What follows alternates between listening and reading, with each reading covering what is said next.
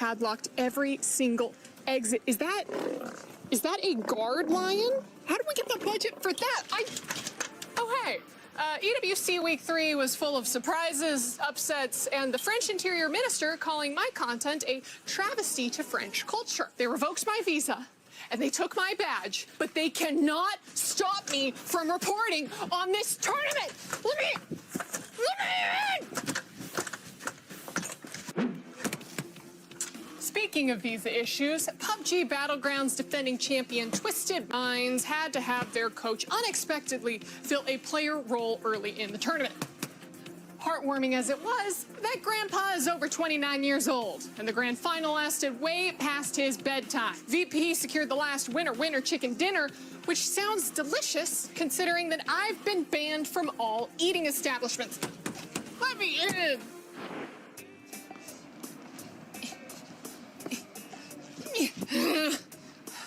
In TFT, it was all China whose clubs dominated, securing all 4 semifinal spots, both final spots, and get this, the winner as well, Team Vision. Now, much like this Great Wall, a repeat was too difficult to overcome for defending champions Weibo Gaming. You know, I think I'm sensing a theme here. Now, because last year's EAFC winner Manu Bachure lost to tournament favorite Vergang, that makes 9 of 10 reigning champs unable to repeat so far. Vergang then suffered a shocking upset in the quarterfinals, but they handled it with poise and grace. Just kidding. They got really mad and yelled a lot. Then underdog RVP legend won the whole tournament. Come on, guys. I slipped you a euro. Well, it doesn't seem like I'm the only one locked out, though, because where's Team Liquid? They finished second overall the last 2 years, but have yet to register a point so far. Maybe they just lost their secret international weapon. Meanwhile, reigning club champions Falcons were supposed to have a big Sunday, but find themselves all the way back at 6th. They better hope for a big week 2 in MLBB, MSC, DEFG. Until then, oh no. La Policia! Run! Run! Burn the tapes! Burn the tapes! 好的，欢迎来到 EWC 2026街头霸王6的比赛项目现场。我们现在身处浪漫之都法国巴黎，而就在一整年的选拔当中，32名选手的最终名单尘埃落定，决战即将打响。那么在去年，小孩在落后大比分的情况下，成功逆转不辣子，获得2连冠。那么今年到底是小孩能继续蝉联他的冠军，还是由新的挑战者拿下王座？让我们拭目以待。 大家好啊，我是秋千。这一回非常有幸的成为了这一次的战地记者，在现场一睹选手们的风采。我本身也是一个观赛的狂热粉丝，那么我自己也组织了很多线上线下的比赛。这一次在现场的激情澎湃，我已经完全准备好了 ，I'm ready。大家好，我是麦肯。一直以来我都在以选手的身份来参与到其中，这一次很荣幸能够以解说的身份来体验到这一次的比赛。 身份虽变，热爱不变。我将会为每一份荣耀呐喊，为每一份热爱喝彩。好。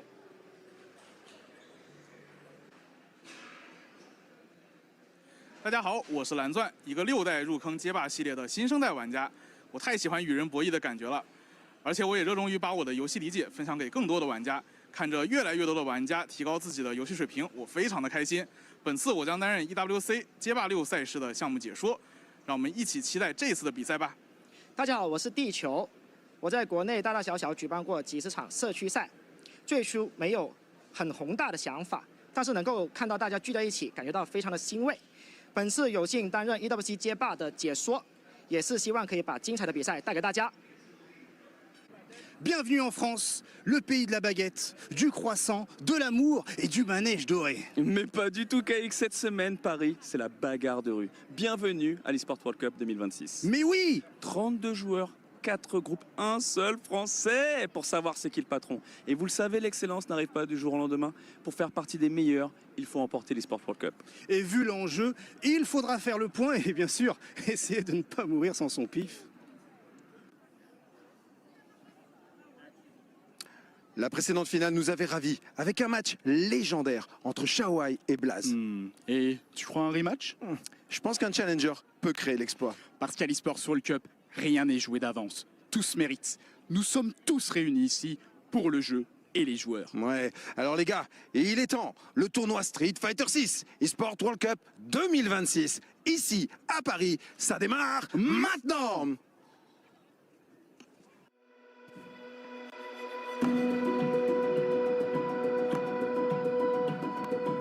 I actually started playing Street Fighter because of my dad. He played growing up back in the 80s. And that's one of the beautiful things about the game. It bridges generational gap. So when I first played Street Fighter, originally I didn't like it because I used to play with my brother and sister and lose to them all the time. I was probably around 5 years old, and all I could remember at the time was how much I wanted to keep playing. The first time that I played Street Fighter, you know, I was a little 10-year-old whippersnapper. I had no idea I was cementing myself into a 37-year legacy that I now have. I discovered a new arena of competition and excellence, and it was an amazing new world to immerse myself into. First time I ever played Street Fighter was 6 years old, and I went to my local bodega. They had an arcade machine there. I had to actually stand on crates so I can actually reach the buttons. That's how short I was. For me, it was at the time a unique experience of self-discovery, excitement, right? And also social development, you know, how to be around people in a space and all sharing one passion. Street Fighter has been something that gave me another community, another competitive outlet, and another measure to hold myself against and strive to get better.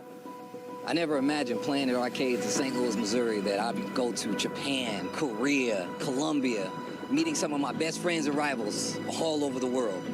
Street Fighter itself is the flagship of fighting games. It's the crown jewel that the community has been crafted around for decades at this point. Street Fighter is more than just a game. It's a community, it's friends I've met all around the world, and it's the best place to be. At this point, I've laughed, cried, cheered, you name it, all because of Street Fighter. I basically live, breathe, heck, I even brush my teeth with it, and I wouldn't change it for the world. From the arcades to all over the world, this game has really brought me to places that I never thought I'd be before. I really credit a lot to Street Fighter because, you know, I came from a poor neighborhood, and it really shaped my life and saved my life in many ways, so very grateful. And this is Street Fighter 6 at 2026 Esports World Cup.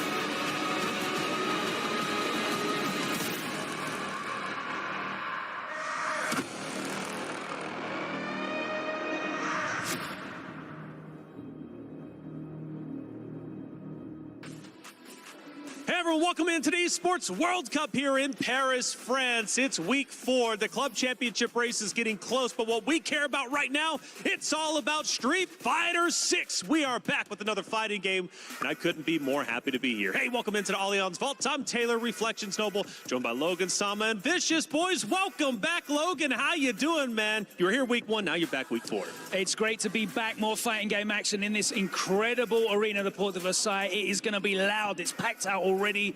The super fans are in here. The super players are here. It's going to be incredible. That's it, Vicious. Great to see your smiling face, man. I know you're going to be bringing a banger outfit for the final day.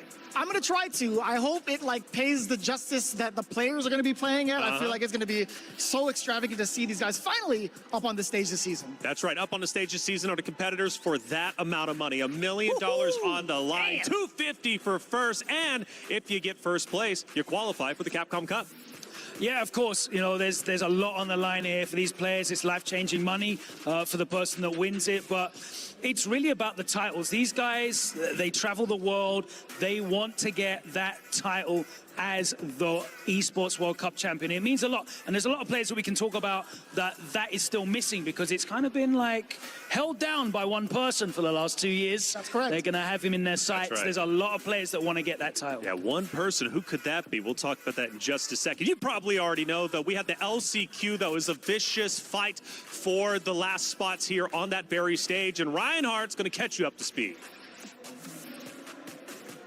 The LCQ for Street Fighter 6 here at EWC got off to an absolutely volcanic eruption. It was insane. A massive 269-man bracket here. Double elim going down to the wire in so many of those classic bouts. There are a lot of your notables, a lot of your personal favorites that didn't make it here. NL, not there. DCQ, Zen, we see him everywhere. Didn't make it. Bonchan, Kawano, Hikaru, Kincho, the man who won the 2,000-man bracket, didn't make it, guys. Problem X, Kusanagi, Ending, Walker, Hurricane, these top talents just weren't able to get the job done. The 6 men who qualified, ladies and gentlemen, Jewel Kevin, first place, absolutely dominant run, crazy comeback versus Hibiki. Hibiki, second place. Third, Moke. Fourth, Zien. And then tied for 5th and 6th, Lex and Itabashi Zangief. Notable shout out to Inara from Japan and Dibbles, Crazy Ed from China. That's your rundown.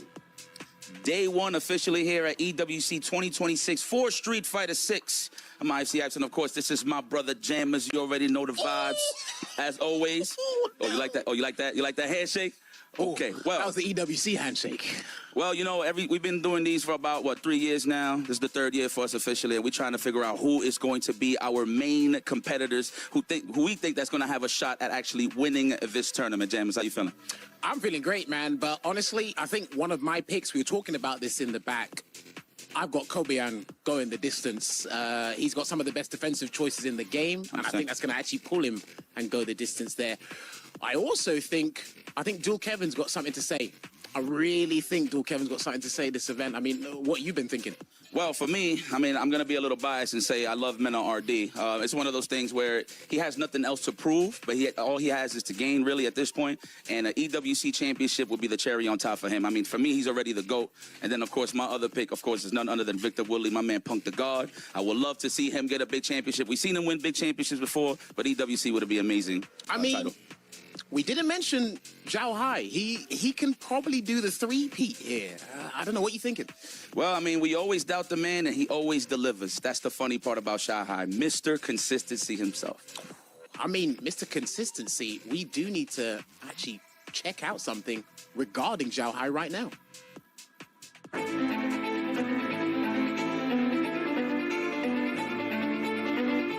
He is returning to his throne. The man has been untouchable. 2 times and back-to-back EWC champion, Zhao Hai. Oh, team right pressure. Oh my goodness! Hey, what we're getting after Jeff? Oh, Zhao Hai! If he completes the combo, which he will, Zhao Hai is your eSports World Cup champion! First time I saw unbelievable. But the second time I win the champion back-to-back, so amazing for me, but I think I can still keep going. Now I'm 37 years old, but I think not too old. I will keep winning. And is it enough is the question. The survey said, Zhao Hai, there you have it, ladies and gentlemen. Back to back, the king has arrived. This time, for me, in my mind, maybe 50-50. Lose, maybe I'm okay. But if I win, I will be the 3-time champion. So I will write the history. I want to do that. He did it. Zhao Hai. Zhao Hai, the first ever 2-time EWC Street Fighter 6 champion. The challenge for the title is sent. Zhao Hai is ready to defend his title for a 3rd time. Zhao Hai, what a remarkable competitor. He comes back onto this stage and he's looking to go for the Triple Crown. How rare is that? I mean, come on, to win potentially 3 times in a row. I think Jammers yesterday was saying, he was like, dude, that happens, I'm coming up here and I'm breaking everything. It's crazy, right? If he hits the 3-peat, like, we've got to start calling him Michael Sheldon, I think. You know, that's... Probably. That's crazy here. And the thing is, coming into this isn't even the game that he's favorite for. Yeah. Like, we saw him, he didn't deliver. That's right. When it came to Fatal Fury, but anything can happen. He's world class. He's elite. That's it. He's elite for sure. And so is Punk. Hey, it's a special day. It's birthday day for Punk out there. And to celebrate this momentous occasion, we've got a special clip to row. And I want you boys to talk all about it. Give me the historical analysis of what ended up taking place. Well, for starters, all right, there are sequences in this game where you would think it would actually get the kill. But as you can see there, he lived by a pixel. And there's moments in the FGC where we kind of say, what are you standing up for? And it just happened to be, in this stage, the most unfortunate thing to happen for Punk to God. Yeah, the most unfortunate thing is the routing there of that combo. He could have actually got the kill, but... That's right. Yeah, the scaling kicks in this game, and you can kind of predict what it's going to be, but when you're coming down to pixels, it's almost impossible. Well, happy birthday, Punk. It's great that you're here, and hopefully we can celebrate a little bit later, maybe even celebrate on the stage with you as you win. Hey, Elias Snake, we've got groups A and B. Walk me through them. Yeah, exactly. We're going with Group A and B, which are going to be absolutely awesome. We're talking about legends in this Group A. Daigo, Itazen, KillzU, the home crowd favorite, of course, on his home turf, right? And he's going to face again Mickey also. We're talking about Big Bird, Kobayan, Mena RD, arguably the best player to ever won everything on a Street Fighter, and of course, Ibiki. Those matches are going to be so tough, and honestly, I'm rooting for KillzU. Obviously, since I'm a French guy, but you know, anything can happen here at EWC. You know, too many Zangief in this group. I think it's gonna be a tough one. The first test, real test here for Mena. If he knows the Lily matchup, we're about to find out in a few moments. Thank you, Elias Snake, out there laying down the law for Group A and B. Vicious, he said a lot of names out there that's looking to go all the way. Who stands out to you? One of the things I am looking out for, I want to say in regards to this bracket alone, obviously Mena RD, one of the greatest to ever do it in Street Fighter 6. He's going up in a matchup that we rarely get to see, which is 1 against Lily and 2 against one of the best Lilies in the world, not even just from Japan, but in the world. And again, that is a rarity in and of itself. That's right. Who's Punk going against, though? Punk's going to get Sahara, who's, you know, shown that he can be one of the greatest players in the world. He's secured a Capcom Cup, which is an incredible achievement. That is certainly the pinnacle of the season, is what they all play for. But Sahara hasn't been the same since getting that title. Punk, he's been there or thereabouts. He's due securing a big win. So I think one of those things in regards to, like, the way that they've been playing up until this point, I feel like all the momentum right now is going towards Punk. We can't doubt the current Capcom Cup champion and, of course, the character that he's playing. Right. But honestly, you're absolutely right. I think he's due for the big one. But Ultra 118, we've got Group C and D, and Group D is looking like the group of death. Walk us through it. Yeah, thank you, Tyler, thank you, Logan. Yeah, here in Group C is gonna be a tough one too. We got Fudo, Moke, who has just been qualified from the LCQ, Iguchi, Yamaguchi, 2 Zeta player division fighting each other in the first round. And we're gonna see also Josie Joe, Inao, Chaba, and Shigematsu. All of the players are gonna do their best at Esports World Cup, and I'm glad to see all of these matches. But we also have the D pool, which we have Losha, Xian, which also has been qualified with the LCQ with his amazing Kimberly. We also have Blaz, Gachikun, Phenom, Shanghai, Bruce Lee, and Dual Kevin. We can see a lot of characters from Street Fighter 6, which I'm really glad for, and I'm impressed by all the level of the player, and I can't wait. I'm so excited to see all of those matches. Ultra 118, thank you very much for laying down the law. Group D, the group of death. Yeah, it's going to be very, very exciting. Unfortunate that Boos and Kevin have to face each other. Don't mention it, man. Please don't even look over here when you say it, Logan. Well, sad day it happened, right?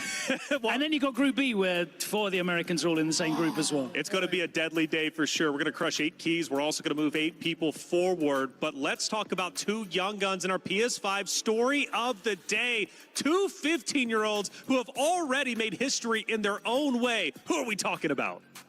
Talking about Hinao and Cryme, right? We've talked about these guys for a hot minute since they stepped onto the scene. These guys been playing for a good amount of time since Street Fighter 6 had come out. But the fact that they're coming into a stage where players have been playing longer than they've been alive is saying a pretty large statement. Twice as long as they've been alive for some of these guys. It's crazy, right? But they're coming into great form. Cryme finally toppled Blaz in the World Warrior. He won the World Warrior the other week in Chile, coming off a top 4 finish at EVO. And of course, Hinao with the win at Battle Arena Melbourne, the 2nd place at Combo Breaker. These are world-class players, even at this age of 15. So 15 years old. You've got players who have quite literally been playing longer than they've been alive. They're not even allowed to play some of the games here at Esports World Cup. They're not even taller than some of the structures. Now, hold on. in the video. Height has nothing to do with it. 15 is what we're focused on here, Vicious, okay? I'm only 5'9". Trav, with the lifts. The club championship update is well underway. We're now in week 4, and last week set up so many storylines. And Trav and the rest of the crew is ready to catch you up. Reaching the halfway mark here over at EWC, which means that the club championship points are getting much more crucial. A lot is happening, and it feels like the big dogs are not the ones that are stepping up to the table this time around, Lauren. So what's going on with your stage? All right, well, for a quick recap of what we had in PUBG Battlegrounds, it was VP that came out on top, and they did so in a very strong fashion. They headed into the last day finals with a lead, and then never dropped it, to the point where they even went out early in the last match on finals, and it truly did not matter. They got the win that they needed in order to be trophy eligible for CC, and now they're in second place overall, so massive for them. But looking towards what we have coming up, we've got Warzone right around the corner, and it is another lobby stacked with CC squads. We've got defending champs and Twisted Minds, but they've been so inconsistent they might not be able to bring it home yet again. We also have Falcons in here, and this is probably the biggest one in this lobby because they actually could get a win in Warzone, the win that they need, especially with Hisoka, the best player in the world on the squad. I mean, look, for us, it's MLBB again, right? We had the previous week, we were getting the qualification to get through to the knockout stages, which was a weird one. We had Team Liquid coming into this event as our favorites, 100%. Everyone was like, Team Liquid are going to win. You say it a lot. Yeah, well, this has been happening a lot for Liquid. Still sitting on pretty much 0 points. They got knocked out in really a devastating fashion, honestly. Then towards the latter end of the day, we actually had a Falcons v Falcons matchup. For both those two teams, it could have been a top 8 placement, but at least they had a guarantee that they were going to get there, of course. So Falcons are through. But today is where we start our knockouts. Vitality and Falcons going up against each other today, this afternoon. Loser goes home. So that's a massive one. But the team to watch out for, I think, this week for MLBB at the MSC is Aurora. They are a really, really strong outfit. They're one of the teams who surprised a lot of people. Be keeping an eye on that. All right, and then we have that stage 4, TFT last week. What's going on this week? Yeah, well, keeping it the same with Aurora, they kind of managed to only get second. They were just edged out by Team Vision in the grand finals. So Team Vision wrapping up their Esports World Cup journey. They were only in Apex and TFT. They managed to get 1,750 points, which I don't think is anything to complain about because that managed to get a team $700,000 last year. So I think that's a pretty good performance from Team Vision. We're on to Street Fighter 6 this week, though, and it's Team Falcons. They're fielding 3 players. They've got the reigning champ in Zhao Hai. He was supposed to come out strong in Fatal Fury City of the Wolves at the start of Esports World Cup, but fell out early. So he's looking to make a few reparations here and there and get the win yet again in Street Fighter 6. Seems like Falcons is the name of the game this week. For us last week, Hyperspirit were the ones that were able to close it out on the AFC, but Falcons this time around are the ones that are the defending title champions. Overwatch 2 last year was the only title they won to actually make them eligible to win CC, so a lot of pressure going on this roster, regardless of the slow start that they've had so far this season. Whether or not they can do it, we're going to find out by the end of this week, and we will, of course, keep you updated.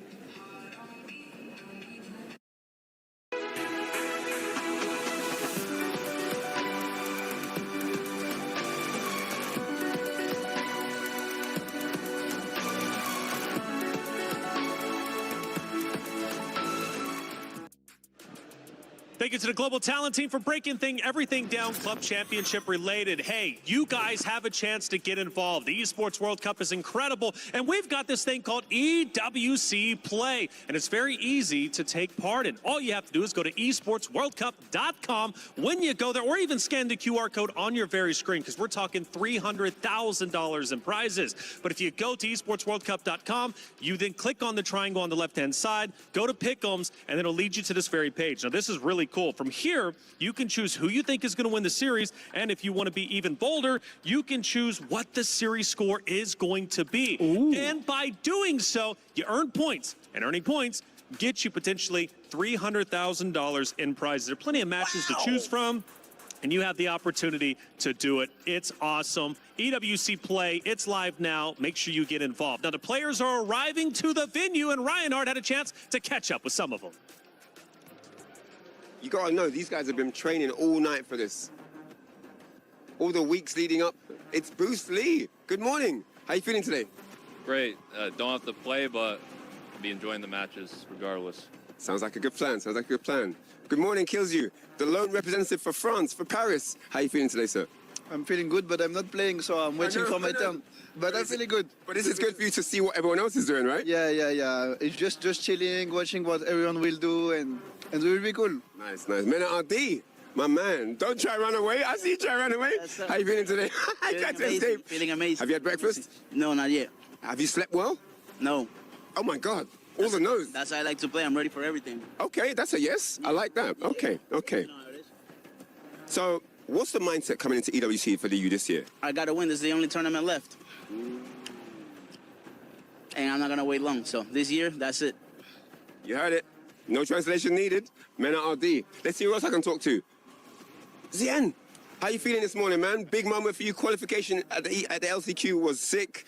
Talk to me, man. How do you feel right now? I mean, I feel amazing. Whatever I did from here, it doesn't matter anymore. I'm just going to do my best. Okay, I like that. Good luck, man. Good luck. Lex, my man. Bro, you got to teach me that magic trick. Oh, the magic trick. I got to teach you that magic trick. So, Guile, Tokido, we know the legacy. Guy's a legend. How you feeling about this matchup? I'm going to beat him. That's all I know. I studied for him. My friends helped me study for him. And I better not see no reject fans in the crowd. I'm going to shush them if I beat him. I like that. I like that. He said he's going to turn this place into a library. Library! Reinhardt getting the absolute best out of the competitors walking into the venue, about to take that stage. And Group C is going to be the first group we're going to have our eyes on. And first matchup is going to be Fudo versus Mulkey. This is a banger matchup. Yeah, looking into their head-to-head matchups, we had the intel seeing that they've been kind of equal so far up until this point, right? The last time they had played each other, they went about even over at Topanga. But when you look at the overall results, right, Fudo has always been like one of the most prominent players in the world, one of the best ed specialists, but the results haven't really said otherwise up until this season. He had qualified via Street Fighter League, and on the other side, Mulkey also a part of that league. They've encountered each other a handful of times, but at this point right now, I feel like Fudo still has to prove himself with the character, a very strong character at that. And then Mulkey still has to find himself with his characters. But Fudo did get top 8 last year, though. Are we taking that into account as well? Yeah, he got top 8 at Capcom Cup as well, but since then I think he's only broken a top 8 combo breaker, finished 5th there. Correct, yeah. So he hasn't been the same dominant force. You usually expect to see Fudo like top 4 at any major. He was definitely one of the world's best. He's gone up against Mulkey, though, who's in a little bit of a character crisis. Is it going to be the Chun? Is it going to be the Mai? We'll find out. This matchup's quite difficult, I think, for Chun against Ed, so all up in the air. I think all matches are going to be quite difficult. It's hard to remain consistent when it comes to Street Fighter 6, but the competitors are going to have to find a way. Let's head to the stage to get day 1 started.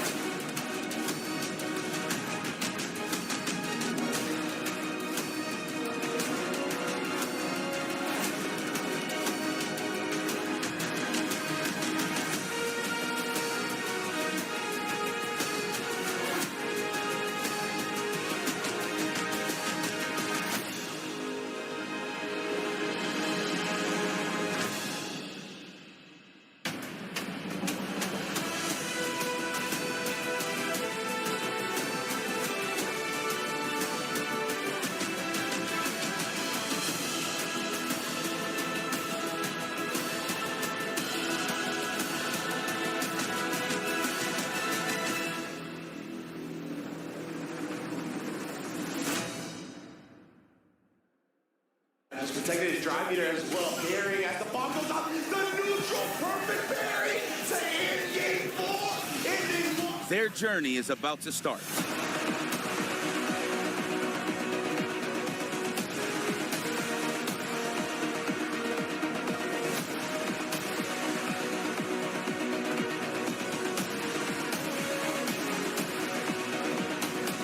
From around the world, they are coming to fight. Are you serious? Click that button early to fade out of the corner with the teleport again.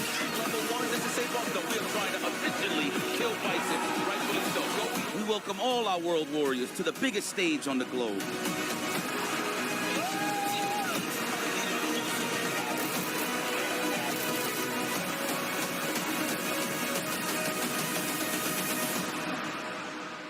Welcome, warriors, to the Esports World Cup 2026.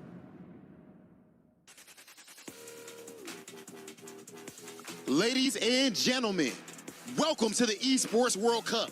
I am Hollywood, Rob TV.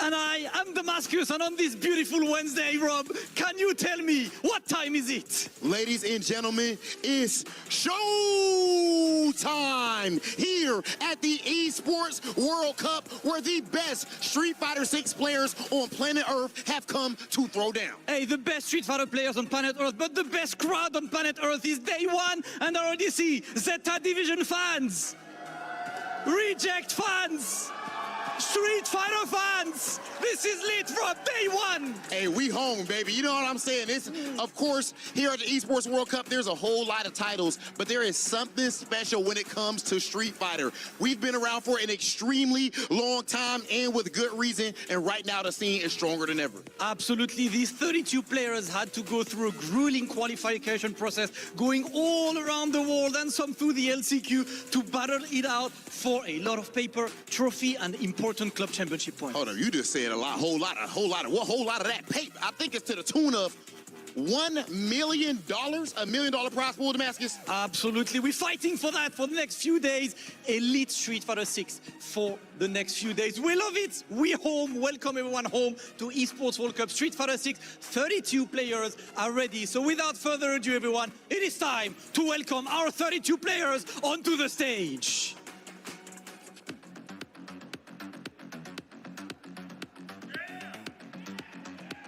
Daigo, the Beast, Umehara. Might be the GOAT of the game, El Toro, Mena, RD. From the Middle East, Big Bird. Et le français de l'équipe, Kills You. Mickey. The Zangief Master, the Wide Shoulders, Kobayan! Lily Extraordinaire, Hibiki! And from one Grappler Master to the other, the absolute legend, Itabashi Zangief! Absolute beast. From the new generation and old, that's what we get right here in the world of Street Fighter 6, ladies and gentlemen. And that closes the first group. Look at these 8 players, 8 bangers. But next group, Rob. Tokido!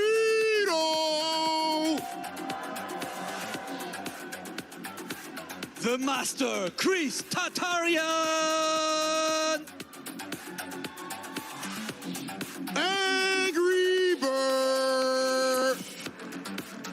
The Capcom Cup champion himself, Sahara! The Alpha, Punk, the God! And the Master, Nephew! The Prodigy, Crimey! Our man, Lex! Oh, no. We bringing out them big dogs, eh? We bringing out them big dogs, ladies and gentlemen. Ooh, Rob, I'm hyped. These groups are hype.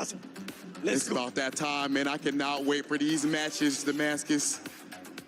2 groups out of 4, Rob, and every single match gonna be a banger. But let's go for Group C. The legend, Fudo. All the way from Dominican Republic, Kaba. JP Extraordinaire, Juicy Joe. Representing Zeta Division, Higuchi. Yamaguchi. Young legend in the making, Hinao. Blanca extraordinaire, Shigematsu. And he's back on top, Moke.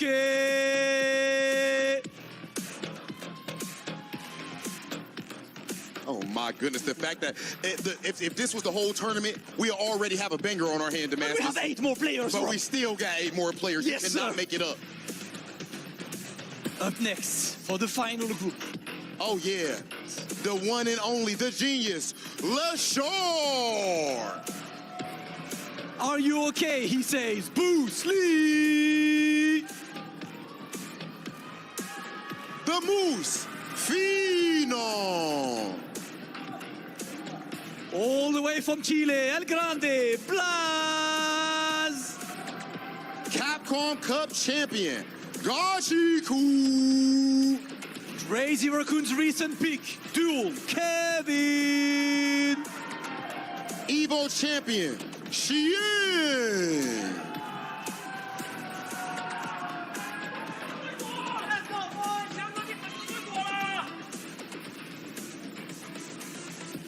And of course, the one and only title defender, the back-to-back Esports World Cup champion. They told him he had to qualify again for this year as he changed clubs, joining the legendary Team Falcons, the EWC champions themselves. And he had to qualify through Combo Breaker, coming all the way from China. He earned his moniker Shanghai, meaning little child, because he was already beating people up at fighting games at the young age of 9.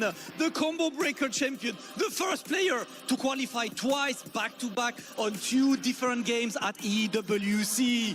The absolute master. He's a menace at every game he plays, at every tournament he enters. And on this tournament, he's coming to try and perform the legendary 3-peat. Make some noise for the champion, Shanghai!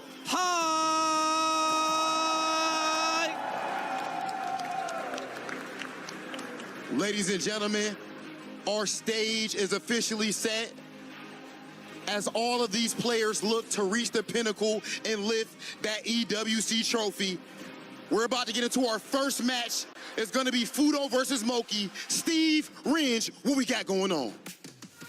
Oh my God.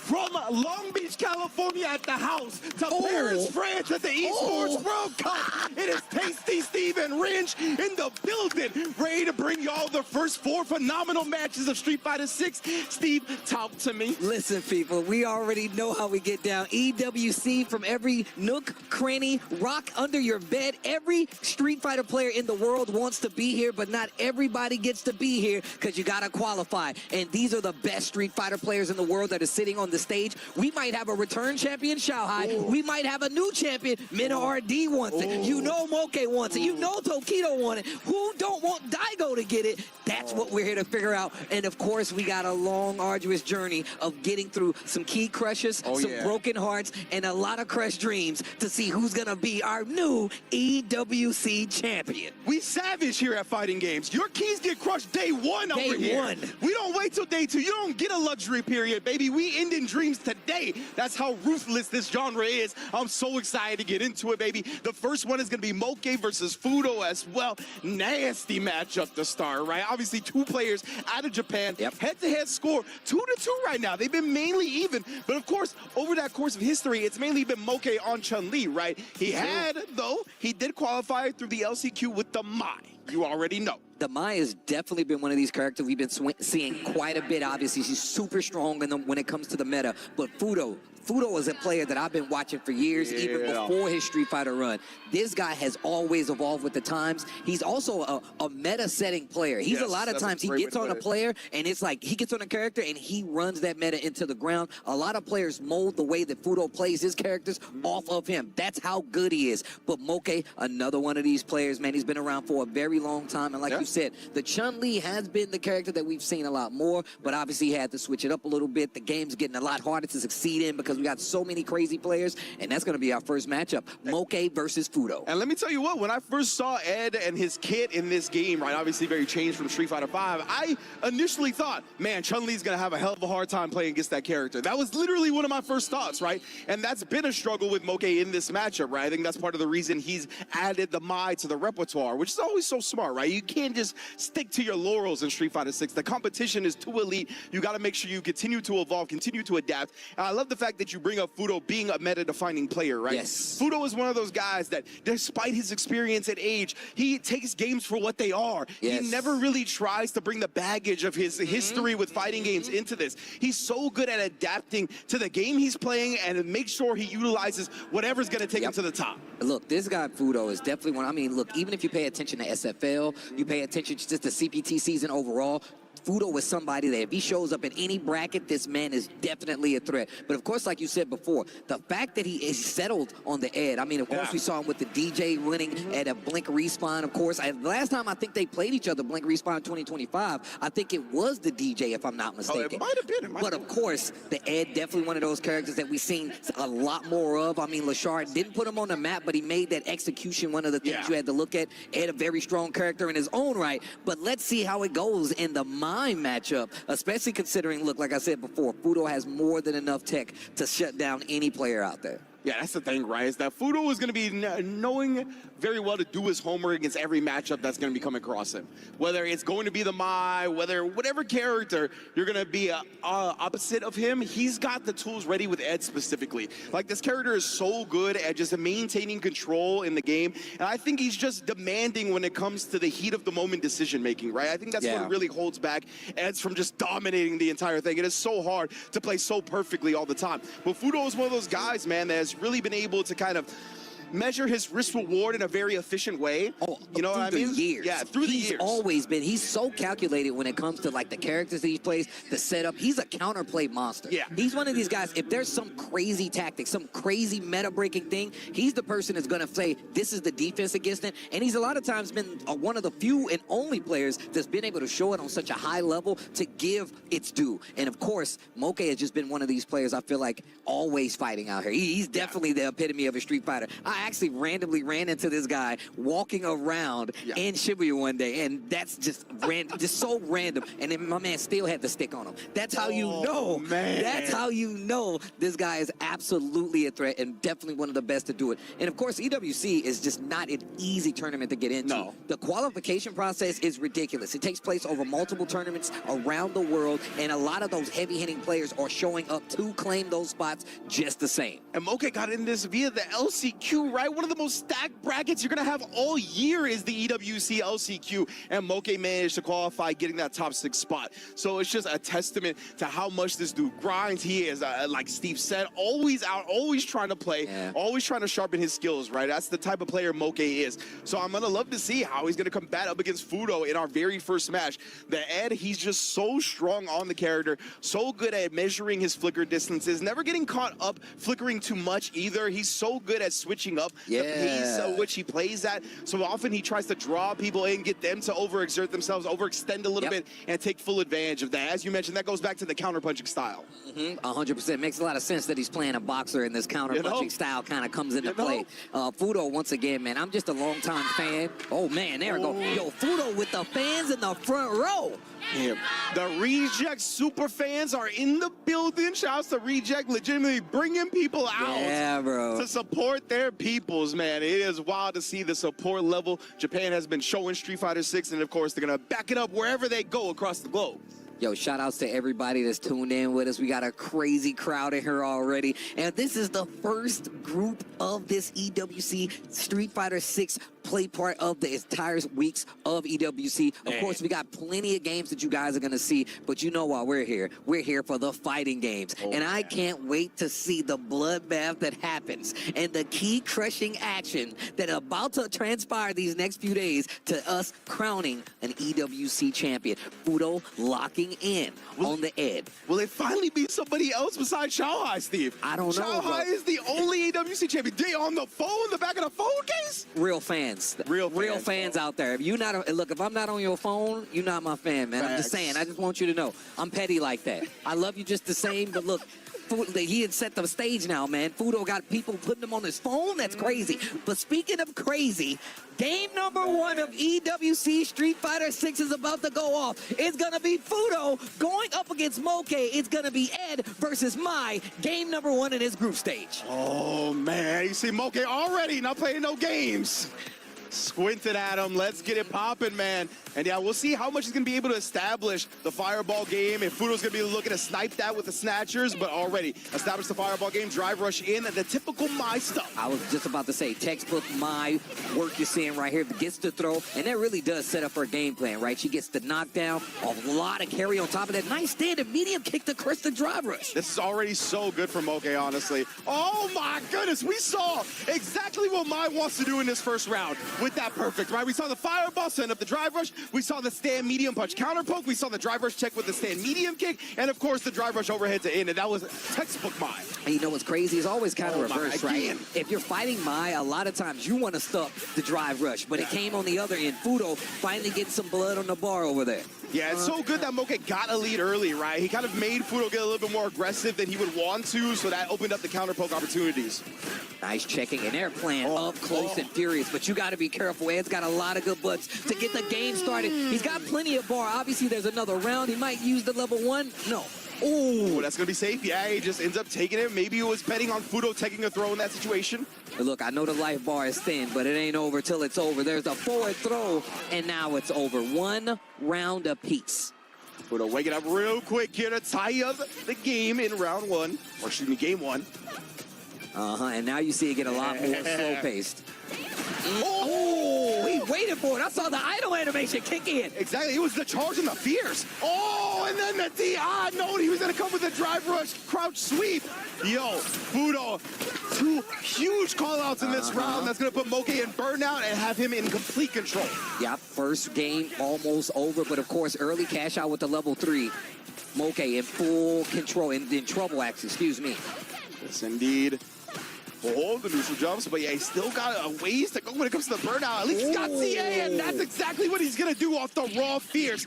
I like it, right? Because it's CA, it's actually going to burn Fudo out. That's enough for it to beat down. And that's a nice switch of the tables, right? A lot of times you see people use that level 3 to get more time back. He not only burnt him out, but he got more time back. Looking like a checkmate situation. My Moke, game number 1. And that's exactly why you saw Fudo try to sneak in that crouch light kick, right? He knew if he got took it to the corner, as Steve said, it was checkmate. He had no meter to defend against the DI. He needed to make something happen before that, but Moke staying clean. Trying to silence the crowd, trying to silence the fans. Will she take out the picture of Fudo if he loses? Oh my God, that was so sick. Okay. Yeah. Moke not overextending right there, right? He had the confidence that Fudo would perfect parry, and now we get a whip punish as well. This is so clean from Moke to start. Okay, and once again, that mixed game coming from Mai. Is it throw? Is it fan? Do you defend? Do you advance? Still stuck in the corner, but did confirm the combo. This is going to give Fudo a chance. Yeah, very strange a little bit. Fudo and Moke both getting some hits. But nothing actually doing. Oh my God, stuck in this corner. My man's on the ropes right now. DI. And now the forward fierce, but yeah, that is minus afterwards, right? A lot of time, the Ed players will try to parry because it's like -3. Instead, Moke just throws them, takes another round. Think about it, one of the better options, you're close, they do a slower button, you can typically grab it at times. Yep. Oh, the little slight shimmies. I like that, wait a minute. Frame kills in a throw, the parry attempt. On the ropes again, not gonna be successful with the jump. This is a very dangerous situation and a lot of gaming to do the drive rush. Back throw, great position right here for Fudo and just jump out and dive to get the safety. Yo, the scrambles are going wild right now. Oh, and then caught him charging up the snatcher with the stand medium kick there. That's so good from Moke. He's really respecting the skill level of Fudo as well. Having the confidence that Fudo was going to perfect parry some of the fans and then check his approach, right? So he's just waiting outside that normal range to then whip punish the check attempt. Playing so good, man. Okay, and a lot more checks this time around. Not playing back as far. Knows he does not want to get into this corner, no matter how good you are. Positioning in the corner versus Mai is terrible to deal with. Nice! Gets the punish counter confirmed. Yeah, with punishing on the Riembu, that is a good look. But Moke sticking out the stand medium punch. One of the most potent buttons Mai got. To the corner. Bad situation. Tried to walk out and is instantly checked with the jab. And now critical situation here. Fudo finally showing that drive reversal. Indeed, man, but still, it's a long way to go for him, right? Back to the corner. Moke still harassing with the Riembu here and there. Oh, caught him in the middle of it this time. Wait a minute, catching the startup. Big jump in. Oh, I like this. He's going to look to burn him out here, and Moke is not actually going to drive reversal in this instance. Throw. I like him using the snatcher. Let him get comfortable. Oh, that's gonna do it. Fudo bringing it back. Getting one with Ed on the board. Feels like Fudo is starting to find the stand fierces a little bit more. Starting to catch on to Moke's rhythm on the ground. We'll see if more gets developed from there. And once again, this is best of 5 group play. And of course, not everybody's gonna make it out. Oh. Moke already looking strong here. Waiting to see if Fudo was gonna wake up with anything. I like that. Chase behind the fan, have a little bit of coverage. Fudo stalking his prey right now. What an interrupt checked once again by Moke. Yeah, I think Fudo keeps thinking Moke's going to commit to something on the ground, but Moke has been very disciplined. Been very, compact with his choices as well. It's super sick. Playing super patient. Yeah. Once again, I love the word choice, not overextending. Nice back throw here. Fudo has an opportunity. He has to change this around right now. Oh, man, slight delay after the first jab. Tried to catch Fudo pressing back. Didn't give it to him. He is burnt out now. And look at still how Moke is forcing the corner issue. Goes for the super, not gonna burn out instantly, but he's got a few instances to do it. Uses the level 1 to chip him out. You know, one thing I love more than anything in Street Fighter 6 is watching players get chipped out. Yeah, because man. putting players in burnout and then forcing them to stay there and then using your tools to actually close out. Yeah. Level 1 super, whether it's a level 2, I just love seeing that happen in Street Fighter 6. Yeah, that was so clean for Fudo, right? Knowing obviously he was up around as well. Was going to close out the game, spin the meter, don't risk like a DP or a fireball for the chip. Oh, and that's what we're always looking for with Ed. The stand medium kick with punish, take him to the corner, baited out the parry, but thought he would drive rush cancel it. Stand medium kick is definitely one of the tools you see quite a bit from the Eds, especially in this close-up game where you want to catch somebody whipping. We saw it earlier with the whip punish. Indeed here, oh, floating back, just teasing the snatcher. And I like that. Actually, that's what I was going to point out. I love that Fudo actually uses kill rush so much. He kind of sprinkles it in to see how you're going to react, and he uses it sparingly. I just like him using it. 100% on Moke. Oh, he actually looked like he baited something out, but then he got punish counter, so I guess it was just too much recovery on that. Oh, I felt like that was the first wake-up OD uppercut we saw. There's the connection, Moke. This next instance, he's got the ball. I tried the neutral jump to call it out, and there's the level 2, but he gets the fast one, but still finds a hit. Man, that was scary. Fudo, yeah, starting to get back in the races here, catching up to Moke. Yeah, a little bit strange. I know when you hit that DP high enough, you can juggle into it, and yeah, it just seemed like a little bit of an error. As you mentioned, he did the fast one instead of the slow one. Right now, Moke picking up where he's been leaving off this set. Oh, just hovering outside the range of the normal, waiting for Fudo to press. Nice jumps out, tries to go for another back throw, I'm assuming, from Moke. And now you see Fudo backdashing a little bit. There's that Riembu once again.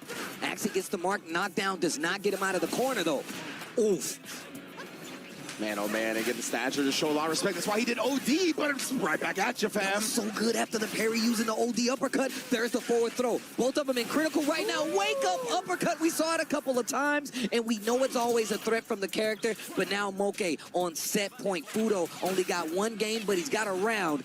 He could turn this around. Man, let that boy rip. That was crazy. Oh, the big trade and big combos outfit as well. I like that. Kill rush, an instant answer with the wake-up uppercut. OD uppercut at that. The punch counter on that one, but no confirm. Okay, not spinning the driver's cancel on the same medium punch either. Oh, no free block strings here. Like the call out. Kill rush backwards, trying to get himself a little more space. Not close enough for an anti-air, but he does find the throw. That's good for Fudo, right? He's been able to establish some space, build that drive beater back in the meantime, but no, he dashed forward and saw Moke was drive rushing. Didn't want to commit to anything because of that and got overheaded for it. Level 3, not gonna burn out, but Fudo is in big trouble. He does have CA on the table, so an exchange could put him back in the game. He can't take another throw. Peppering him with the jabs, and then the OD fan to close it out. The first set of the day goes to Moke and the Mai, staying alive. And of course, group stage play, a first win, especially of the day, definitely sets the mark. And you can see Moke popping off in excitement as he should be. Well played. Yeah, man, that's huge, right? Moke gonna be able to come from the LCQ, carry that momentum forward, take down one of the heaviest hitters in the bracket to open it up. That is a fantastic way to start. Yeah, man. And of course, these guys, not their first time running into each other, so these guys have a lot of experience. And I feel like that's what kind of facilitated the scrambles that we saw so actively going into this matchup. And once again, look, we always talk about Mai being such a threat and such a powerful character to fight against, but you can see the spacing that Fudo was playing on display. Obviously didn't work out in the tail end, but you can see he was well-versed in that matchup. But of course, Moke and the Mai unmatched. Yeah, Moke did a great job at the end right there, right? We saw the stand medium kick whiffed. They threw it for the whiff punish. Just clean play. Well, with that being said, we will be taking a quick break, and we're going to come back with more EWC Street Fighter 6 right after this.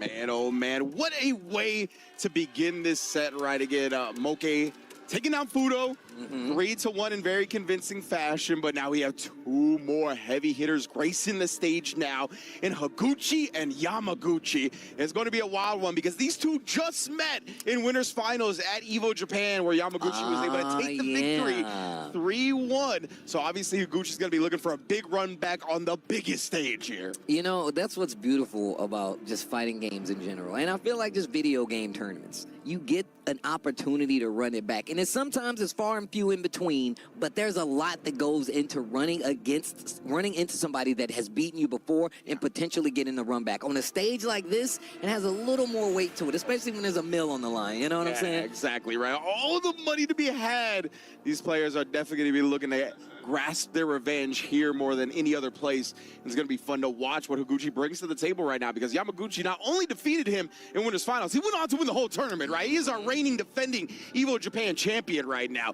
Coming out, I don't want to say out of nowhere, of course, but definitely the overachieving in that tournament. Not a lot of people had him taking the whole thing, right? But that's just a testament to Yamaguchi's grind and how much work he's put in. One of the first disciples of Momochi and the Shinobism school, so it's so sick to see him grow into a world champion in his own right. It's really interesting because I feel like we have so many crazy good players, right? That it's easy to kind of look over Yamaguchi, especially if you prior to, you know, EVO Japan. But the same thing goes for Higuchi. Like, you have to know, and obviously there's a lot of world-class caliber Guile players out there, but still, Higuchi's one of the guys you have to pay attention to, especially when it comes to the Japan side of things. Yeah, man, Higuchi, obviously, one of the premier Guiles worldwide, always going to be a danger whenever you see him in the bracket. They got a 1-1 head-to-head score coming into this, right? Obviously, Yamaguchi taking that big one at EVO Japan in winners finals, but whoever gets this one is going to edge them out in the lead a little bit, so it's going to be fun to watch these two, not only right now, but going forward, because it's such an even battle when they get into a tournament environment. And of course, they're two sparring partners. They are on both Team Zeta, right? So because of that, these two are very, very familiar with each other. It's going to be fun to see how that plays out in the match. See if we see some hard call-outs when it comes to timings or habits. That's always something to look out for when it comes to sparring partners. Yeah, and that's why I kind of touched on it last time, right? Obviously, fighting in tournament is a little different than being an actual training partner. But if you have experience with somebody, and I say that's how you know you're good, when you got to fight your training partner in any tournament. I'm always happy to fight a training partner in tournament. But here we go. Higuchi versus Yamaguchi, the Guile versus Mai. Wait a minute, they're not ready yet. He took the headset off. Okay, got me hyped for nothing. I'm glad I looked up and saw him actually take off the headset. Yeah, you know.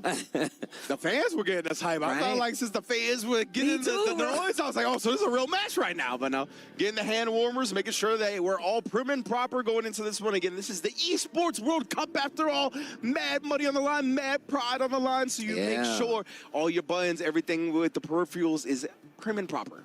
Yeah, man, and especially considering, like, look, we know that Zhao Hai has been the two-time champion now. You know they trying to switch that up now, especially considering this guy, Zhao Hai, has definitely been a terror when it comes to just popping up in a tournament and just stealing your shine. You know what I'm saying? Yes, yes. And no other place has he done it more than here at EWC, right? Nobody had Zhao Hai winning that first Street Fighter 6 tournament. I'm sorry. He's one of the best players in the world for sure. Nobody had him winning that first tournament. He came back, did it again. And did it again. He said, I'm a two-timer. But they shake hands. I like that. Like you said, prim and proper. They shake hands. These games about to be played. I love the fans sitting in the crowd. Zeta squad in the building. Man, they got toys and everything. Yeah, you already know, bro. decked to the nines. The Zeta supporters are out here in full force, of course. All the random seeds, though, or I should say, like, the groups are determined in random draw. So you have stuff like this where we got a Zeta Civil War to start the EWC bracket. But it's going to be a good one to watch these two go at it. Higuchi versus Yamaguchi. Gucci, Gucci, Fendi, Fendi, Prada, Steve. Oh, We're about to get into it. It's going to be different. Yo, I got to dap you on that one. That was wow. Wow. That's a deep cut. That's a deep cut right Deep there, cut. bro. Oh, man, as these two get set up. Now, Gal is another one of these characters, really good at controlling the pace when we talk about the matchup. And they definitely have a bit of a fireball war. But, of course, historically known is going to be in Gal's favor. I feel like it's a lot harder to deal with, especially if she gets a powered-up fan and if she's willing to spend some of those resources to kind of force her turn. I'm interested to see the pace that we're about to see played in this matchup here. But here we go. It actually goes down. Higuchi, Yamaguchi, the Zeta showdown. One of them's going to lose. Gal versus Mai. Let's get into it. Yeah, I think you really highlighted a very important point, Steve, is the fact that Yamaguchi is going to have to spin those OD fans very carefully when it comes to trying to get through the projectiles of Higuchi. Right there, though, we already see the drive rush. Let's get aggressive. I like that, and I think that's going to be the difference, right? To close the distance, instead of spinning it on more booms and the OD booms, I'm going to drive rush in and just try to keep you at bay with the OD booms. Precisely, man. Already charging the fan right. Perfect parry was right there. Higuchi, was that a normal flash kick? That was a like normal flash kick. Huh. Wonder what he's scouting for early on. Let's definitely look forward to seeing that in the future. And look at that. I like that. Walking forward for the parries, close the distance, forces him to use that drive rush out of the corner for the engagement. And there's the pop-up. Oh, man. Powered up fans. You're in critical situation. To confirm off the juggled OD fan, Yamaguchi. You can see, man, these Mai players, they know how good their opponents are at checking the pressure after fan, right? Yamaguchi just waiting for the flash kick. We saw that from Moke up against Fudo, waiting for the check attempt. Finally gets the knockdown with the flash kick. Answers back with the OD uppercut of her own mind. And keeping this corner, the parries, bro. That perfect parry was huge, right? Spinning that 2 meters put Yamaguchi at 1 bar. It wasn't going to be a good look unless he got something like this. Powered up fans on deck, and you're in the corner. We just talked about how dangerous it is, and I like that. Knows you're going to try to stand to block the fan, then I'm going to do the overhead. Super again, game 1, Yamaguchi. The optimal stuff, the routing from Yamaguchi right there as well. Impressive, a Mai master to say the least. I like that. And look, I completely understand. You see Mai, and she's got powered up fans in the corner. You're like, I gotta block these fans. Throws become all the more evident, and then the overhead is there too. Obviously, you can still react to it, but it's the mental stack. 100%, man. Yamaguchi already making Higuchi deal with a lot of the mental stack and just pressure to start this set. And this is exactly what I'm talking about. Higuchi now walking up, trying to close that distance early now. Removes the fans, and I like that. Gets the flash kick after the Drake's fan. Yeah, got counter hit by the target combo. Yamaguchi trying to press it. Buttons a little too early. Got counter hit twice now, right? Higuchi definitely kind of starting to catch on to the rhythm of the buttons. Oh, and yeah, that was not the hit confirmed Yamaguchi wanted at all. Extended combo here. Nice, I like that. Tries to fake you out. Ooh, wait a minute, counter hit, but you could never count out Mai. A little hezzy as well, just in case Higuchi woke up with the flash kick. Double dash under and got the landing punish. Okay, wait a minute, back to the booms. There's the OD fan trying to keep the pressure, Yamaguchi. And you see Yamaguchi didn't immediately pursue after that first fan actually came up short, but no punish. Oh my God, it actually pushed back. The baby booms got him out of danger, but that throw out of corner is gonna get the job done, Higuchi. Man, it's so sick to see how the fan meta has kind of developed and seeing the Mai's put the brakes on because they know these players are looking for it. And this time, Higuchi's going to be one that converts off the projectile. Gets the boom, follow up with a full combo. Looking a little bit like Mai in his own right there. Keeping the corner. I see that. Yo, stay there. The crouching medium kicks, keeping him at bay. Indeed, right? Just using it as a harassment tool. Very smart. Oh, but Yamaguchi finds the press back with just a sliver of drive as well. I don't know how he calculated that so well. And look at that, instantly starting to get the recovery back on that. And on top of that, using those power-up fans gives you a little bit more time, but not enough time because you're still in burnout. And now Higuchi pressing the issue, pressing you to the corner. Higuchi has done such a good job switching up his rhythm. We've caught Yamaguchi with a lot of parries that didn't lead to anything, right? He didn't absorb it. He was just wasting drive meter because Higuchi's not just flow charting into his offense. Gets the DI stun now, but dropped the combo. Oh, no. Oh, my gosh. Okay. Keep it together, everybody. Keep it together. That was kind of scary. Definitely. I was looking real Victor Fontanez right Yo, there. I saw the hair pop up, bro. I was like, oh, man. Oh, man. All right, we're okay right now. Those going to be one up going into this round, just like their head-to-head score. These two are very evenly matched. Yo, the perfect parries from Yamaguchi in this matchup have been so good. Playing at this range versus Gao definitely removes a few options, right? Sobot is still there. You still got knee bazooka, but you force him to use some of these buttons, and that's going to give you a whip punish. Yamaguchi knocks him down in the corner. Yeah, Yamaguchi just doing such a good job. Oh, wow. He was down back into a rare moment. To not see a flash kick anti-air, but he does pop off with a flash kick reversal. Successful regardless. Choosing not to engage this time. He's seen how Yamaguchi's been following up, and man, that uppercut was deep in there. Oh, man, again. The dash forward trying to show him something. OD, flash kick, answers with a fan. Very little drive on both sides, but the life lead is in Higuchi's favor. He answers back. That's another round on the board. Game 3, Higuchi takes the lead. You know, man, after falling in the first game, right, Higuchi definitely starting to find his rhythm. Looking real good. Both players not overextending. Oh, but does get clipped trying to walk away. Uh-oh. It's never that easy. Oh, the empty jump stuff, able to land and block in time. Yamaguchi wasn't quick enough on the draw with the DP, now punished heavily for it. Oh, nice. Sets up the blade, keeps him there, and the small travel means you had to block it. That was so good. Bro, these perfect parries. Yeah, man, he's been very on point. And this time, though, Yamaguchi finding the whip punish, gonna cash out with a full level 3. Wants to take control here, especially when he's got another round to go. Spin the level 3 here to try to build it back up. Got pushed too far out and got hit, so just wasn't gonna be able to connect the throw. Baby Boom Parade, welcome to it. Burnt out again. He was trying to avoid it too. Oh, but he knew he had so little drive, he was gonna have to perfect parry whatever he did, so he just tried to avoid it with a jump. Higuchi covering that angle perfectly to take a 2-1 lead. Higuchi switching up his approach. I love what he's doing. He's like, oh, you want to keep perfect parry? And like I said, now he closes the distance. Yep. I love the switch up that, I didn't mean to do that. I love the switch up that we're doing right here, especially to throw Yamaguchi off his game.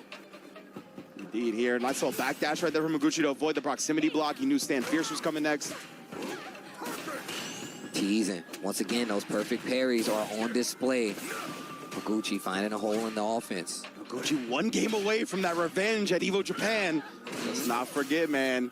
Oh, and then Dragon Suplex shouts Kenny Omega. Into jumping back, but there it was that time, and caught Yamaguchi trying to pursue. Great answer. Higuchi playing back a little bit, getting a little bit more of that drive back. He was working on fumes. Of course, Yamaguchi closing the distance, does not want Higuchi to get comfortable at all. Well, then again, outspacing perfectly, just that bit of a walk back. Made sure that step kick whiffed, and then counter poking with the stand medium punch. No commitment on the driver's cancel, though. Back-to-back throws. What are we doing next? Oh, I was going to say he can't take another throw. Yamaguchi switches it up, goes for the hit, and what an answer again. He got caught low. I wonder what Gucci was doing there since he was in the corner. Oh, steaming on. Ow. Playing back. Oh, yeah. It's quiet in the library. Nice flash kick, the OD version. Yeah, Yamaguchi was looking to stay at the optimal range for getting anti-air any jump-ins after throwing the fan. Stand medium kick action, trying to keep him at bay. Slow-paced game here. Yamaguchi knows if he gets this knockdown, he gets to play. Higuchi knows just the same. Gets the back throw in the corner. Yeah, being able to switch up the real estate is huge, especially when you can follow it up with a level 3. Higuchi now establishing exactly what we saw from Yamaguchi, right? When you're down a round, spin the level 3 here, try to build back that meter for a potential round 3. And it's actually perfect because you force Yamaguchi to start using a lot more of those resources to try to close out the game. And great awareness, Higuchi using the OD flash kick to get through the fans. So well played. Seen it a couple times too. Yeah, and Higuchi didn't do that at the very start of the set, right? He kind of waited to see how Yamaguchi was going to approach the post-fan pressure. Didn't want to pop off too quickly, but now interrupts the sonic boom. What a backdash in the corner. Higuchi staying alive. Forces himself out of that corner. I like this. He does not want to be stuck there versus my big jump in, finds a mark, punish counter on top of it. Never expect the guys to jump of all the characters, right, bruh. You betrayed me. Sneaking it in over the projectile. Very smart stuff from Higuchi here. 1 round away. And look at this range he's playing at. Make him second guess throwing the fan. We've seen him represent the jump. Another backdash, but did find the hit. There's the suplex. Man, now again, Yamaguchi is so hampered by the drive meter being low as well. Burnt out in the process. Tries to jump the baby booms, got caught for it. Oh, and one more again. Higuchi covering the angle of escape to take revenge for Evo Japan. 3-1 in the set versus Yamaguchi. They shake hands like friends and teammates. Higuchi gonna take the set, and that was looking a little different at first because it seems like Higuchi was on the ropes. Yeah. The perfect parries was on display, and like I said before, this is definitely an attrition match. You don't want Guile to sit full screen and just keep chucking booms. And on the same note, we know Mai likes to close the distance by like leveling, setting you up, peppering you with the fans. Yeah. I love the approach and the time that it took for that game to kind of open up before it slowed down. 100% right. And it really was something to go back to what we were talking about at the beginning. It was very resource dependent for Mai, right? Yep. You saw how many times Yamaguchi went into burnout in this set. It was multiple because he needed the fan to get through the OD projectile, or he needed the OD projectile to get through Guile, right? So because of that, Higuchi was always at the prime spot. And we prefaced that already, but with that being said, we got to take another break. But when we come back, don't go anywhere. There is more Street Fighter 6 on the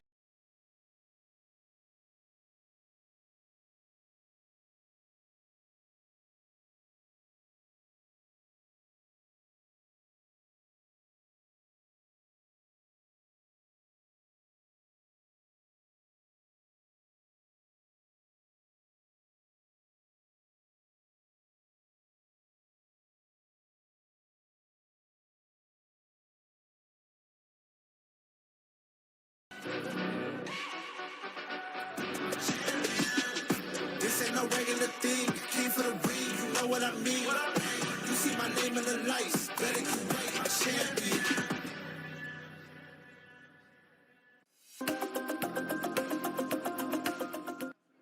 We're back at it already with the Esports World Cup. 2 phenomenal sets in the books with Moke defeating Fudo and Higuchi defeating Yamaguchi. But we continue here in Group C action, I believe.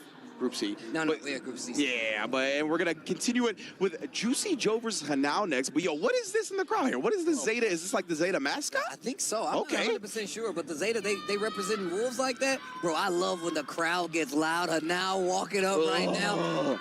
That's what I'm talking about, the little young gunner, bro. Yeah, me and Steve were talking about this off camera, but this reject, like, jumpsuit with the pants? I need those pants. We need the pants. I need those pants. I will be talking to your players because I need those pants. Hook it up, brother. I didn't know Reject was getting down like this, fam. And, of course, Juicy Joe, one of the few JPs we got out here. Yeah, honestly surprising to me. I just always expect, you know, the JP to be a more prevalent character, but he's still a more specialist type in Street Fighter 6, despite, you know, being a launch character, having many, many years. And Juicy Joe is one of the pioneers of this character. Always super good, super early with him.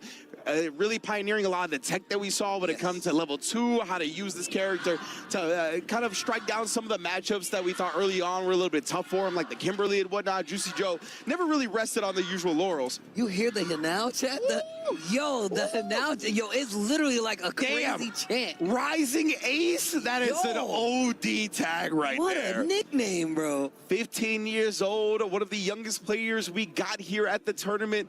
My goodness, right? He just won, bam. He just won a CPT offline premiere. This kid, the momentum is out of control. I'm just saying, bro. My man's got the energy for it, man. He's young, bro. I'm telling you right now. Give me a juice box back outside, back into the game. I'm just saying, bro. When I was 15, I could play games for 30 hours. I didn't even have to use the bathroom. Ugh. The juice meter is full. The Backyard Sports is on display.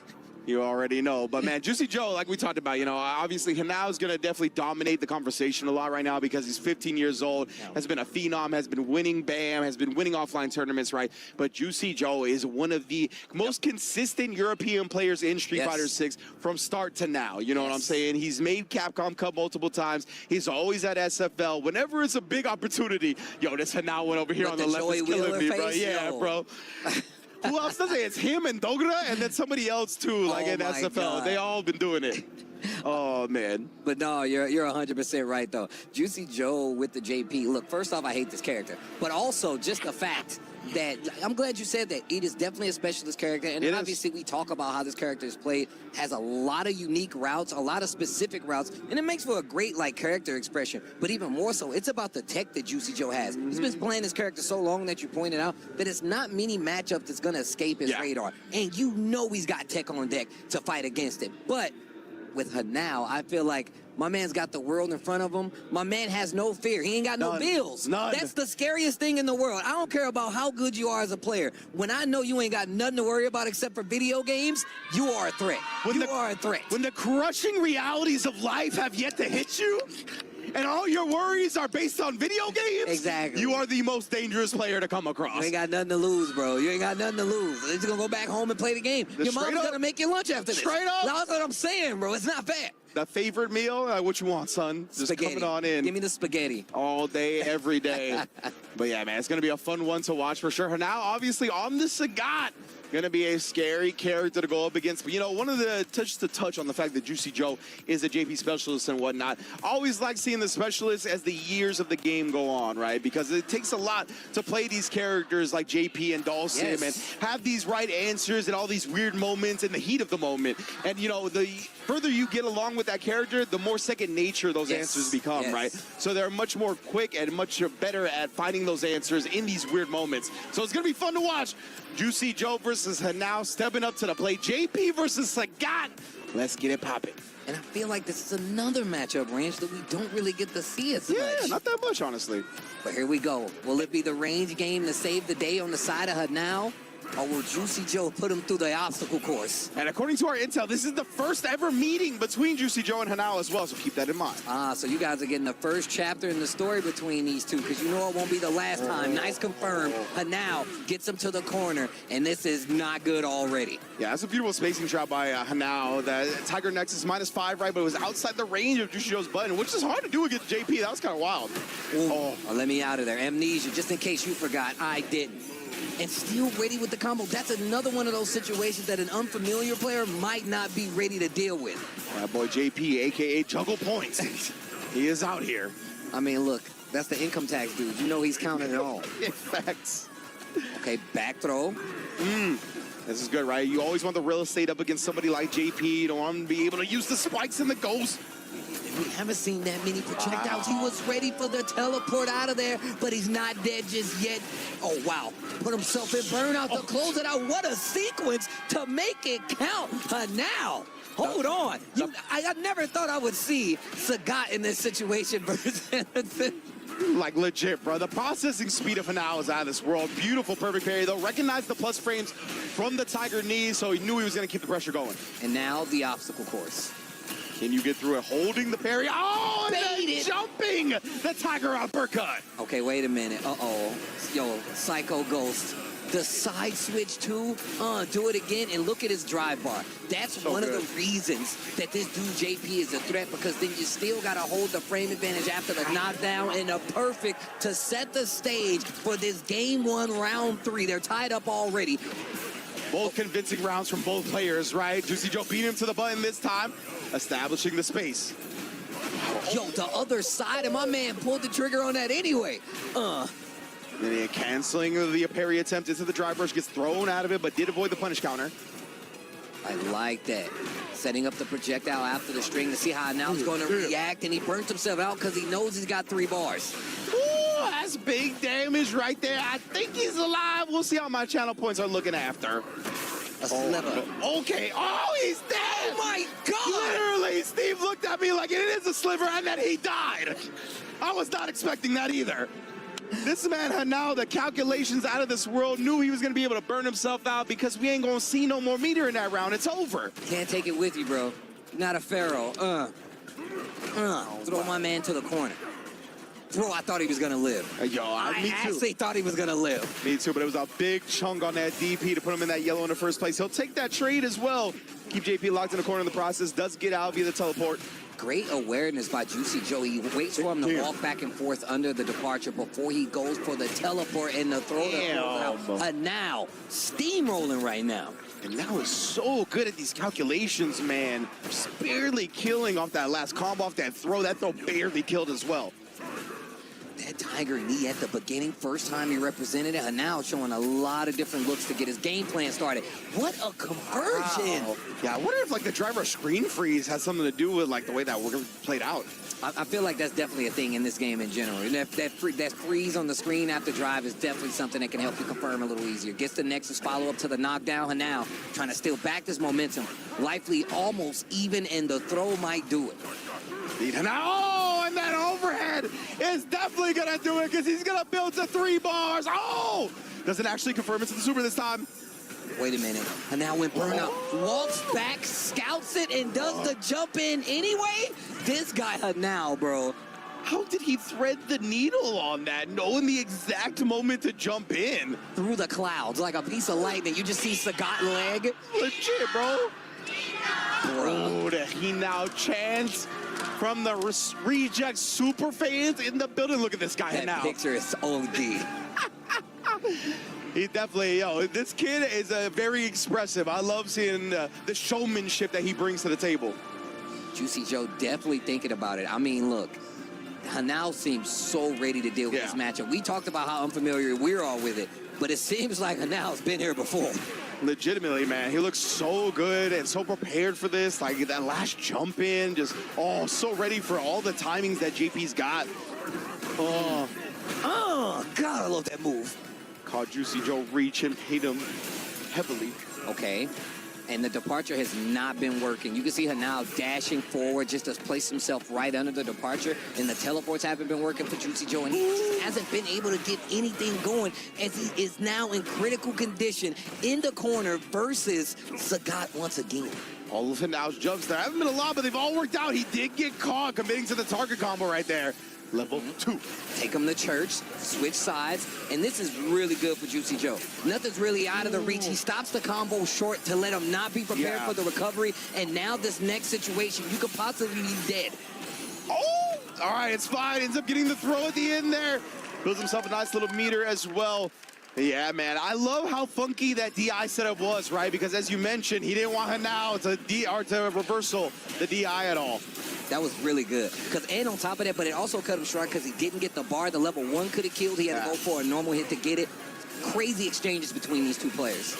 Man, yeah, that was a wild one. I was like, do not DI this 15-year-old, but he had the setup to do it. Hold these knees.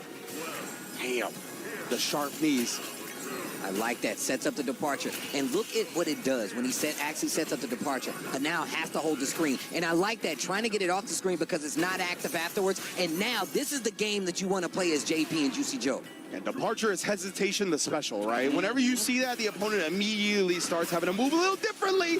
Speaking of which, Hanao does it with the backdash right there. The long distance crouch medium punch. Make sure he gets a full conversion. That is burnout and a very dangerous spot for Juicy Joe to be in. That you do me, I do you, the DI. Hanao once again takes the lead and is now on set point in this group stage. And just a sprinkle of visual trickery, right? The whiff jab into the DI, that's all he needed to throw Juicy Joe off. I will never call myself old, but when you hit me with a button before the DI, man, oh man, that gets me. Man, oh man, that gets me. You may have given me a gray hair. Yeah, instantly. Ooh, and now though, Juicy Joe has turned it around, right? Got 3 bars on deck. Nice timing of the departure. Let's put the level 2 up there. Oh, but yeah, the driver whistle was ready, and now does get burnt out in the process, though. Real confident in his offense, confident in the jump. And wait a minute. Oh, I like that. Goes for the lockdown option to keep him close. I love what you're doing now. And he burnt him. You got to put him through the obstacle course. And now Hanao's full charge with the green and does it again, Ridge. He threaded the needle again and gets the closeout. Juicy Joe goes down and Hanao takes the set 3-0. I want to say he jumped forward 3 times and he hit all 3 jump-ins. Like, oh, the pose on him as well. This kid, brother, rising ace for a reason. Hanao of Team Reject sends Juicy Joe down 3-1. Sounds like they're singing a song. He now. Yeah. It sounds so sick. 100%, bro. They got a cadence to that chant. Man, look, that reminds me when I went to a baseball game in Japan. They had songs. Yes, they do. For the individual players. I was like, how did they know? They had instruments and everything. It's the exact same thing, but Hanao is going to be the winner. Juicy Joe, once again, this is the first time these guys have ran across each other, to our knowledge. Them fighting head-to-head is definitely something you need to be careful about because this matchup itself is something brand new. 100%, man. I love seeing them duke it out for the first time. I'm looking forward to whenever these two face each other in the future as well. But Juicy Joe for now, that's it. We're going to take a quick break before we get to our last match of the group. Don't go anywhere.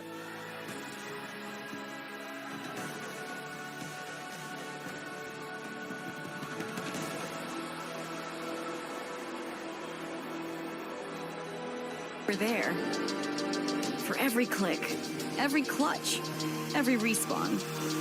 We were there for the years of grind, and we're here. Now, the proud founding partner of EWC.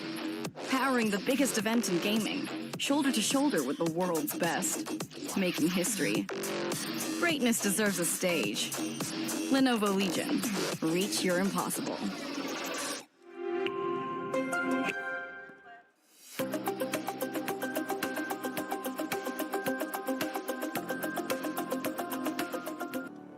Welcome back, EWC Street Fighter 6 Day 1 Group C as we get to the next match. Kaba, Shigematsu going head-to-head. Look, I know we're here in these groups and we're not talking about it like that. I'm sure the guys let you know earlier, but these groups are crazy. You would expect nothing less, but this is an unadulterated banger. Kaba, Shigematsu going head-to-head, man. This is going to be a wild one, man. Shigematsu coming off a second-place showing at Evo Vegas where he faced Mena RD in Grand Finals, Kaba's training partner in the Blanca mirror. And, of course, Kaba is going to have all the Blanca experience in the world. But we always talk about this, right? When you're going up against somebody that your sparring partner plays this character, it's always a gift and a curse. It's always both. It's scary, man, because look, obviously these guys can play these characters any way they want to, but this is world caliber talent. Obviously there's going to be some kind of reference. They're going to have look a little the same, but it's a whole lot different. We saw it in the matchup at Evo. We get to see it again here. Well, we don't get to see it again, but we get to see the Blanca again. But like you said, Kaba, tried and true, completely understands this matchup as Mena RD, the world's best Blanca, is his training partner. So you know he knows this matchup in and out. And you know Shigematsu knows this. What did he bring to the table differently than Mena to show Kaba he does not have this match in the bag? Precisely, right? You went over the gift part of it. The fact that he's going to know the capabilities of Blanca, what the Blanca is going to be looking for at any given range with the resources they have and whatever. But the curse part is that he has that so ingrained in his mind that he might default to answering some things that Shigematsu doesn't really have habits built in like that, like Mena does, right? He might be doing some different things at different ranges than Mena, and that could catch Kaba off guard given the experience he has in the matchup. Either way, I'm super excited for this one. Like, again, to see somebody that just came off of second place at Evo Vegas going against somebody who has more matchup experience against his character than literally anybody in the world. And we could already see something. You saw it on the stage as well. Me and Steve are looking at it on the program feed, but it looks like the Guile is right in the pine and Sagat is going to be on the stage. And this is something that I've been really noticing from Kaba. Kaba is a world-class player. A world-class caliber Guile player. And now he's taking his expertise to another character, another range control character in Sagat. So he's still got the projectiles there. Now he's got the damage even more so. We know Kaba likes to play aggressive sometimes. This character lets him do it just a little bit. But do you do that versus a Blanca? That's the crazy part. Oh, that is the crazy part. Let's get into it, man. Our last match of the group, Kaba versus Shigematsu. And Shigematsu already starting with a 99-second drive rush. Let's get the aggression going. Beautiful, perfect parry into the slide. You trying to stand up, you're going to pay for that. Look, we already talk about Shigematsu getting second place versus Mena RD. But look, that was a mirror match after the fact that he went to the Bison first. This is a Blanca you need to be worried about. Shigematsu already, I don't know if that was an error or a setup. Either way, doing a real good job. Already reacting to the fireballs with slide. We've seen that twice. He did it the first reaction slide. Legit, bro.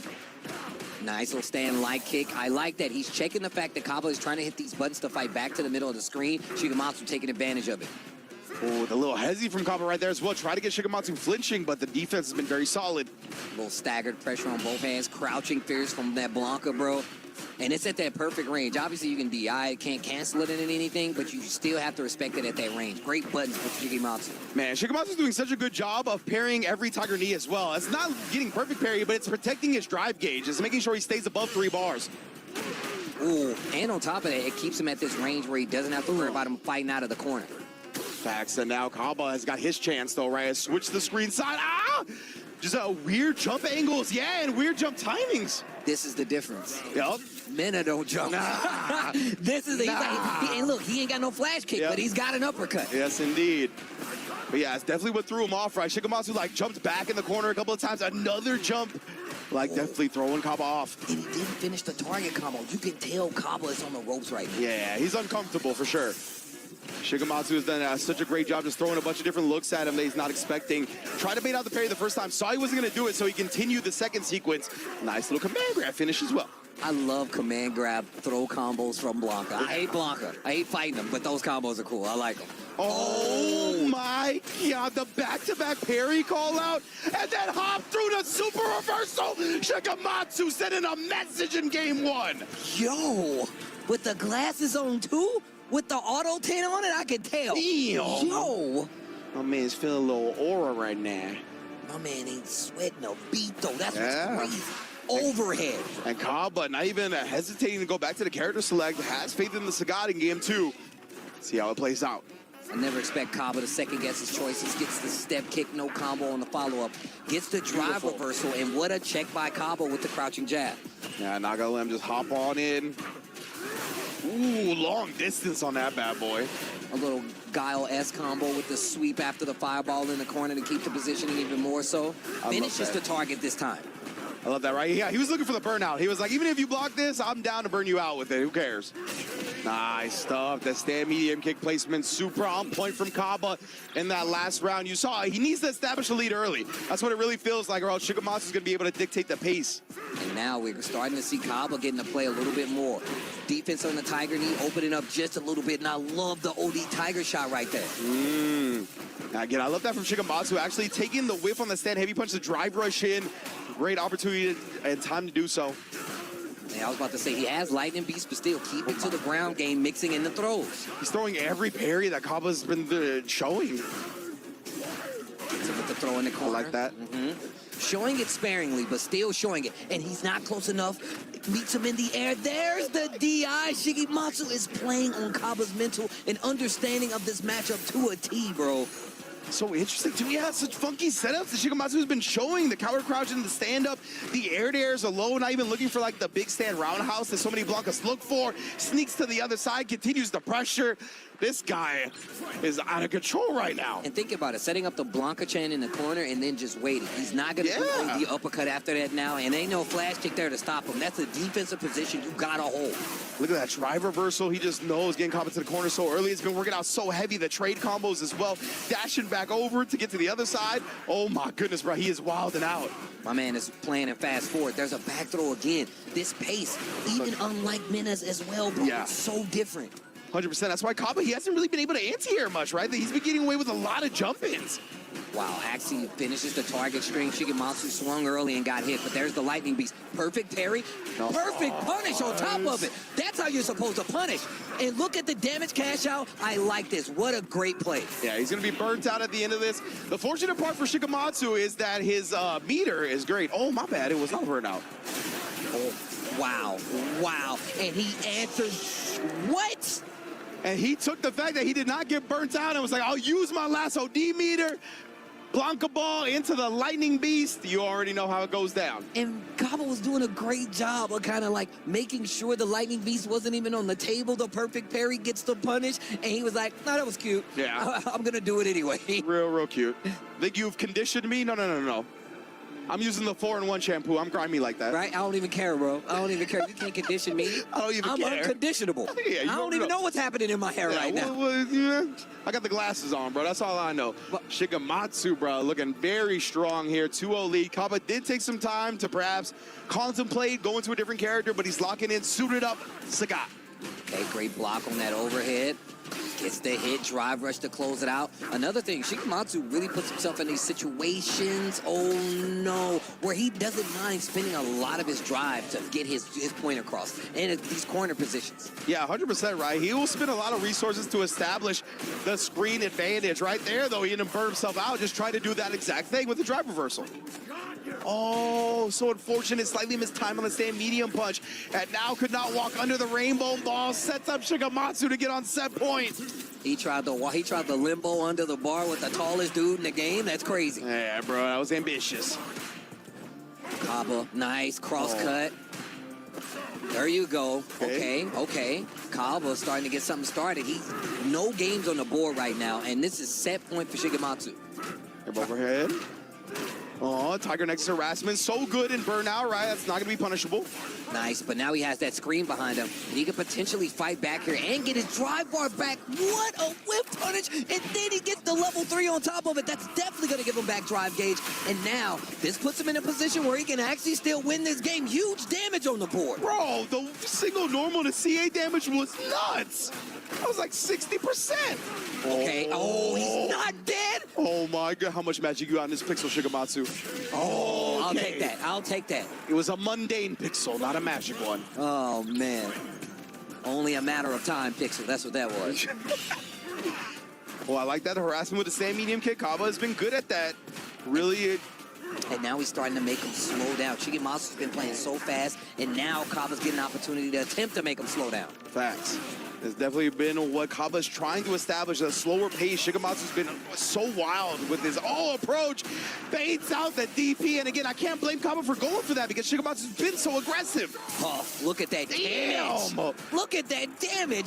And once again, another unconventional series. Shigematsu gets big damage off of it. Drive reversal, so he keeps the burnout, and that's not going to hit. Oh my God. Shigematsu takes it 3-0 over Kaba and the Sagat, and he's feeling himself as he should. Shigematsu in unconventional Blanca, especially what we're not used to in any stretch. Definitely not what Kaba is used to, and it is definitely written in the tail of this match. 3-0 Shigematsu over Kaba. I do not know anybody as prepared for being in burnout besides Noah the Prodigy that Shigematsu just showed us. Like every time he went into burnout, it was on his own volition, drive reversling, and he did not care. He knew what the next sequences were going to be to take advantage of the fact that Kaba might be looking to abuse some things while he's in burnout. He used that against his opponent so well. Man, and just the way that he played this. And this is one of the things that I noticed about Shigematsu at EVO when I was watching the match. He plays so different than Mena. Different. He plays a different pace, and he took advantage of the fact that he knows Kaba could not anti-air or put it on his head anyway. Indeed, that was the curse and not a gift. We will be back with more Street Fighter 6 at EWC. Don't go nowhere.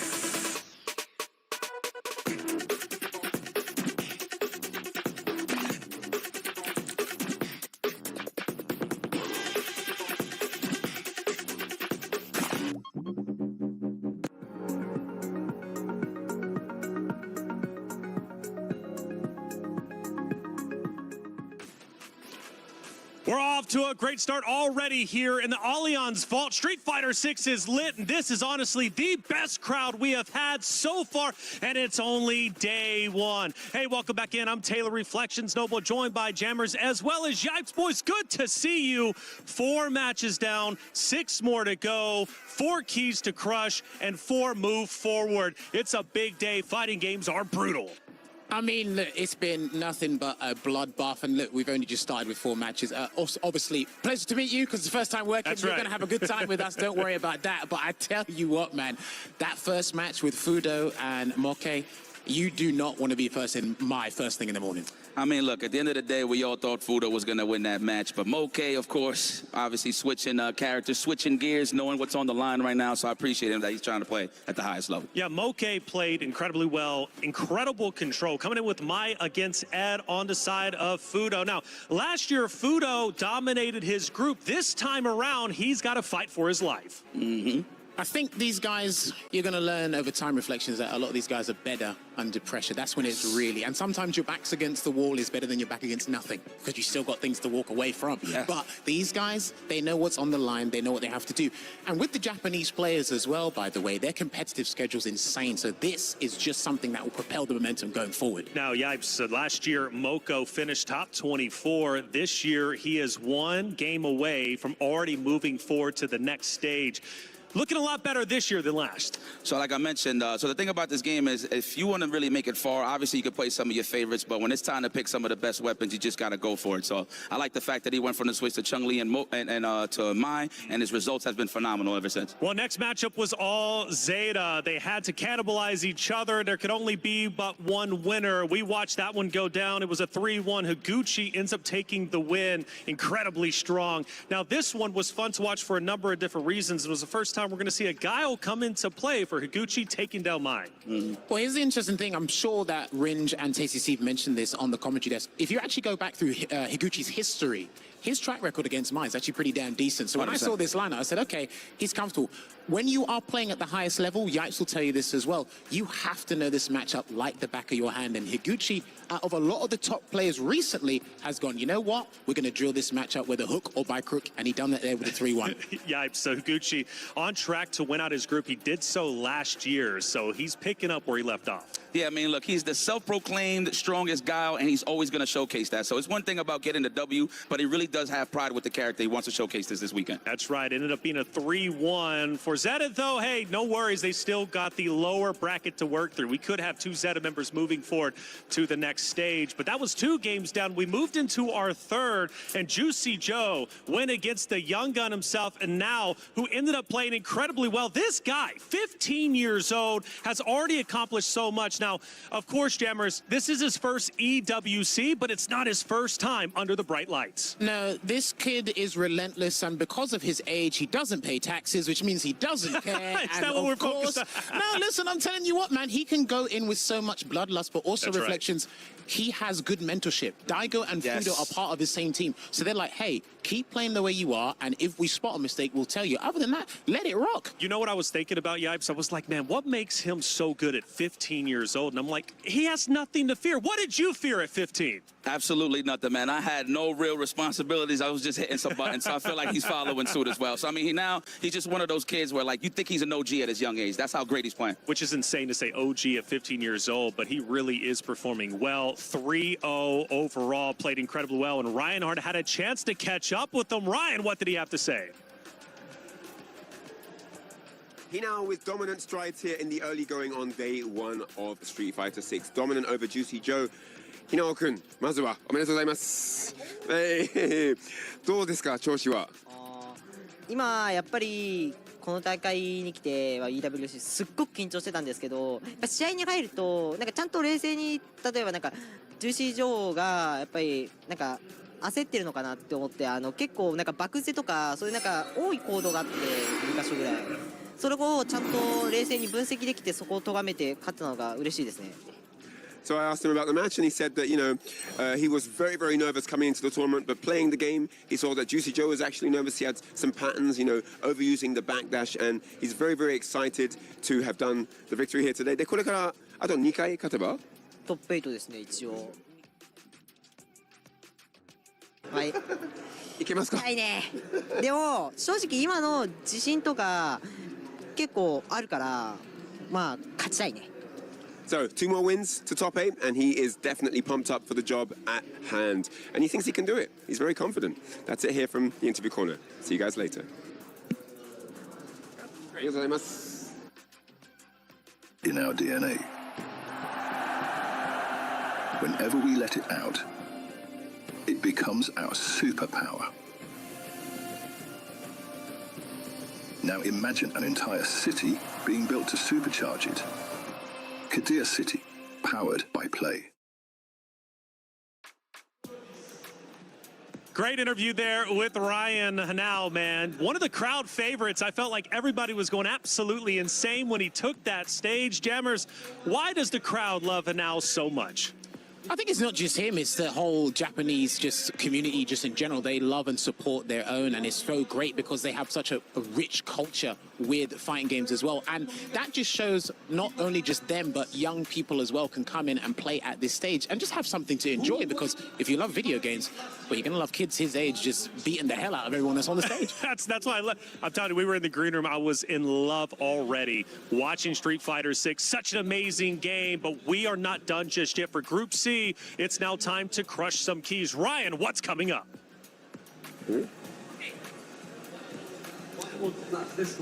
Insane stuff going on day one so far. It's been really, really incredible. The following matches, I can't believe we're going to have elimination matches on day one. Fudo dropping down to the lower bracket is going to be taking on Yamaguchi. And then, of course, Juicy Joe, who just lost to Hinao, is going to be facing Kaba. Now, up in that winner's bracket, it's going to be Moke versus Higuchi. Great stuff from both of them first round. Hinao, who's actually exuding confidence here, is going to be taking on Shigematsu, who had a dominant first round over Kaba. Absolute phenomenal stuff all the way through. I'm really excited. It's been super sick so far. Can't wait to see more.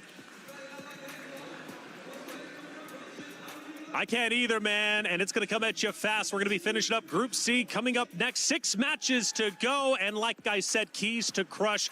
We take a look at our bracket to give you a visual of what is about to come. Again, for some of these guys, they traveled a long way. They worked hard to get here to the Esports World Cup, but they're about to have their keys crushed. The pressure is on. Look, if you don't bring 110%, I mean, your bracket run will know about it. And look, you can actually see it on their Yipes. Look how this is turning out. Man, nothing but bloodlust, like you said earlier. The fact that Fudo is in losers early, it's phenomenal. I mean, that's how that you know that the competition is very fierce. Of course, Higuchi taking over Yamaguchi, man, that's going to be a good one. Hinao versus Shigematsu, and it's crazy because all of these matches are potential grand finals. That's right, and for so many players here, it's their first Esports World Cup, which is quite spectacular. But of course, for them, they want to go even further. You know, a story, for example, Kaba, he missed out on last year via the LCQ. Now he's here fighting for his tournament life already. This next matchup's not going to be easy. He's going against Juicy Joe. What's the juiciest matchup in your mind? Well, this time the juice has to be worth the squeeze. First of all, he's got to get it out because I'm a massive fan of Juicy Joe. I've been watching him for a little while. We've actually been talking about him in the European scene for so long, and it's something where, again, he's got good compadres that can warm him up. He needs to get ready and just play for the fans. You can hear them roaring in the background. Man. This is probably the best crowd we have had so far in the Allianz Vault. Now, for all of you at home, Street Fighter is incredible, not only as a game, but also as a movie. Here are the world's best fighters. I won't deny it, I'm a street fighter. But only one of which will be crowned the world champion of Street Fighter. 3, 2, 1, fight. You win. Perfect.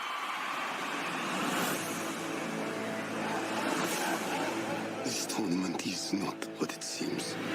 We have to be ready.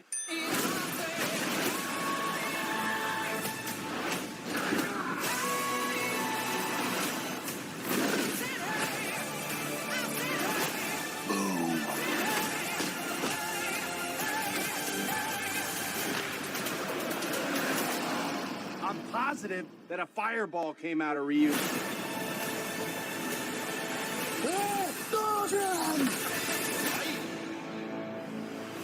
Perfect. Whoa, that gets me pumped up and ready. It's Street Fighter all the time here at Esports World Cup, and the stage is set. The stage is ready. Group C's finale going to be coming up. Who's moving forward? Who's going to have their key crush? Let's head to the stage to find out. Thank you, Taylor. Listen, banger first matches. The hype is there, the crowd is there, Rob, and already banger matches to move forward to stage 2. Look, bro, I had to make sure I even put a couple of these down. Brother, Moke with a 3-1 over Fudo to start things off. I mean, that was absolute domination. Hanao with a 30 ball over my dog, Juicy Joe. Even though that's the homie, I cannot be biased up here. My man's looking absolutely insane. And then, of course, Shigematsu with a 3-0 as well. But our next matches, there's a whole lot more in the line. They're about to be important because first we have the 2 qualifying matches to go straight to the playoffs, and then we go to the losers bracket to have elimination matches. Rob, every single match is important. People are about to be going home, ladies and gentlemen. I mean, you ain't got to go home, but you got to get where, Damascus? The hell up out of here. That said, our next match is a decider match going on between Moke and Higuchi. Ladies and gentlemen, are you ready for our next match? Okay, then, enough said. Let's get into it. The winner of this match moves on to phase 2, and the loser drops down to the lower bracket. Let's send things over to our commentators. That is correct. We're into the qualification spots for phase 1 here for the rest of our group. Here in Group B, Vicious here with Logan Sama, finally on the commentary desk. They let me do some commentary. Love to hear it. Out of the cage, out of the studio, and into the action, and for a very good reason. Moke versus Higuchi with such a phenomenal start. Yeah, I mean, Higuchi's definitely got the warm-up in this matchup. Going to be playing another My Moke. What a fantastic first set from him that was. I mean, Fudo was definitely the odds favorite to take that one, and Moke just didn't let him play at all. Not at all. Higuchi, though, getting the big result against his teammate Yamaguchi, of course, coming off the back of a loss at Evo Japan. Yamaguchi, of course, winning that bracket, but... Damn, the smile and destroy. I did misspeak earlier. I did say Group B. I meant to say Group C. But yeah, as it progressed right now, we're looking at Moke versus Higuchi. Kind of fast forwarding to what we're at right now. We just had Battle Arena Melbourne not too long ago. Interestingly, he's locked in on the Chun rather than the Mai. Yes, that's exactly what we were going to get into, right? Is it going to be the Mai pick specifically for the Guile? No, it's going to be the Chun. And why not, right? Okay, so he's going to be trying to control this mid-range space with some of her more extended normals, and that means you're going to be battling against the command normals of Guile. And also the fireball game from further out, but right now they are slugging so far. Has to respect it off the medium punch from the side of Moke. Higuchi trying to create some space for himself now. But he has the life lead. He can kind of dictate the pace with the fireballs, right? Yeah, you can see he's now like disengaging, backing off a little bit, waiting for his moments, and then trying to catch him with an off-tempo drive rush. And Moke trying to do the same exact thing. Counter hits exchange. Higuchi still in that favorable spot. Hazanchu gonna be baiting out the rebuttal against Higuchi. Moke with the perfect parry. Now to start things off in the corner, I feel like Chun-Li's corner presence a lot more in comparison to Guile. Yeah, a lot of upside down kicks and soul back kicks we're seeing in the mid-range. Chun-Li's floaty jump up, not a great way to get in. That is one of her problems when she isn't able to dominate the neutral. Her aerial options are not particularly strong. And Higuchi, a great level of control here. He's controlling this space. He is dictating the spacing in this matchup. Can Moke force him into the corner and then start to abuse that? That OD up kicks is definitely going to help there as he puts him in there. Brave tech on the throw. Lovely whiff punish. Oof. Now you're starting to rely on Reed just a little bit, but now as this corner control happens for Moke, what's going to be the pressure like against Higuchi? Can he force him out of this corner? Can he force himself out with some of these elongated normals? And I like that. The bust out with the OD flash kick creates some significant space for himself, but he's still at the deficit. Moke with the stab. No upside down kicks for you. Safe jump. Nice patient defense from Higuchi. He's got a huge way to come back here. And he's got to do it now, I feel like. Especially while in burnout, drain as much as you can. I don't think he's going to be using any of his super meter just yet, unless it's for the kill. So now that Moke touching grass again, it's going to be still a lot of the fireballs trying to create that opening. Oh, yes! What a chase against the jump back. Showing the space hit again. Higuchi ready for the Zanchu, but nothing after it. Oh, no, and that question mark. He had the drive gauge there as well to get the double drive rush cancel and into the level 3. That may have been the kill. The scaling would have been pretty high though, so maybe not. But yeah, definitely a big mistake not to get anything off that perfect parry. And now Moke looking to come back. That is crazy, by the way. The forward roundhouse just eliminating the level 1. And it's so much control now from the side of Moke.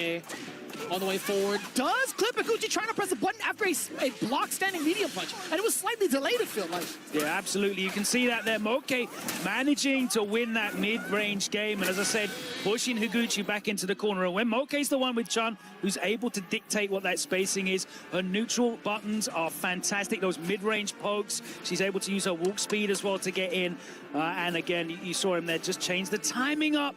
And he was able to catch Higuchi out. These guys, of course, in a community where they're forced to play each other very, very frequently, whether it's, you know, online or offline events, online ranked. They're going to have a good read on each other's defensive and offensive habits. Let's see here. What you are noticing, though, is Moke's doing some great preemptive, predictive stuff. Right, yeah, that Hazanchu has been pretty much kind of going unscathed. Stuffing with the forward medium punch as well was fantastic, and again, he's fishing for there. One of the things that Gao has to do is be preemptive in terms of his space control, though, using the soul bats and the upside down kicks. Yo, that was sensational, causing the hitbox to just completely disappear. No overhead there for you, Higuchi, as Moke buses out. No tech or delayed button there either from Higuchi. He's been very patient on defense. Difficult to open, but Moke has had the keys. Yeah, you can see it exactly why he's had the upper hand, even in Battle Arena in Melbourne, going up 2-1. But the chip was inevitable. Higuchi getting the round here in game 2. What do you do now as Moke? Still within the range! The big punish counter coming in for the Fierce. The stab normal yet again. Now let's get some corner control. Hanging out on the east side, we do get the slide past the fireball. Nice little stance change there, and he wasn't able to react to the Sonic Boom startup. No, the angle was off, and you see that so many times in Street Fighter 6. We hate to see that. We genuinely hate to see that. Gucci gonna level it up. You know, fortune shined down upon him. He had the as right he call. bore down on Moke in that angle. It's just unfortunate. It's something that happens a lot in this game, where you feel like you have the right call on that anti-air option, but the horizontal tribal. That's the question I wanted to ask. Does that still count as the right call? Well, no, not in that case, but that's the point, right? You know, especially if you're walking back slightly, it's so difficult to correctly identify whether the trajectories are going to line up with your horizontal movement. That's why so often it's safer to just go for a jump back light, maintain the corner control, give up some damage, give up some screen, but boy, you know how much damage can be done. You saw him catching out with the level 3. We've even seen if like you're jump wrong, back air throw. boy, you're wrong. Yeah, absolutely. She has got that in her locker as well. Both. Back in the corner, Higuchi finds himself trying to find his way out. That was the right angle. We get the throws going. Not for too long, though. Obviously, Chun-Li going to have to work for it a little bit harder than most. Again, creating that space and a lot of chip damage towards the drive gauge. Ever so important. Higuchi's game plan, slow and steady, obviously. A little bit of a stagger catching. I want to say movement against... Yeah. I think it's just walk up. Oh, great conversion there, knowing that that was going to hit on the punish counter and drive rushing behind it.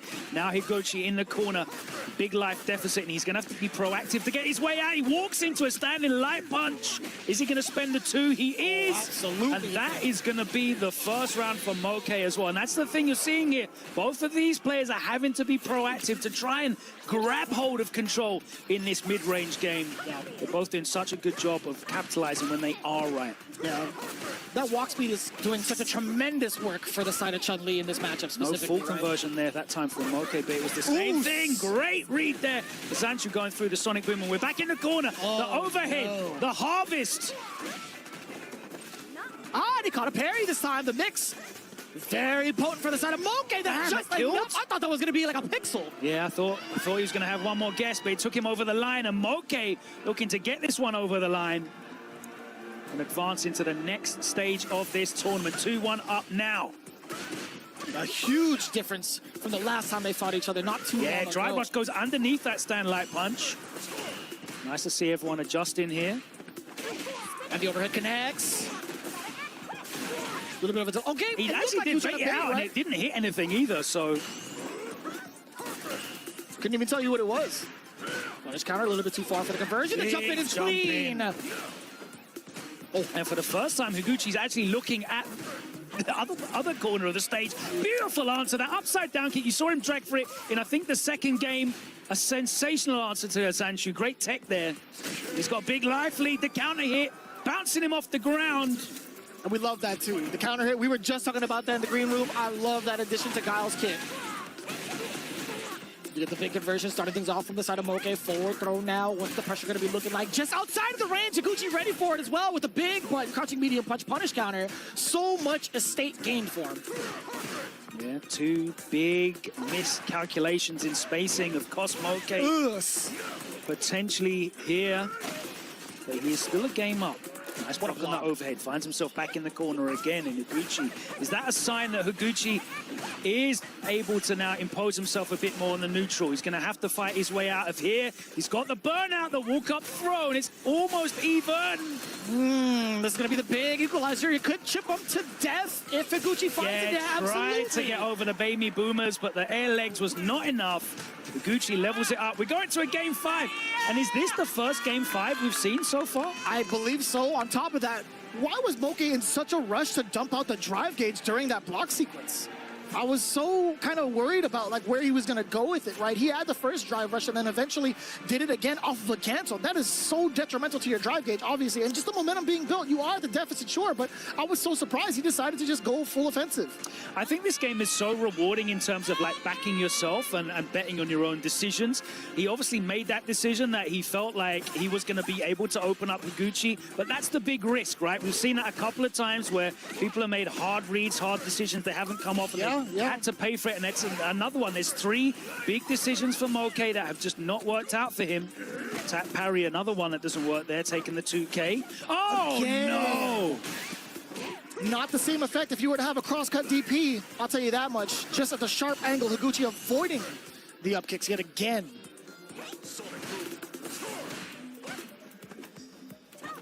And now Higuchi playing the rest of the stage out. Nice.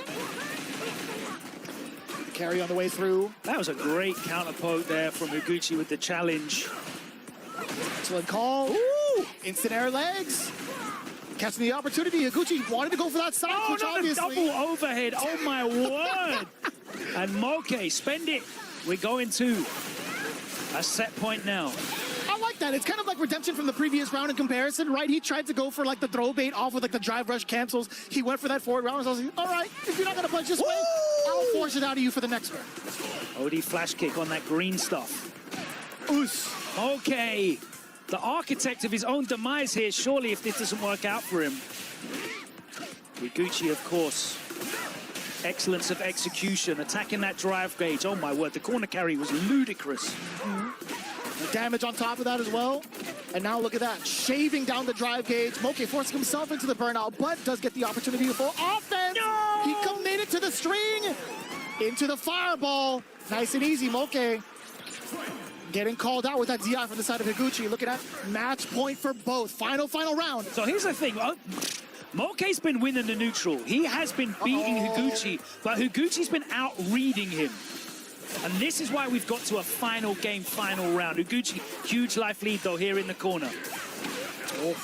Oh, that's got to be it. That's got to be more than enough. Just a DI to catch Higuchi off guard.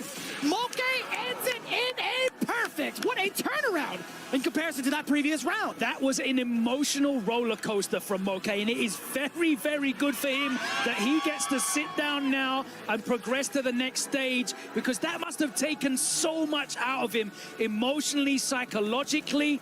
But he got it over the line, and Moke with 2 big results, overcoming Fudo and then Higuchi, players that are definitely in the top echelon of Street Fighter 6 right now. Moke, is this his time? The wave of momentum is with him. He is playing some great Street Fighter. Perhaps this could be the day. And he's back with quite the arsenal. I'm glad he brought up the Chun-Li. I'm glad he's not rusty. We were talking about that a little bit in the green room. We wanted to see if the Chun-Li was even going to come out to play. And there you have it. Surely proving his stuff. We love seeing that coming in from Moke. Congratulations to him. And we'll move on further in for the bracket right after this.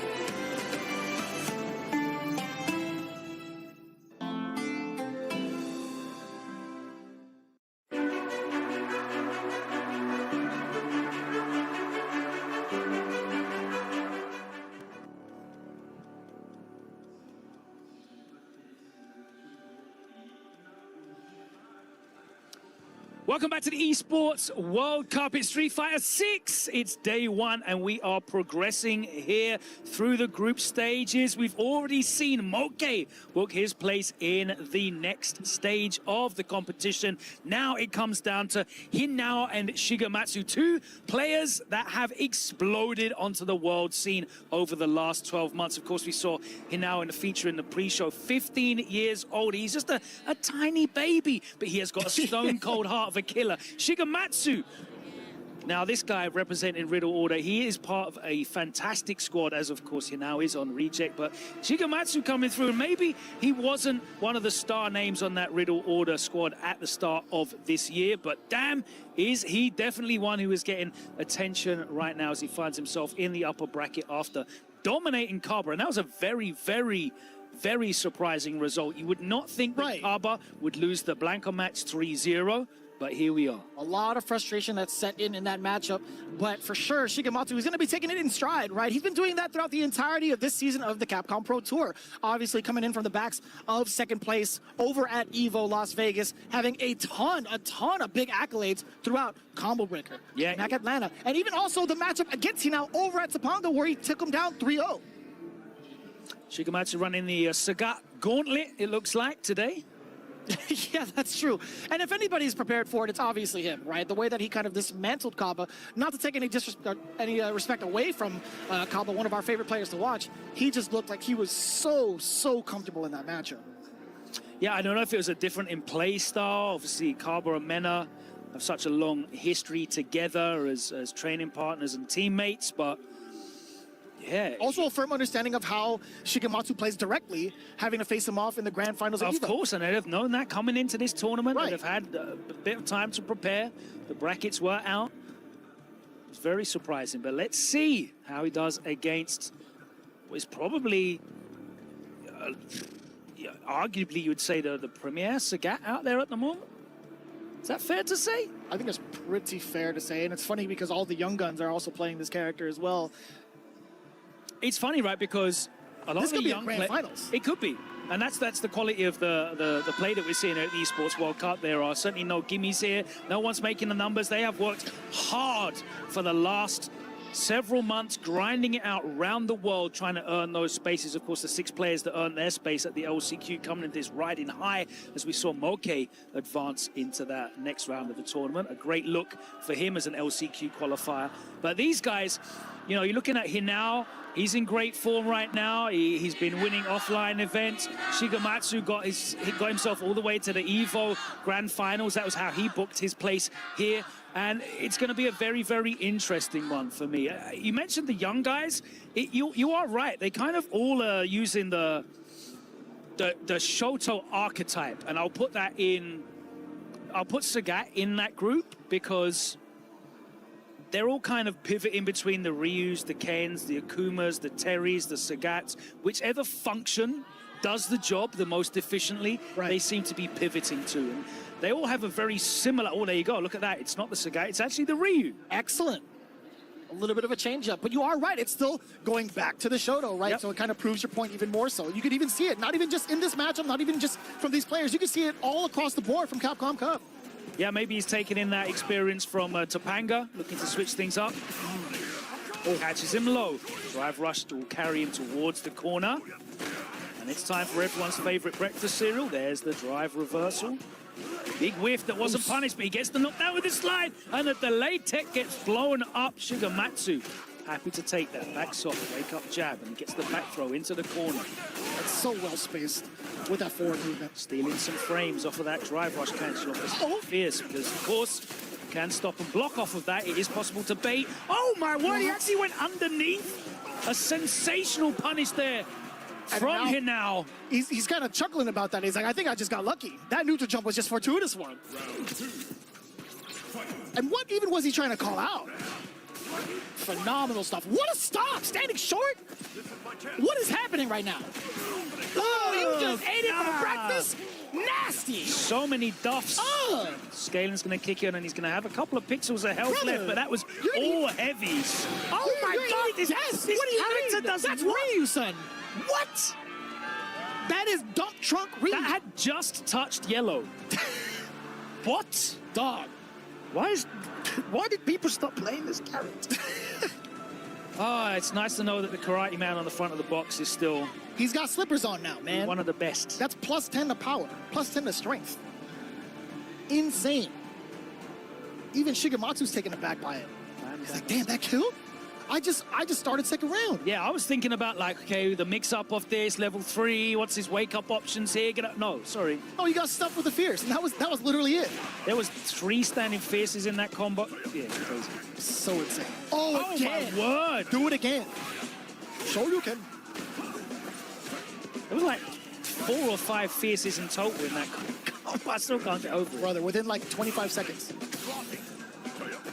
I don't know what Shigematsu's doing on wake up, but he needs to stop it. Whatever it is, it's getting stuffed out, unfortunately. I mean, he's trying to make these reads. Great block on the overhead. Just chasing there with a stand light kick. Getting some space back and representing with that low forward, just to make sure Shigematsu has to think about it. Yeah, preventing the walk back from Blanca, pretty important, even more so. Also making him reconsider walking in. Well, that stand fierce will definitely make you think twice about walking in. It's facts. He has been checking a lot of the forward movement thus far. He's now finding so much success against Shigematsu's movement. Oh, again! Stuffing out the drive rush, back to back! Oh, I thought he was going to clip him on the way down. Raw Lightning Beast. All right, Shades of Evil. Set out the doll. Nice patience and great use of the drive reversal just to get that whole situation off the screen. Got a good old 2-for-1. OD uppercut with some drive gauge to spare. Excellent calls, Frank, now from Hinao. Is the decision. Hinao's got a sensational game plan here against Blanca. He's just forcing Shigematsu to have to come in. And that is when Blanca's at his weakest, actually. Not even a DP anti-air. He said, no, thank you. I'm just gonna, what? It's still in time to recover and get the full punish counter, level 3. Hinao, you are not kidding. His game plan has been absolutely stellar. Yeah, he's got great tech as well there, because of course normally the OD Blanca ball can hit twice on wake up if it hits deep, but at that range with the drive impact there, you'll absorb a single hit of the OD up ball. He'll fly up into the sky and you'll get the punish there. Sensational knowledge here from Hinao. He's got a great strategy and great tech. Does find himself getting clipped by that crouching strong though. Yeah, beat him to the punch. Shigematsu now trying to shine. Hasn't really had that opportunity thus far. No charge up, no free charge up for you, says Shigematsu. Big bait and also bigger gamble against Shigematsu. Bang! Yeah, someone in the audience was like screaming as if Blanca just died. Did you hear that? That was Blanca's mom there. Oh, lordy. DP, you know it. Oh, what was that? I wonder why he got clipped. All right, that time he's going for the throw after the medium punch, after getting the counter hit last round. Got another one on deck. Shigematsu back into level 2 territory. I like that fake out. A little bit tricksy. Coming in with a jab, Blanca ball. Rare mistake though from Hinao. He's going to find himself in the corner. So it's going to be a big chunk of damage, but again, he's got the right read on the wake up. Oh my God. And the right read on the punish. Oh my God, and the right read on the level 3 damage. And he is going to cruise straight in to the next round of the tournament. Hinao, flawless. Absolutely superlative performance from this young player. Brother. And the reject faithful, the super fans chanting his name in the stands. He read that jump back Blanca ball ages ago. He went for the double neutral jump from so far away, anticipating Shigematsu's movements. What a feat. That was like Back to the Future. Yeah, I love this episode. What's a rerun? Rerun? What are you talking about? Unbelievable stuff thus far. Another 3-0 on the plate from Group C. Shigematsu just was not able to instigate any kind of pressure game there. Like you see, when Mena plays, the crouching light punch is a great tool to kind of feel them out like a lightweight boxer's jab. Hinao shut that down with the big duff and the big damage. Incredible stuff.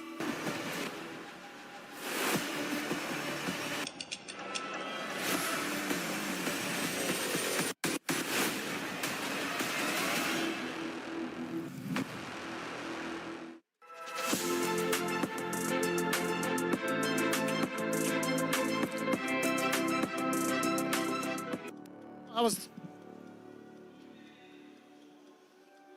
already having 2 qualifying out of Group C. He now, with a stellar performance, 6-0 overall, taking it down over Juicy Joe and then Shigematsu. But what that means now is we're in lower bracket territory. This is where the keys are gonna get crushed. Fudo setting up against Yamaguchi. This was a little bit of a heartbreaker, right? Because they've had so much experience growing up together, especially towards SFL. I want to say Yamaguchi has definitely looked up to Fudo a lot of the times during their practice sessions. But for the most part here at EWC, no love lost going into it. But one thing I do want to highlight, Yamaguchi obviously having a very, very phenomenal start to his CPT, Evo Japan winner. A lot more to note just going throughout the CPT, but we've kind of touched up upon this a little bit, excuse me. Fudo has not really had his opportunity to shine this season, right? Yeah, he's made a couple of top 8s. I think he's finished 5th at Combo Breaker, I think it was this year.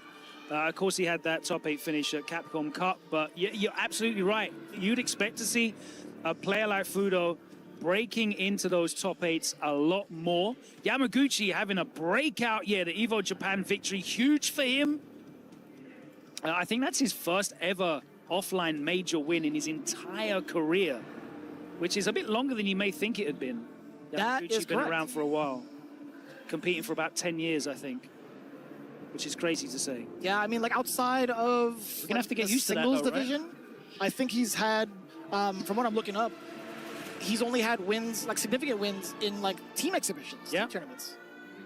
It's kind of difficult to kind of really wrap your head around because he's been, as you were saying, so active for so long, even in the previous iteration of Street Fighter V.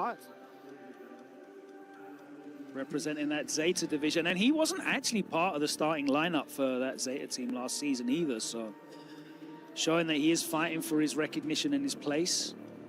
Fudo, of course, has been ever present. You mentioned, you know, an inspiration, and he has definitely been one of the most inspirational players in Japan in terms of, you know, this esports era that has emerged, and of course, ever present. He finished top 8 in the Esports World Cup last year.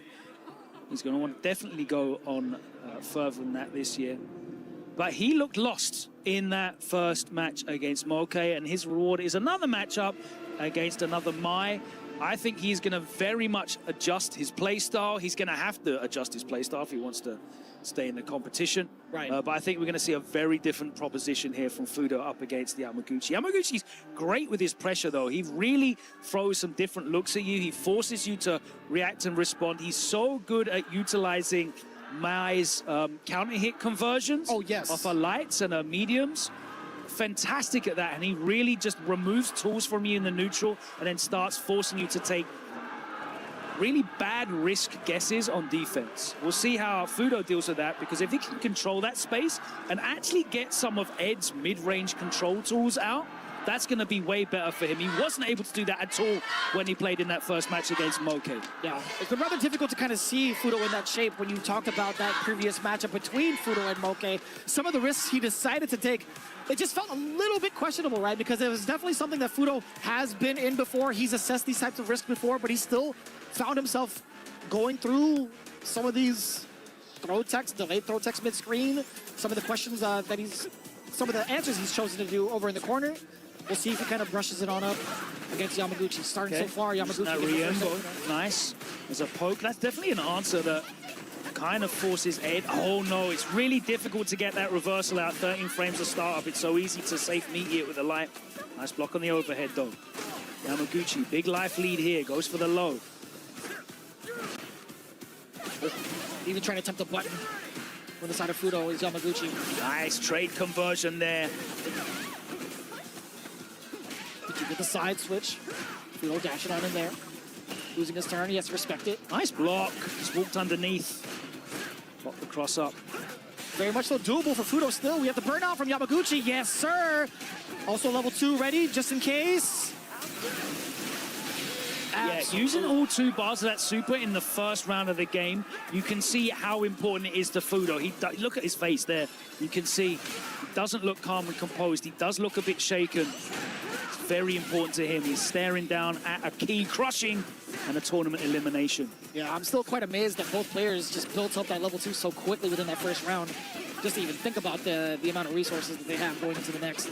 Oh, what an interruption. I like that. Yamaguchi, killer beat bump on the way over. Yeah, that was a Braids challenge after the back roundhouse. Huh. Caught a little bit of movement against Fudo. With that crouching short swing.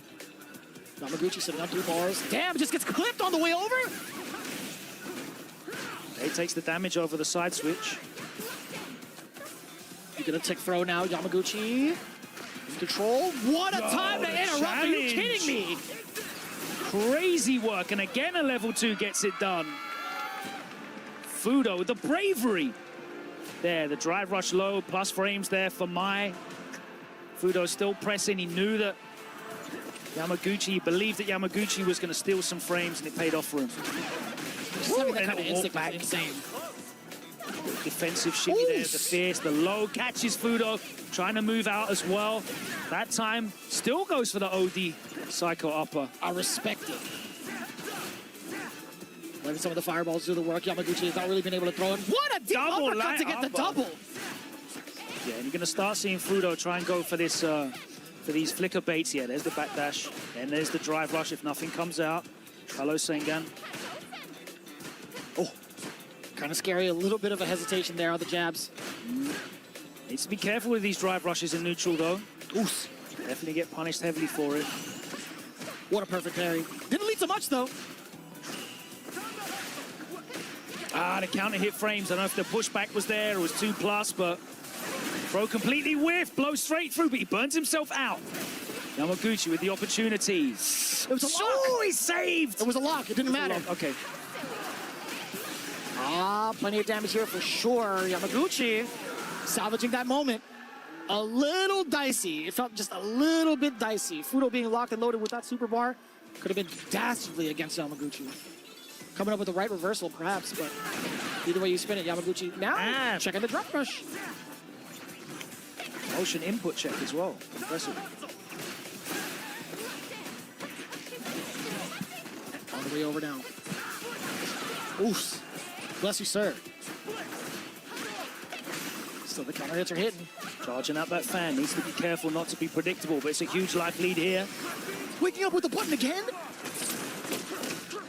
Right into the level 3. Although it doesn't equalize the damage, equalize the life bars, he's trying to get as much drive gauge as possible. And also don't equalize the drive gauge either. Yeah, it's closer than he's ever been to touching grass. Just immediately off the rip, right? He goes back in the green now, speaking of touching grass. Being back in the middle of the stage after that level 3 was everything for Fudo. Off to the, I want to say, life lead with Yamaguchi. Oh no, poorly spaced. Yamaguchi just edged in inside of the range, and he knew his numbers. Got the punish there. Oh, just like that, Yamaguchi tying it all up. They're flicking that crash and medium kick out, but he gets beaten to the punch. Punish counter that time. Damn, there was so much damage to the drive gauge just off of so many of these heavies. Like that, catching the delay. Yamaguchi's doing a great job of actually outspacing that crouch and medium kick. No, you are not kidding. His spacing has been so on point, and Fudo's kind of tightened it up, just like that as well. Now waiting for the heavies from the side of Yamaguchi. Man, it is back and forth when it comes to timing out the normals. Not even going to try to go for anything else after that light. Level 2, more than enough damage. Yamaguchi stealing away the momentum yet again. Ooh. Nice, catches the wall back. That was mad far. Oof.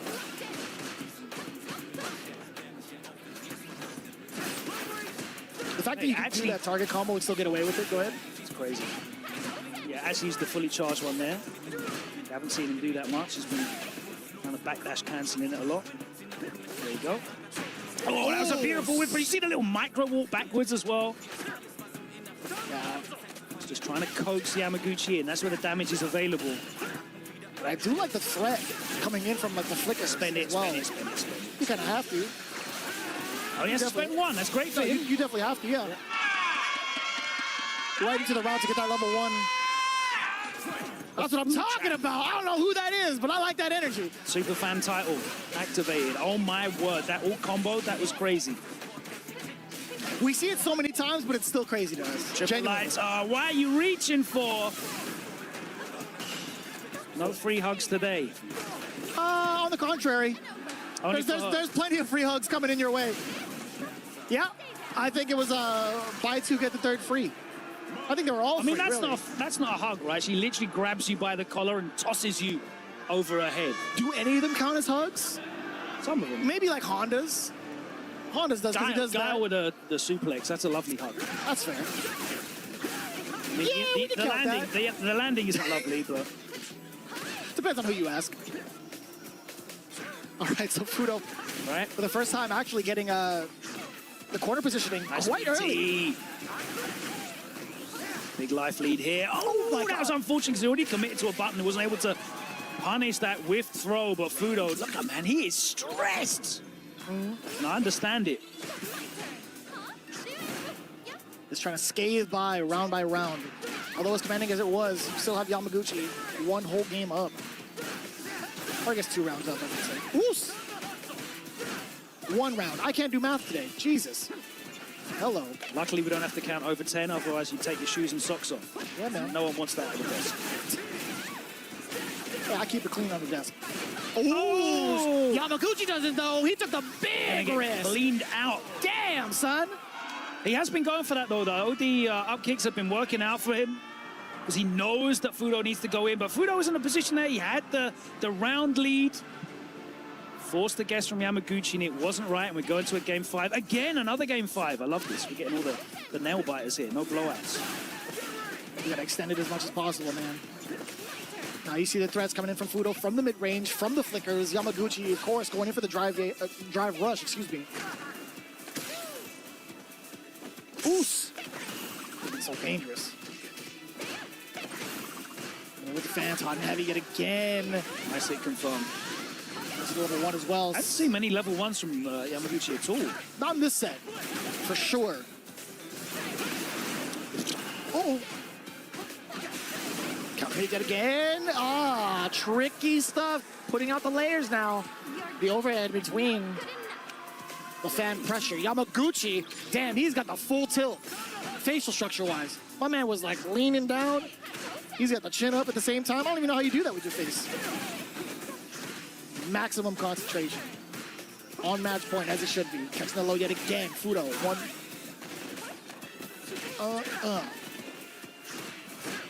I flinch every time Edge within that range, man. Uh-oh.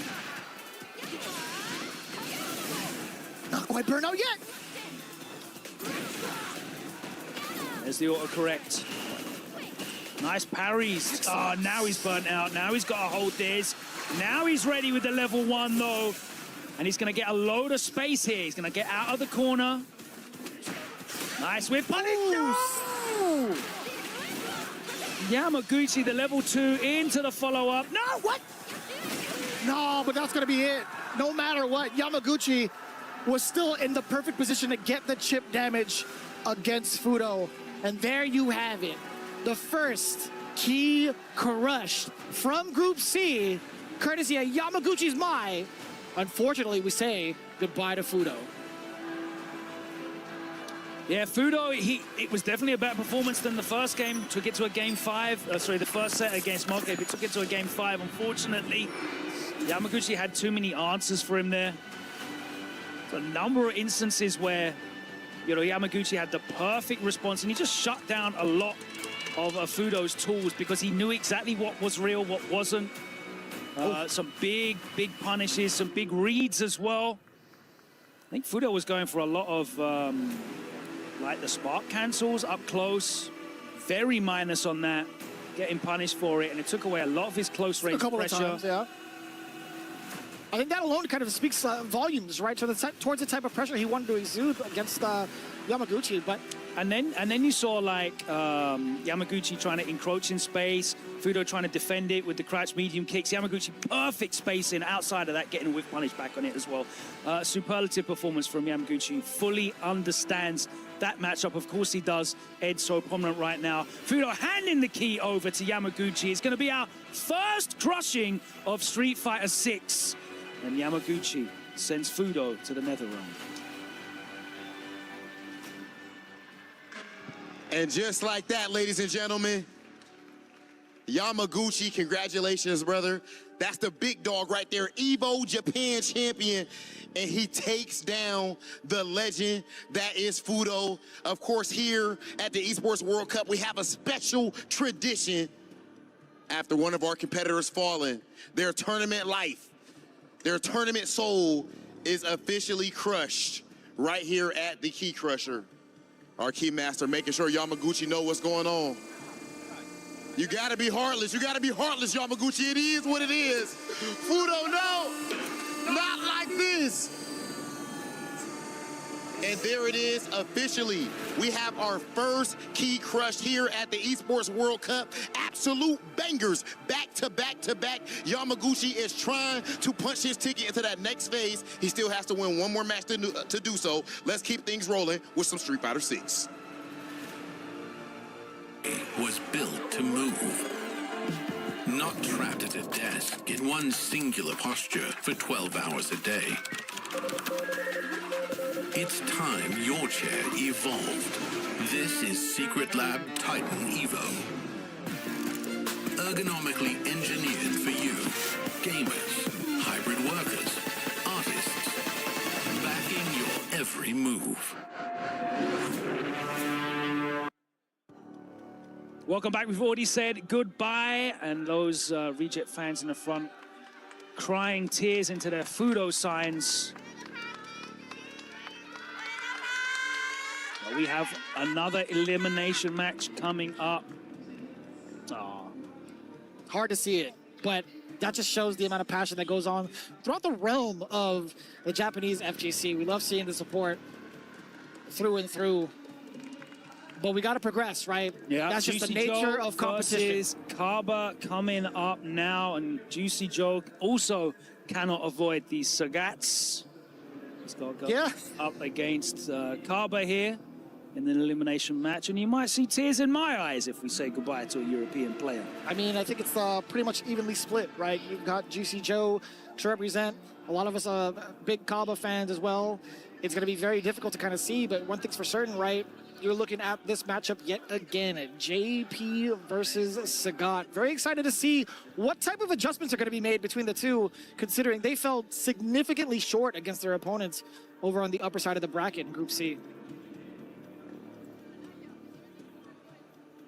Yeah, Juicy Joe absolutely dominated by Henao, which is interesting because many of the Sagat players don't like that JP matchup. I mean, I know you've put a fair amount of time into Sagat. How have you found that head-to-head?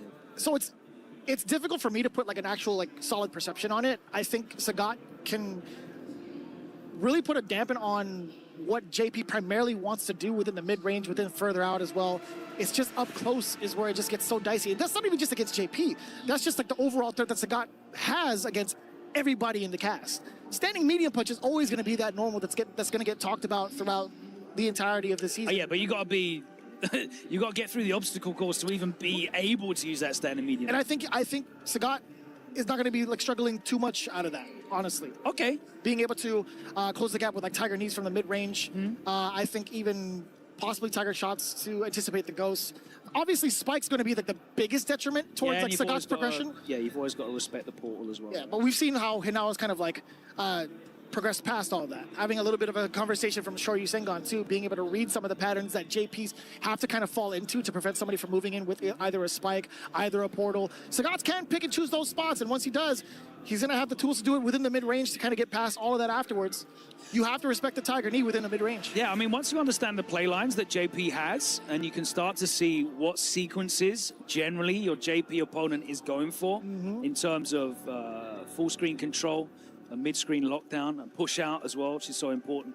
That's when you can start making the predictions and the hard reads and the guesses to try and get in that space. Because there's no guaranteed answer to get around JP's zone. No doubt. But once you start seeing the patterns, that's when you can start to exploit. And that's what I like about Street Fighter 6. When you start to identify, you make these observations, and you know with good information, what the likelihood is to come in that sequence, you can really bet big on yourself. And, you know, no one cashes out bigger than the Sagat. Well, maybe right now, I mean, I think in comparison, JP's got some pretty good solid cash outs, but Sagat, I mean, his damage is like unfathomable. Like, you cannot deny the amount of damage he gets off of these conversions, right? And even so, like, going back to what you were saying, making some of these reads outside of what JP can do, what his main strengths are, right? Spacing people out. You look at some of the counter poke buttons that he does have to kind of keep people away. Sagat can easily throw that kind of timing off with the step kicks, with medium kick as well, being out of the range, just like a micro step, being able to get these counters and into target combos. It's so powerful for someone like him. Into game one now. Juicy Joe sitting with a departure from behind. When we talk about that Tiger knee, right? Just being able to bypass that threat. Juicy Joe being forced to hold that on defense. And now slugging it out, normal to normal. Nice. Using the knee to low crush. Oos. Again, gotta respect the knee. Knees, I respect it. Oh, just too far away to get the link off the trade. Really nothing there for Juicy Joe either. And that was a smart decision by Joe, right? Because of that counter hit, the pushback doesn't allow Sagat to get the continuation. And what a check. Coming in from Juicy Joe. Now this is going to be a little bit of a struggle, right? It's okay. The low target shot preventing any other further sequences against Joe.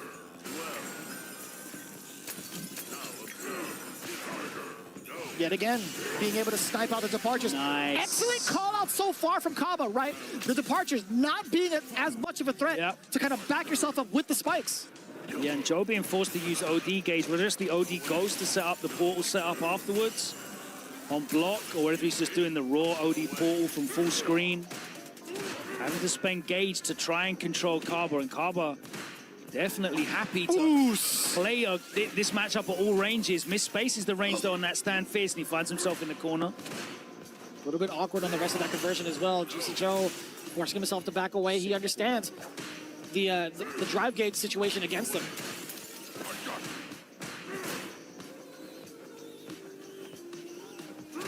The timidity from both, right? Nice.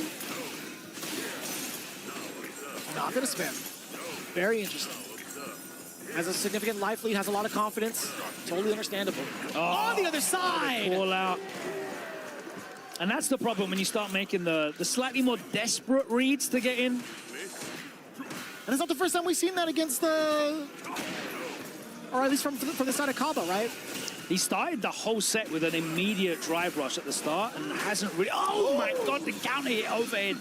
What was the normal that he Damage stepped out? Town. I've got no idea. I think it was a light.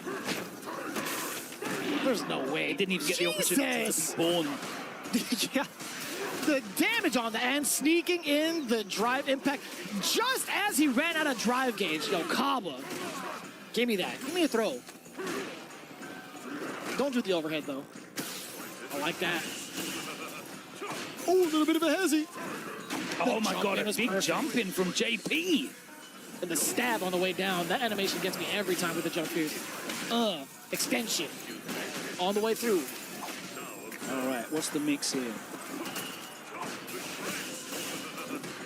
Great block from Kaba. Great patience as well from Kaba, because of course, all he needs is a single hit to close this game out, but he's waiting for a clean one, and there we go. The empty jump forces the anti-air to whiff, and he's ready to get the punish and close out the game. Superb patience there from Kaba, not overextending, not taking any big gambles. If he'd have pressed a button on that jump in, he would have got clattered. There would have been a ton of damage to follow that up and corner carry, and he'd have been probably guessing for the round.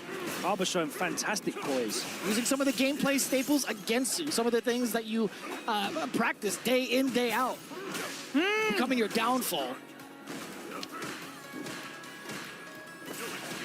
Although the overhead did get cashed out on the side of Kaba, it didn't lead to anything super significant just yet, as Juicy Joe now gets the corner switch up, excuse me, the side switch up. A little bit awkward too on the decision to drive rush forward. Yeah, nice patience from Kaba. I mean, it wouldn't have led to a punish counter, I get that for sure. Oos. Set up the departure. Doesn't have to overextend, not too much at all. Juicy Joe. Locked in. Look at those eyes. Ice cold. Nice check. Beautiful medium punch, controlling so much space. Kaba drive rushing from too far away. A little bit closer, I would say. If it was any further, he has the threat of doing like the Jin rise, right? Oos.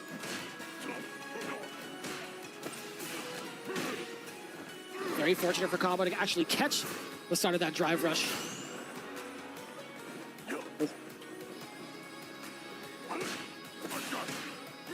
That's a side to go after a block sweep. Oh, too far for a conversion after the counter hit. Juicy Joe trying to keep Kaba away. Standing medium punch, a great tool. Most definitely. Oh, that was so slick! Wow. He slid across the screen. Yeah. Fake goes to set that up. Then he drive rushed in. Clapped Kaba looking to play a projectile game, but Juicy Joe baiting him out. There's the punish counter. Back throw. Sets up. And now it's a burnout. Now it's going to be a huge comeback if Kaba's able to do it. There's the chip out. Nothing doing. A very smart drive reversal. Put Kaba at pixel life. He wasn't able to block anything at all. And of course, the gray health came off with the chip. And that was the closeout. That he needed. Good stuff from Juicy Joe. So I'm very smart play, very composed play. Both of these players really impressing me with their composure. Well, I hope we're in for the grind, honestly. I want to see this go to the final round between these two. You can see a lot of the changes, a lot of the adaptations coming in between each of the decisions made. Kaba there with a much longer drive rush, as he kind of pointed out. Trying to see what Juicy Joe reacts with. Maybe there will be a Nexus possibility for a mix-up there. Oh. Nice. Pretty decent defense. Yeah, kind of mitigates that with the jump back air to air. Yes. Still gets picked up. That was godlike. Oh my word. It wasn't a punish counter though. Still pretty godlike either way. Kaba must have thought he was out of there. Oh my word, he's going to be out of life now as Juicy Joe going to close it out. Oof. Take these 2 bars into the next round. I like that answer though from Kaba. And he did actually escape then if it wasn't a punish counter. He just thought he was at safe range. Yeah, now I'm gonna check that out. It's gonna drive me crazy. Possibly just like a walk back. Maybe I'm overthinking it. But right now, Kaba. Let's see. What type of threats can he present? Juicy Joe, it feels like he's covered all the ranges quite well up until this point. I might have spoken too soon. Answers the parry into drive rush. There's a perfect parry though from Juicy Joe. He's going to set this up again with the corner carry. Set up the portal. Oh. Not even going to try to attempt to whip punish that medium kick. So deceptive. Oos! Got a counter hit against Juicy Joe. I don't even know what normal that was. Didn't even see it. Yeah, I think he literally just hit the first couple of startup frames, never even got to come out at all. Oh, the amnesia.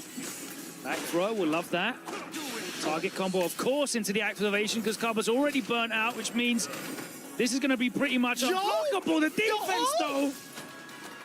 That was godlike. That was pretty godlike. Oh, Kaba, you survived all of that. And then at the raw DI, but he drops it and it's into a reset anyway because why not? Oh my word. No way. Not like this. That was the illest defense up until the point of the drive impact. I was like, yeah, the target combo into the level 2, you're already burnt out, you're already in the corner, you are cooked. But Kaba somehow found a way to weather all of that. Wow. And then just at the raw drive impact. Whoo-wee, these guys are slugging. That sequence was mad tricky. And that's so ballsy from Joe as well, because like that block sequence was superb. And you've got to be looking at him as a JP player, like how? No, Juicy Joe was like, all right, cool. Let's see you react to this then. And that's very smart psychologically. All right, Kaba, the suit is on. It means business. I was just about to ask. Is he calling the meeting against the accountant? Is he actually the auditor? Who knows? Oh. I want to know where the money in my account's gone. Zangief in the background probably asking if he got paid. Real money or bison bucks. Oh, yeah, I like that. Nice and getting paid? Yeah. You guys got paid? The classic. Oh! So Juicy Joe at the deficit currently, right? Is not going to be at liberty to set up anything, really. No, he's got no space to work with either. Harbor, beautiful spacing on that, and the crouching medium punch opens him up. A deep breath there from Joe. Harbor looking to level it up, and again, slightly poor spacing on the drive rush.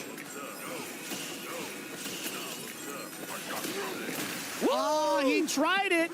I like the adjustments. Just going right into the drive impact off of the drive rush. Crouch medium punch as well, right? Here we go. Ooh. Get back there. Oh, forward throw. All right. We'll take it. What a whiff punish. Damn, that was still out there? What a whiff punish.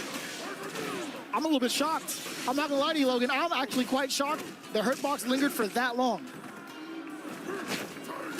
What a beast. It actually balanced JP. They weren't lying.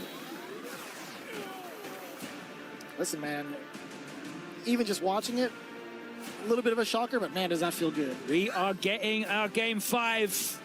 Kaba leveling it up. Damn, that was quick. It was a quick 2 rounds against Juicy Joe in that game. These guys are fighting now you're in the streets, layers, man. on the stage. It feels like it goes back to square one in terms of like all the adjustments that have been made up until that point because of the fact that we're starting to see like the checks. That's the best of one, so I can just throw whatever I want at you. Let's go.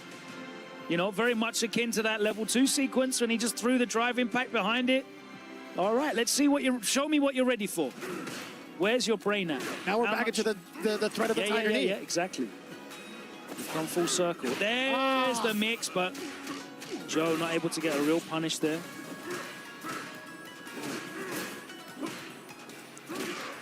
Just eat that fierce. Oh, that was mad far. Sick conversion. I don't even think that was a real conversion. I'm not gonna lie. Yeah, that's the risk you take pressing heavies in the corner. That jump out threat. Oos. Coming to the rest of the string off of the Nexus. Get off me, please. Going off from Joe, opting to go for the jump in. Yeah, looking for a tiger shot behind that fake ghost. That's come a couple of times. So I respect the call out. Oos. Juicy Joe out of burnout now as well. I like that. A couple of fake ghosts.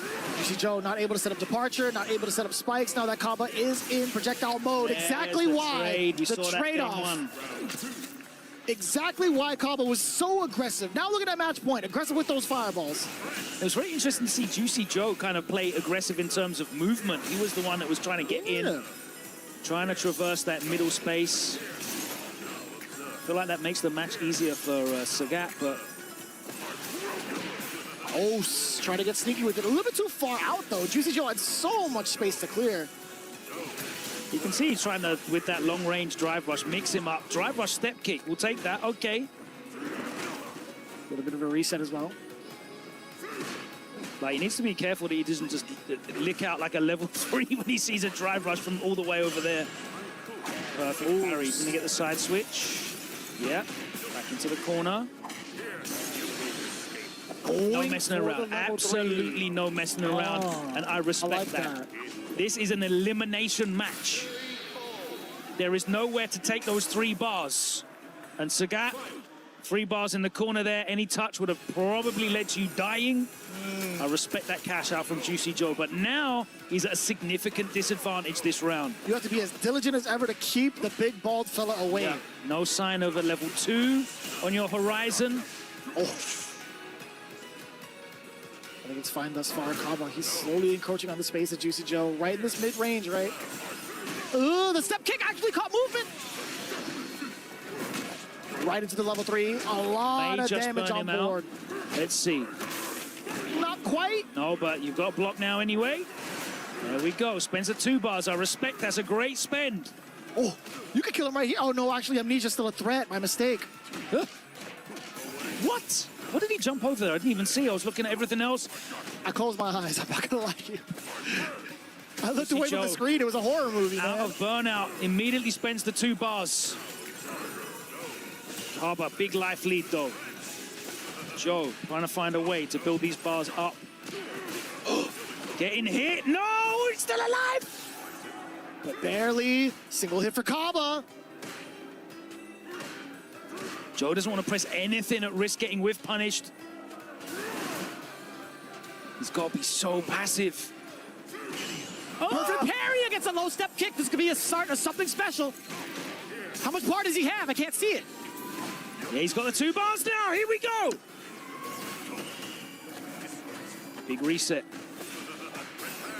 Oh, the command grab. Command grab. He saved it to the last Do it again. round. Oh, what is going on? Oh, and he licked it. My God. He licked it off for the tournament.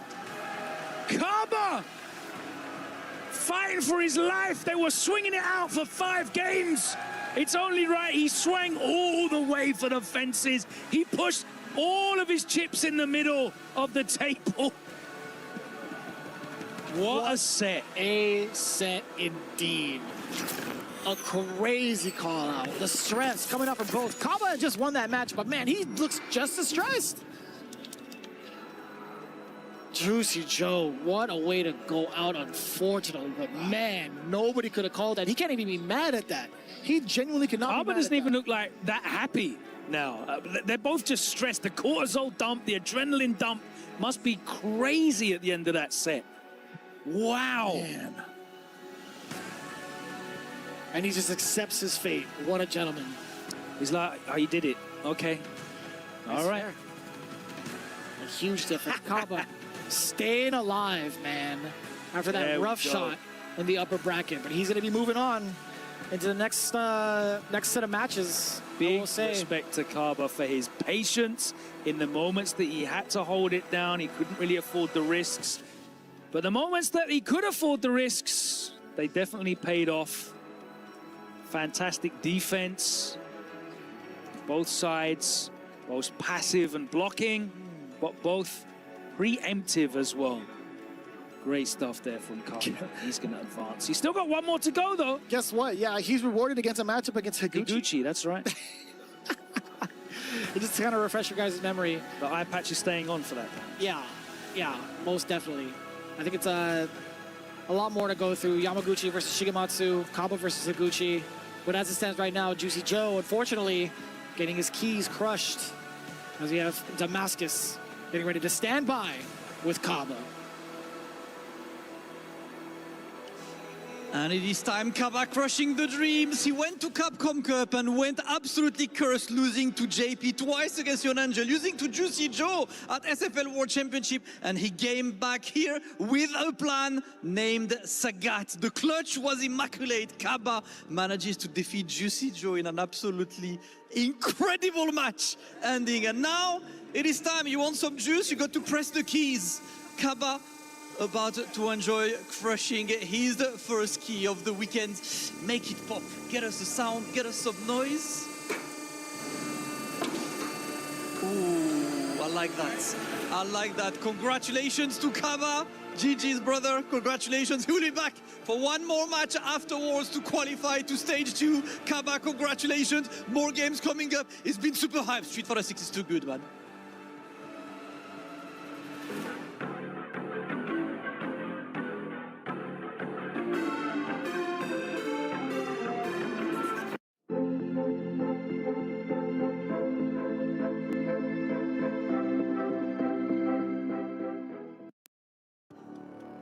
Couple more keys to go as we get ready to say hello to our next set of qualifiers for Group C. Fudo, obviously, he's joining the fans, yeah?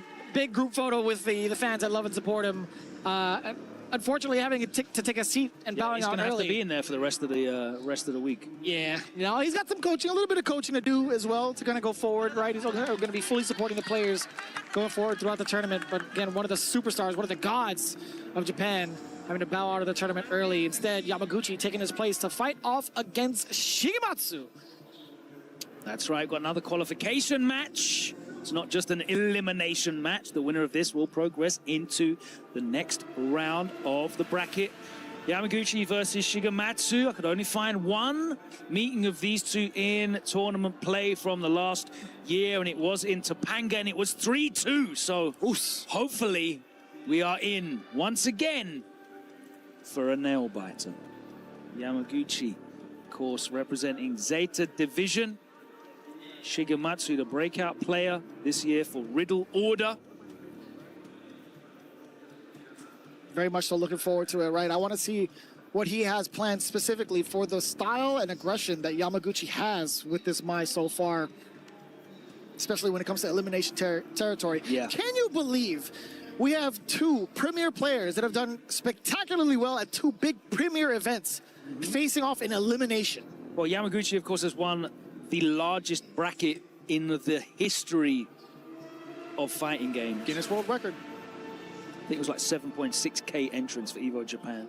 Shigematsu made it all the way to grand finals at EVO in Las Vegas. Big breakout performance for him. And yet we haven't really seen them play off against each other as often, which is quite a conundrum, honestly. The fact that it was only in the side of Topanga, but I think it's more so on the side of Shigematsu. You talked about breakout performance. Boy, this is definitely one for the books for him. This year has just been so ridiculous for this Blanca. Yeah, one of two Blancas on that Riddle Order team. Can't believe you got me saying Blanca. One of two Blancas. Got him. On that Riddle Order team. The other one is Takagi, right? Yes, both part of the coaching squad for Daigo Umehara recently for his famous Kimono Michi set. Bro, it's Blanca. Blanca. The announcer says Blanca. All right, when I hear you say Zangief, I'll accept that for you. I'll do that. Yeah. Do that. All right. I'll even shorten it to Gief. Gief. We'll take that. Yeah, I feel like the lack of head-to-head meetings is more on the side of Yamaguchi, actually. He hasn't traveled as much offline, whereas Shigematsu's been everywhere. I feel like the Riddle Order army have been ever present. Like, I've seen those yellow shirts at pretty much every offline major. Yamaguchi, not so much. He's been at a couple, of course. No, I'm looking at it right now. I mean, there's been a lot of, I want to say, how much representation did Riddle Order have throughout like the entirety of the CPT? We've seen that yellow jersey a ton. Yeah, they've been, of course, Junior's been a big breakout player on there. We've seen Junior make a bunch of top 8s with which character? With Gief. Yeah, Gief. I'll say it, bro. I'll commit to it. All weekend long. Call me out on that, I promise you. But this is going to be a very interesting one at that. I mean, again, without any like official head-to-head results, it's crazy to see them now up on the EWC stage facing elimination. I can't harp on that enough, right? Blanca, Mai has been like, it's hard to say if both have been truly a terror because there's only a few amount of people really doing it with Blanca in comparison to Mai. Well, it's interesting, right? Because you had Evo, and then I think the next week you had the Japan World Warrior, and it was Nishkin and Takagi in grand finals of that. So it's like they all like they woke up like sleeper cell agents to take over the world. I already forgot about that. I saw that it was a mirror match. I'm like, oh boy. It was like a flash in the pan though as well, right? Because it's not like Nishkin have been putting up big results. No. Takagi hadn't really been either, so. And Michigan, like, at the start of Street Fighter 6 Season 1, he was, like, the premier Blanca. Yeah, right? Absolutely. Well, other than, of course, Mena. It took him a while to adjust because we saw the Luke come out of him. But either way, Game 1, Shigematsu, Yamaguchi. I enjoyed him at CEO. Jeez! Jeez, what a reaction. Get the heck out of here. And it wasn't even just like a normal. He went just straight aggression with the OD. He had the charge, so.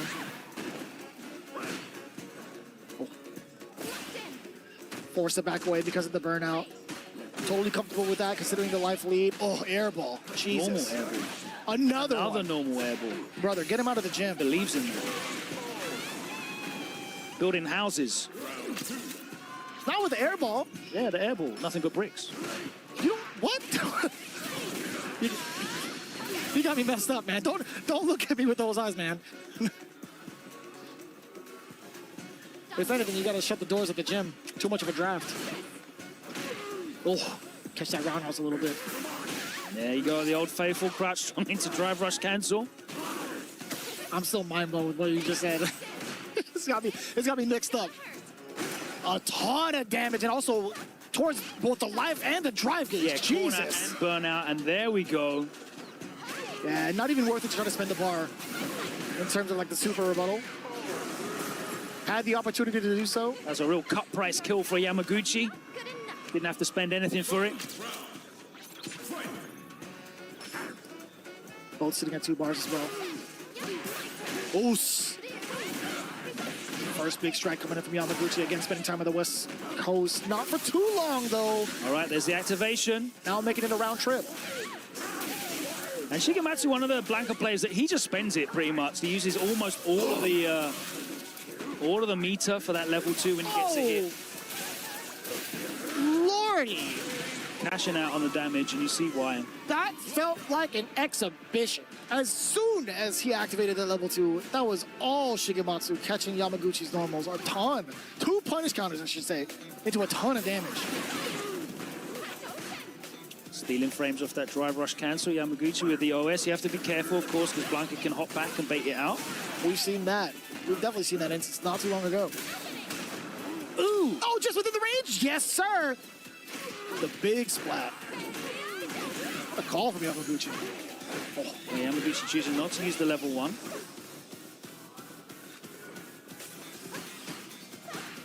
And getting away with a dash again, by the way. Oh, yeah. Can't take any actions after that one. Oh, well, you could do OD up all if you wanted to, but it feels just so out of the ordinary to consider. And again, Shigematsu going to have to adapt to that because Yamaguchi is OSing that for free. The hop could come into play, as you had mentioned. Yeah.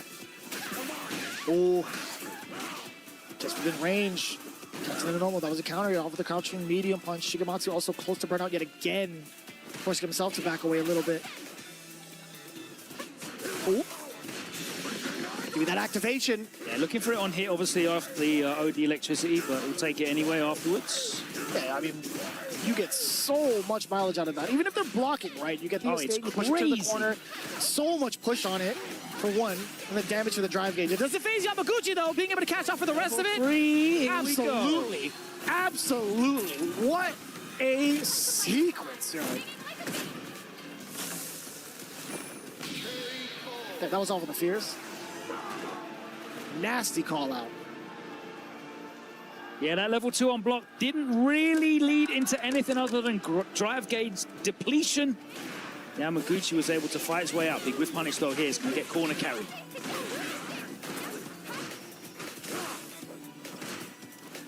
Still within the range to threaten. Oh.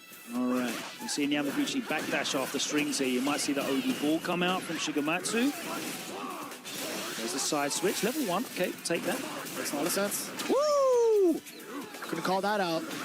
Little fella on the way through. Get the electricity. Give me that extension into another one. The switch up! Sneaky stuff. Damn, that's sick.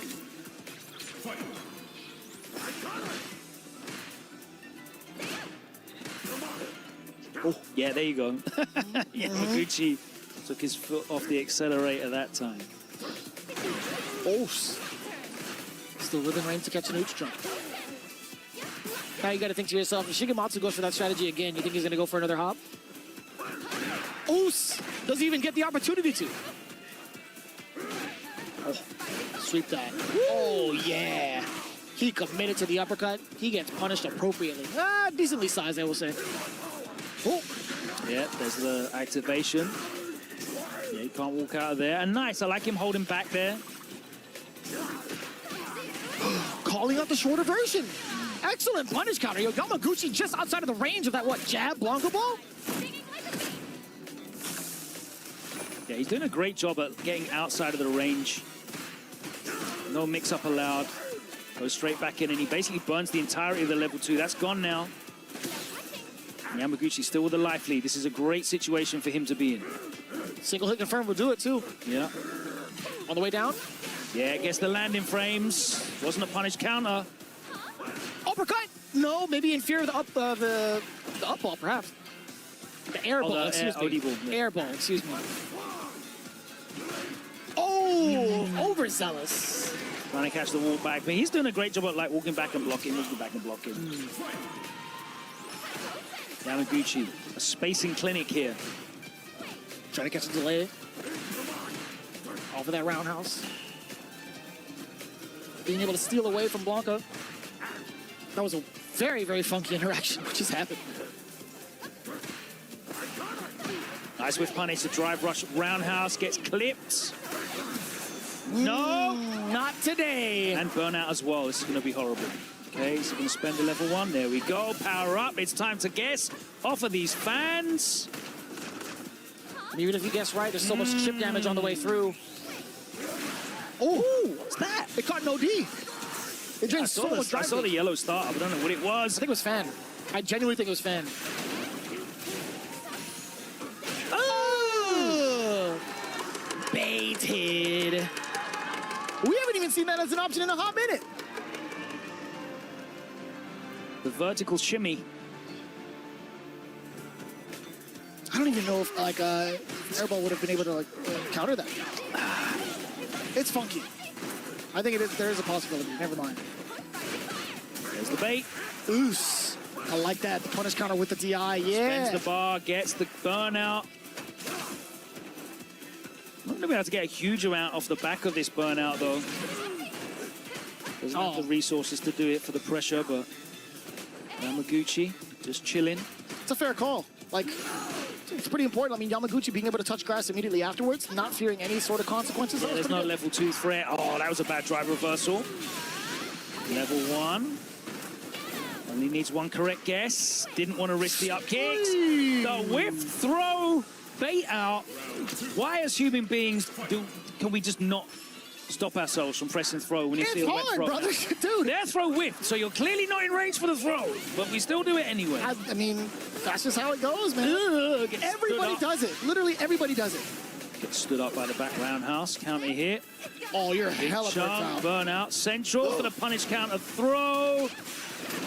It's an infinite block string. Oh, my word. And it's the enhanced version at that. Yo, Yamaguchi taking out the runner-up of Evo Las Vegas. Being the Evo champion himself, I get it, man. But damn, with the perfect to boot? Hot damn, Yamaguchi. Our first qualifier out of the lower bracket. And we say goodbye to Shigematsu, who's going to be very disappointed with that. Got the big win against Kaba, but you ran into Hanao. You just beat him down into that lower bracket. Yamaguchi showing his quality, why he won Evo Japan. He makes it out. It doesn't matter how you make it out of the pool because it's all redrawn in the next round anyway. All that matters is that you survive. And Yamaguchi has survived. Let's take a look at this here in the corner. Look at that backpack. There's no way out there. Covering his head. He just the whole that. He has to hold the whole thing. And Shigematsu kind of felt that. He already kind of knew that. That was as soon as he got himself window of the car. Into the corner. Man, a rough shot truly for Shigematsu. There was just so much potential going into it, but Yamaguchi just as strong. But we'll see how it plays off. The interview coming in from Yamaguchi standing by with Damascus. And it is time for the key exchange. Yamaguchi moving forward, but GG's to Shigematsu still, who has to give his key away to the victor of this match. Yamaguchi, it is time to have a quick chat with you, obviously. Thank you so much, Mari, for joining us. Yamaguchi, I've got a very quick question for you. To qualify here, you won the biggest bracket in history for Evo Japan. Now you're at EWC, you're first. How different is it for you to be on this stage compared to a stage like Evo? EVO Japan という大変大きなもう史上最大の、大会で勝ち抜いていらっしゃったわけですけれども、今回のような EWC のこの舞台と比べて EVO とこのEWC はどのような感想といいますか違いがありますかそうですね、エボジャパンは、トーナメント方式の大会なので、誰と当たるか結構わからない中で自分の力を出さないといけないっていうところがちょっと難しい。逆に EWC は対戦相手が分かってるっていうメリットはあるんですけど、出場する選手みんなもちろん強豪なので、そこがやっぱり難しいところだなとは思いますけど、ちょっと今回勝てたのでまた頑張りたいと思います。Evo Japan is like you don't know like who you will be competing against. That's the format of the tournaments. On the other hand, EWC, you know like who you will be competing beforehand. So yeah, these are the main differences. But whoever competing in EWC, they're all heavy hitters from all over the world. So like it's really tough. But I'm so glad I was able to win this time, and I will continue to make my efforts. Hey, only beast, congratulations Yamaguchi. I will let you go, crush your key, and I'm bringing a special guest to crush the key, guys. Rob the Builder is back. Ladies and gentlemen, Yamaguchi showing yet again that he's what? A big dog. The one and only. Congratulations again. That's my dog right there. And yet another key crush. We said that my man Yamaguchi's a Evo Japan champ. But Shigematsu just now was a runner-up at Evo Vegas. Still, though, it was not enough, as he goes from taking down the legendary Fudo to taking out Shigematsu. His reign of terror could not be ended. Oh, my goodness. And just like that, Yamaguchi officially moves on to the next phase of the tournament. Congratulations yet again. This is the type of action that you get right here at EWC. Ladies and gentlemen, make some noise for Yamaguchi! All right, guys, let's go ahead and keep things rolling.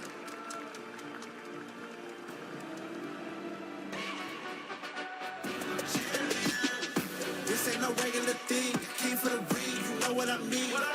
You see my name in the lights, better get right, I'm champion.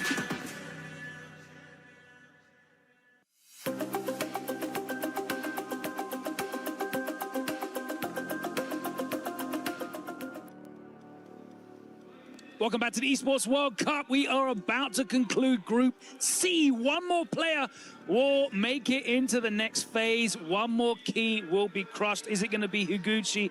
Is it going to be Kaba? Two Guile experts. But Vicious, is your money on a Guile mirror match, or are we going to see Kaba go back to the eye patch? I mean, you kind of see a little bit of that answer up on the stage right now. Unless you're not looking, you can see Kaba warming up that Guile as the button checks progress. But that doesn't, you know, that doesn't mean anything. No, I think it means a pretty significant amount for Kaba to get that warm-up in, especially with the different types of loops that he might possibly have to do against Higuchi. I think he's willing to take that bet. I think we might see that Guile mirror match. Well, it's a fresh matchup. These guys have not played in a major tournament final stage since 2023. Jesus. And that was 2-1 at FAV Cup. So whilst both of these players are super active on the international circuit, they have not met each other in a stage of a tournament as deep as this in a very, very long time. And these are two of the guys that are synonymous with developing Guile. I think it's a very big, important point to hark on. I don't recall off the top of my head any other Guiles that are doing it the way that Higuchi's been doing it for Japan, right? Like, how often does he have the opportunity to get this mirror match, in contrast to someone like Kaba, who has someone like A Knuckle Do, just off of just a very short list of other Guile players available in North America. Yeah, we still got like Lex in the bracket, but I know he's not always in America. He's back and forth, so yeah, it's going to be an interesting one. It's a character that's definitely fallen out of favor in terms of a frontline tournament pick. You'd have to say, alongside the likes of DJ and Chun-Li that were super prominent season one. Ken, you could add to that list, I guess, as well. Sure. But these guys have held out. They are definitely the main proponents, and it looks like we are locked in to a mirror match. No Country spoilers. Music Awards versus Flat Top. I'm actually like still the flat top fan. Yeah. I'm really not in any position to kind of speak on the hairstyles, but it's just a classic. I mean, you can be an appreciator thereof. Yeah, I mean, thanks, man. I definitely can be, and I will be. Into game one. Right off into the mirror match. One of the biggest things that we're looking for is how the drive gauge is utilized. Oos! Nice drive rushing behind that, but it was perfect. Parried. That was kind of slick. I like the attempt at trying to catch the Sonic Blades recovery. Just outside of the range. Counter hit, beats him to the punch. Upside down kick, stuffed. Kaba lets it rip. 2 bars. Maintaining that life lead here. Ooh. Step kick on the way through. Again. Interrupting all of that with a Sobot. Momentum right back into, I want to say Kaba, but he wasn't even maintaining any charges, right? He was looking to slug it out. Maintaining no charge means no sonic booms to kind of stop yourself. Ooh, nice, that was sick. Messed the spacing up. And the punish counter light kick with the drive rush. Cancel, closes it out. Looking to start the round aggressively as well, but Higuchi shuts the door on that. Oh. And he was inviting him over, too. Just looking at him move back and forth. Got a big screen TV and I've got a reclining sofa. Come over. Oos. Got snacks. I love that. And all it was an upside down kick. It was a pack of Sonic Blades. Side order of booms. Wow. A little bit of crosses too. Yeah, again, he's fighting him over for a fisticuffs match majority of the time, or at least before the exchanges of the Sonic booms. Fully understand the passive, you know, wait and see style. This is an elimination match. And the thing is, in these big events, this is not like a pro tour. I'll see you next month, guys. Meet you at the next offline premiere event. This is it. This is the Esports World Cup. You got to wait until next year for this opportunity. Damn. So I fully understand that trepidation. This is a big key in the Capcom Cup. Woo! You have to, a big whiff punish, but you don't even have to try to like go to a majority of the events if you so please. Just go right into the training mode. Oh boy, nice and easy. Low forward punch counter, pretty staple going into level 1. Kaba a little bit low on the drive gauge, just a tad bit. Response to the fireballs being called out. Higuchi making it very much so aware of that. He's willing to spend the OD booms, willing to set up the cross. And some of these blades are just coming out. I want to see them unscathed. I swear you could low forward though. That's gone.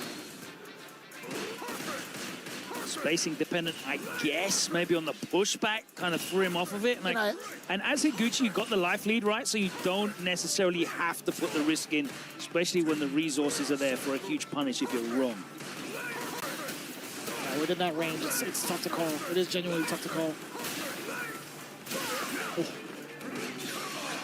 Going right into it, level 2. Change to the drive gauge against Higuchi. Okay. A little bit of a mixed signal against Kaba. Back heavy gets blown up, and again, a big life lead here for Higuchi, and he survives the level 2, taking almost no chip at all. Oh. Let alone damage. And he can just wait this out now. Doesn't need to. Yeah, gets the green light and reacts to it. The sense of urgency was there. You only had 8 seconds left on the clock. Yeah. Kaba was not going to sit still and try to like force an opening against Higuchi. Outside of drive rush, funny, right? throws are not going to be enough. Overhead's not going to be enough. Yeah, Kaba, one of the very best at reacting to the green flash with the OD flash kick, and Higuchi that time was ready and waiting. That time does get the punish on the start of the cross, or the blade, I should say. Oos! Look at that. Both meeting in the air, upside down. Counter hit, love it.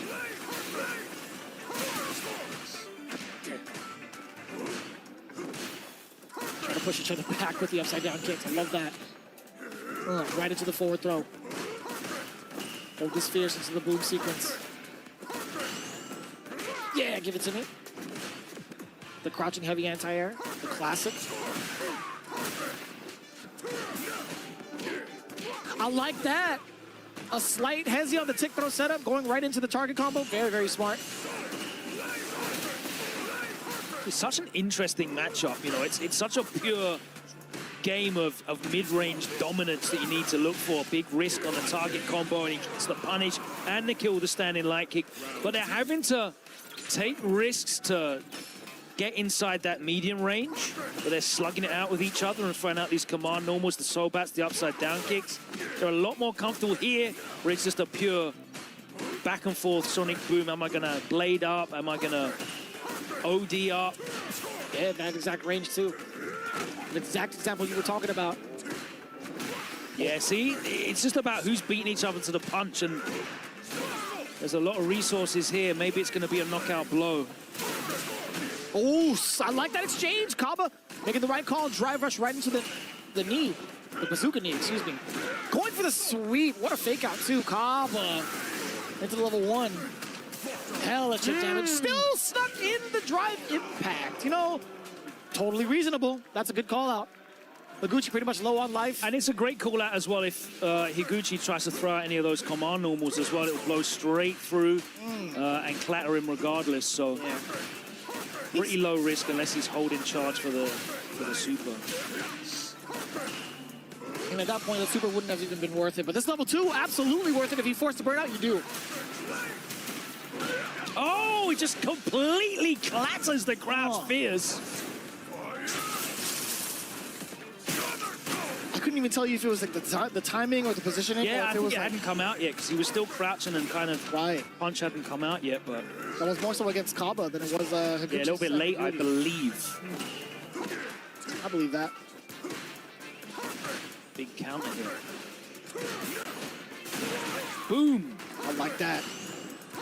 And this time Higuchi actually committed to the back throw. Excellent call off from Kaba.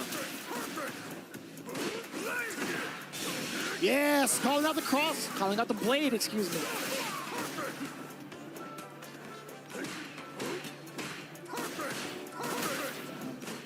Yeah, both dashing behind the clashing booms there.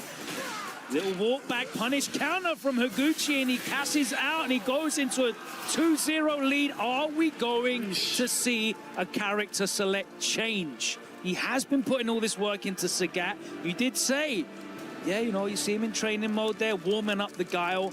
Has the split between the Sagat and the Guile been detrimental? Because you are going against a player here who is mono Guile. He is a character specialist. You could say right now the character specialist when it comes to Guile. We look at Do, he's using other characters, the Maya, the Cam. You look at Lex, even Lex has got backup characters. Higuchi is riding out, and it looks like Kaba's going to ride it out as well.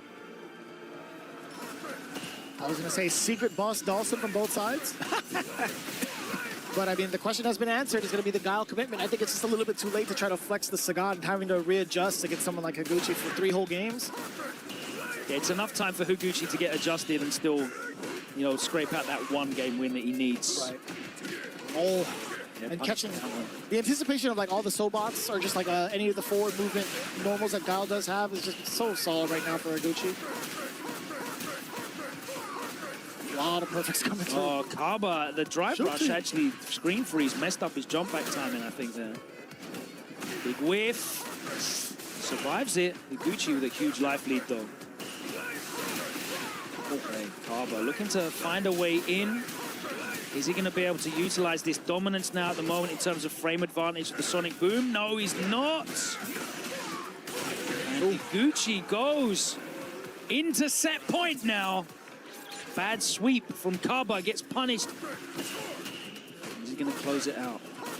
Oh, did you get a pretty Hail hefty Mary, read yeah. against the Sonic Boom? Higuchi immediately fires back with a read of his own, going in for the OD flash. And it's crazy, right? Because he can just big blind you the whole time. He's got 2 games up. He's a round up. Anytime you get in, he can potentially throw out an OD flash kick and not really care. It's going to be so difficult for Kaba to be able to bring this back. Nice! Or is it? Or Big is it? size 14 army boot. No, you tried to go for the overhead? Yeah, the overhead reset would have been the game, though. So I respect Higuchi. You can take those gambles. That's what I'm saying. And it's on Kaba to be ready for everything. Such a stress, such a drain on the mental RAM, the capacity to process and predict and identify all of the possibilities. Nice anti-air, occupying that space. I mean, the one benefit is obviously this is his character, right? He's been putting other people through this, so he knows what to anticipate.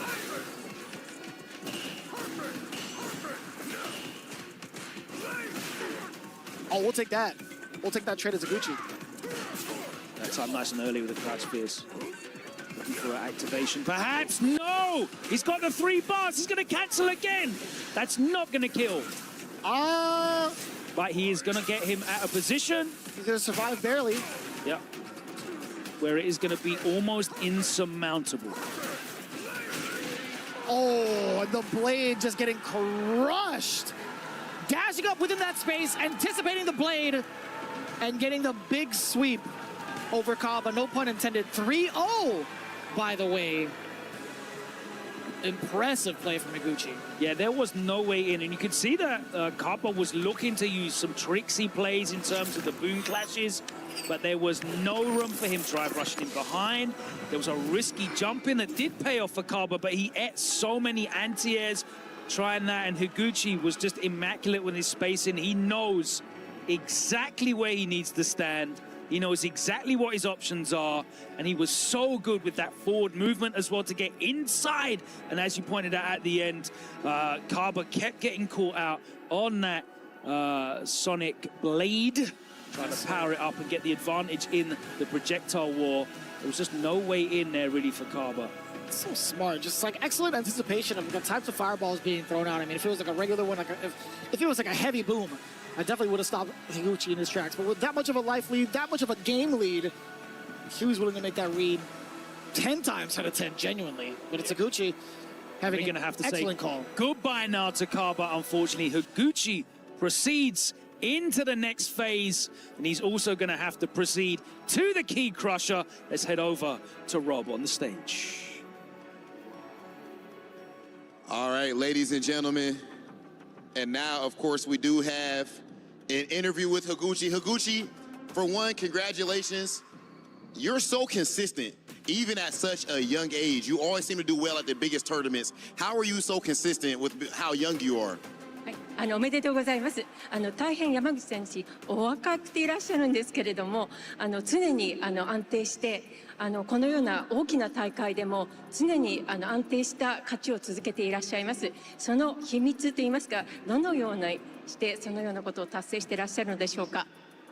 そうですね、山口と、あとチームメイトのメナ、そして桃地さんとか、そのゼータのその練習場があるんですけど、そこで本当毎日のようにこうみんなで集まって練習してっていうのがすごいこう身になってるのかなと思います。Well, there is like a practice camp, so to say, like, we all get together and practice, and like, consistent practice and rehearsing will be fulfilling my goals, I think. Okay, even with the moment where he has all the spotlight on him, making sure he shows love to all of his training partners. Ladies and gentlemen, please make some noise for Higuchi! Higuchi, go ahead and crush your opponent's key. Thank you, Rob. And it is time for Higuchi to destroy the opponent's key. He's moving forward to Friday, stage 2 of the tournament. After a strong start, the Guile Master is then, he said himself, right? Consistency is key, and it comes from my community, from the people who train with me. He's been a hard worker, he's been a student of the game, and he is rewarded with one of our favorite moments at Esports World Cup, aka time to crush the key. Commiserations, of course, to Kaba. Had to fight his way through that loser's bracket, unfortunately unable to run through that Guile mirror. But right now, Higuchi, representing Zeta Division, gets his moments with the Crusher. It is time to pop that key, my friends. Oh no, we're crushing the Crusher as well. Ooh, ooh, the entire Crusher is destroyed. The key, the Crusher, the opponent, the Guiles, the frames, the drive. He's killing everything, brother. Higuchi on point, a bit too much, my friend. Too strong, as that will be fixed with our friend. My brother, you are too strong. That's all I have to say, guys. He's too strong. That key will be destroyed in a moment. He's destroyed everything, competition included.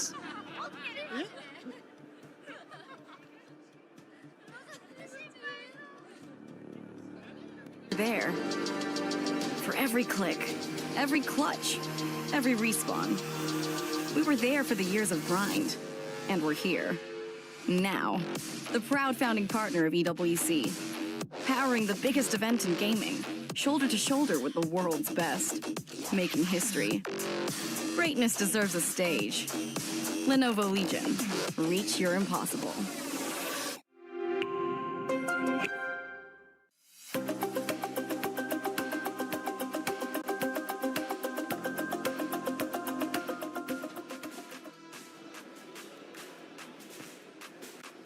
Well, there it is for Group C, now all concluded. The keys have been crushed. Well, -1, the crusher broke just for a second. Higuchi too strong, not only in a competition, but also for the key crusher. He'll be back, though, I'm sure of it, to crush that key and get rid of Kaba. Hey, welcome back into the Allianz Vault. I'm Taylor Reflections Noble, Jammers, and Ringe. Welcome to the desk, man. How you doing? I'm doing great, man. Glad to be here, especially after those 6 matches that we just saw. A set of 6 incredible matches, including, what, 2 people getting sent home? That's it's right. wild to see, man. Yeah, 4 people, in fact. We're crushing keys all day long. We're going to be finishing up 2 groups. This is Group C. It's now over with. First match, though, was a good one, at least coming back from the first 4 rights. Of course, it was Moke going against Higuchi. Now, Gaio versus Chun-Li, and Chun-Li brought the hype.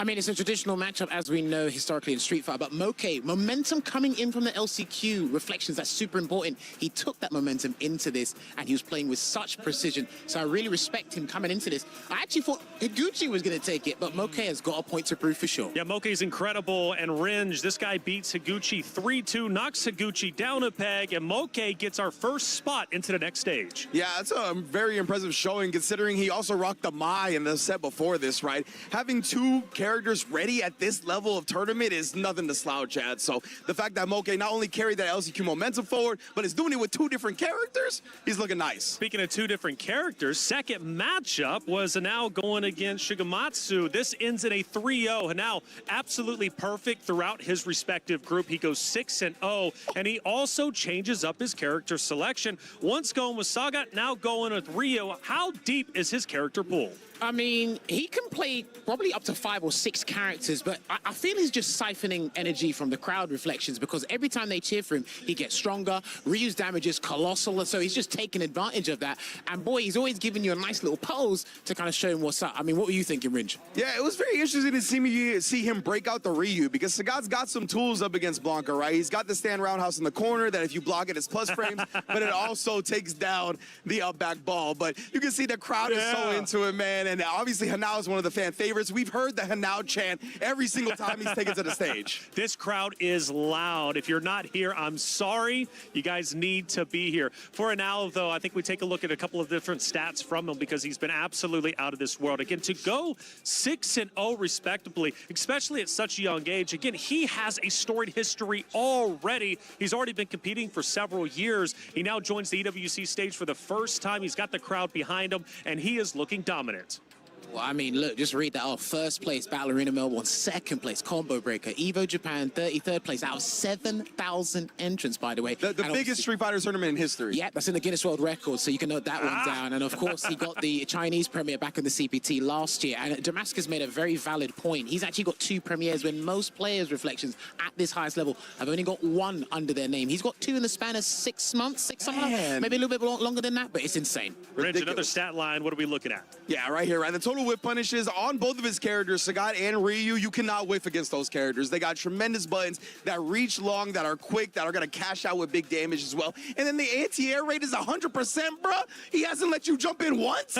That's incredible. I mean, 15-year-old reactions are no joke. One of them was a parry as well. So I guess they're going to count that as well. So fair. I'll count it. Well, going to another matchup. This was an elimination matchup. It was Fudo going against Yamaguchi, and the crowd did not like this one. Actually, excuse me, Juicy Joe versus Kaba. I apologize. Kaba getting the win. Now this, you want to talk about parries, had you guys going insane in the green room. I mean, listen, don't count you out. You joined the party when we were jumping around. I promise you, guys, if you could see us in the back with this matchup, but I tell you what, right, it's been insane, because we're looking at Yamaguchi and Fudo right now. Yamaguchi, he has nothing to lose at this point, so he just has to stay on point in regards to what's going on. But Fudo, double mied. Double mied. Double mied, man. That's definitely a heartbreaker for him for sure.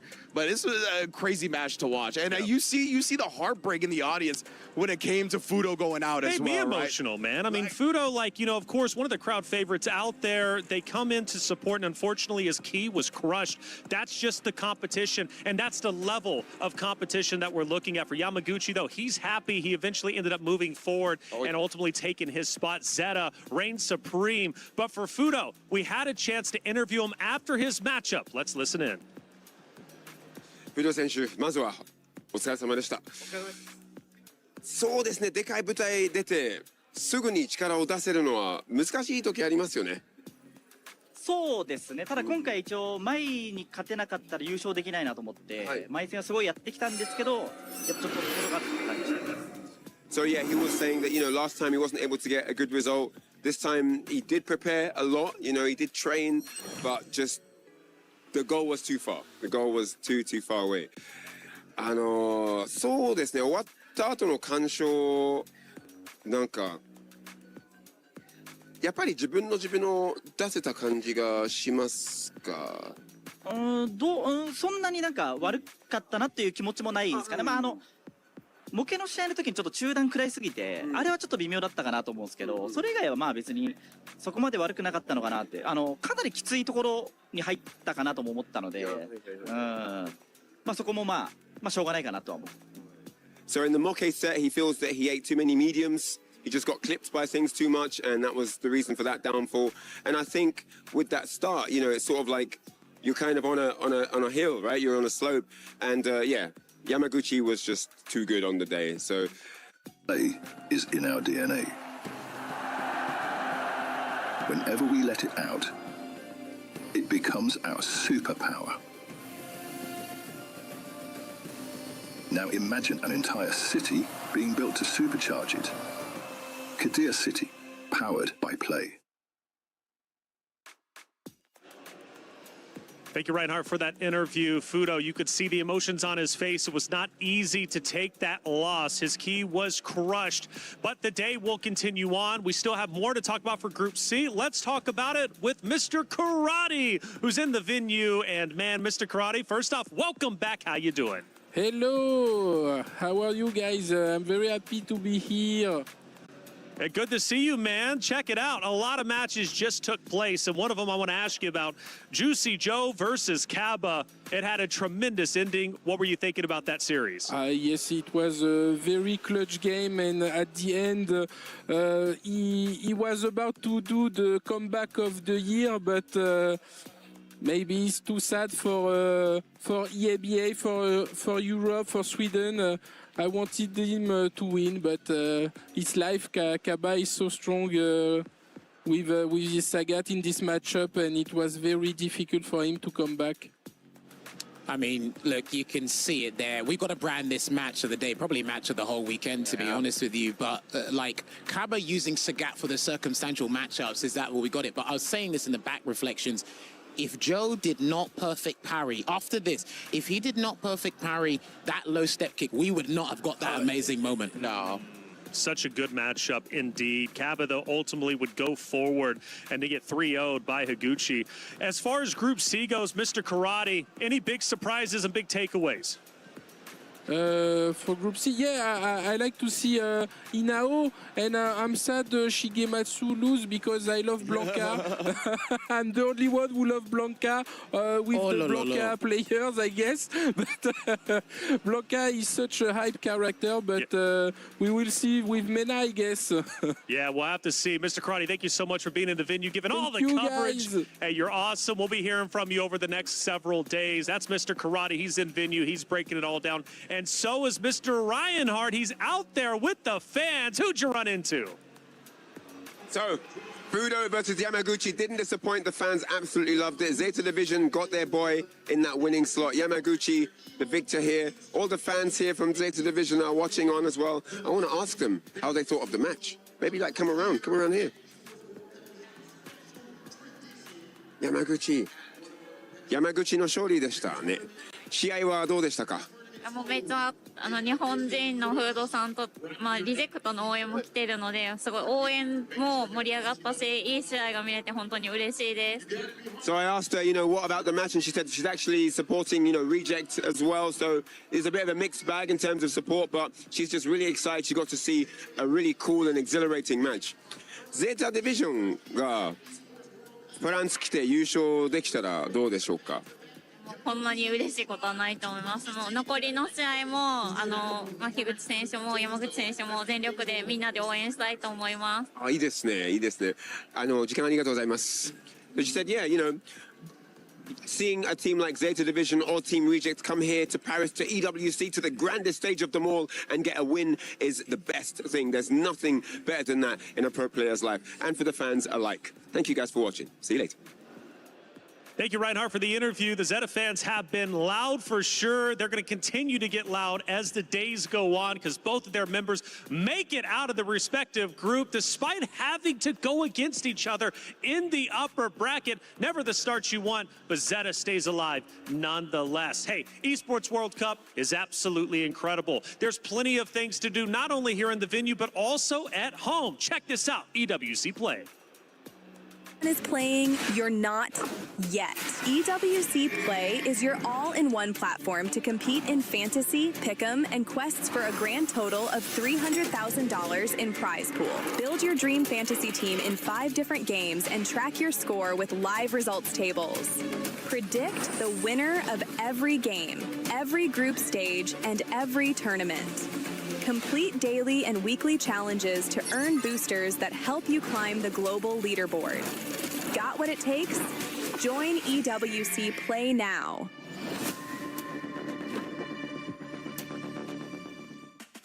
Well, that's it for Group C, but Group B is about to start. Fresh matchups, but it brings 4 keys being crushed and 4 players moving forward. First matchup is going to be Angry Bird going against Nephew. You got the man who refuses to lose versus the man who always wins. What do we think about this series? Man, as you can see, 87% towards Angry Bird. This was actually my upset pick of the day. I actually have Nephew going over Angry Bird in this instance. Nephew has been one of the most consistent players since the launch of Street Fighter 6. He's got a real cool, calm demeanor to him, so he gets overlooked a lot. But when it comes to the skills, he's right there with the best of them. All right, well, you are the underdog in the pick. Let's see if it pays off. For Angry Bird, he's the heavy favorite, but can he get the job done? It's time for Group B. Let's send it to the stage.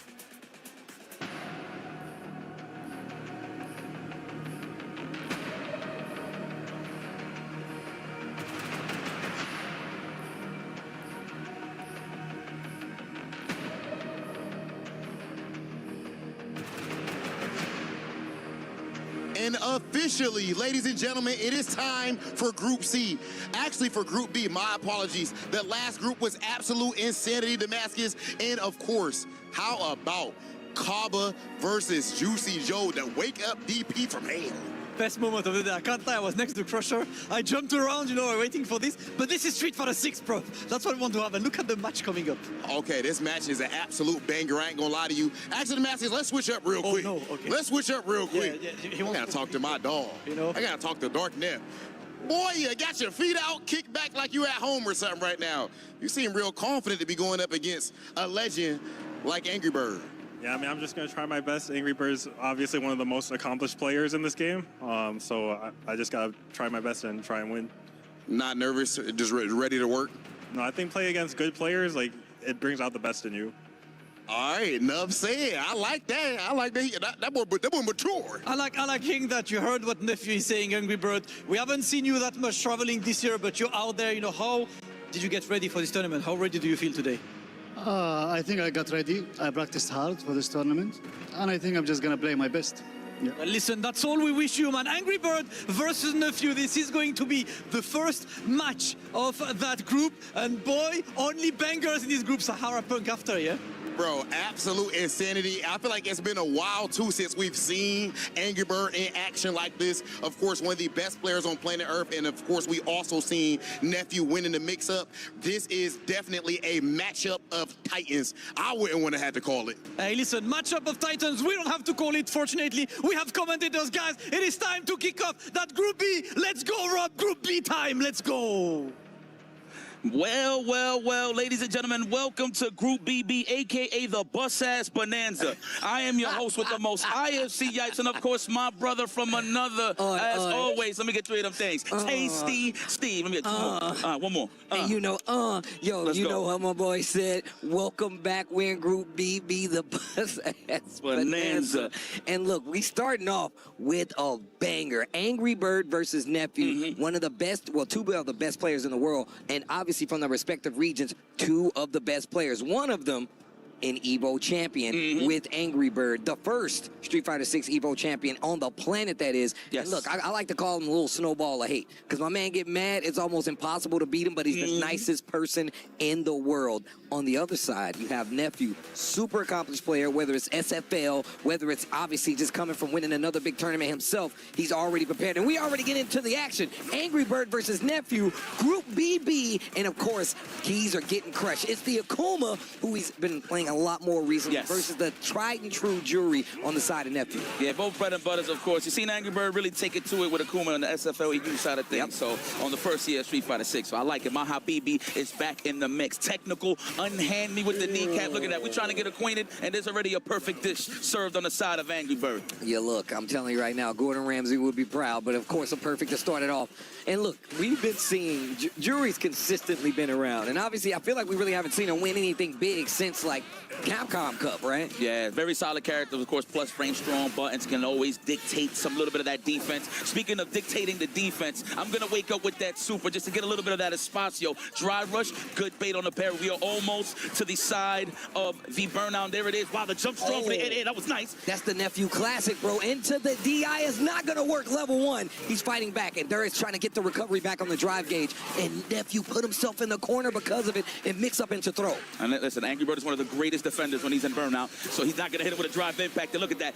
Great defense, led to some great offense, got out the corner, finished the job to keep Nephew at bay 1-0. You're holding up the team logo. And look, man, we know that this dude Akuma cannot take a hit, but he can damn sure give a hit, though. You have to be careful versus this character, no matter who you are. So obviously he's going to be playing for no staying fierce ranges, right? But the thing that I love about Angry Bird's play is his defensive style of just becoming the wall, just to force that offense. That way he can pick his spots, so actually counterput with a jab. So you're going to see it here, especially when he loses his turn, as you can see. Watch, you're going to see very solid there. Another throw, unhand me, says Angry Bird. There's the plus frames represented there with the stand strong. Ooh, bad call out with the roundhouse Tatsu. It drops the combo after it, answers instantly with an OD uppercut. Bro, this dude Angry Bird is he instantly finds another way, bro.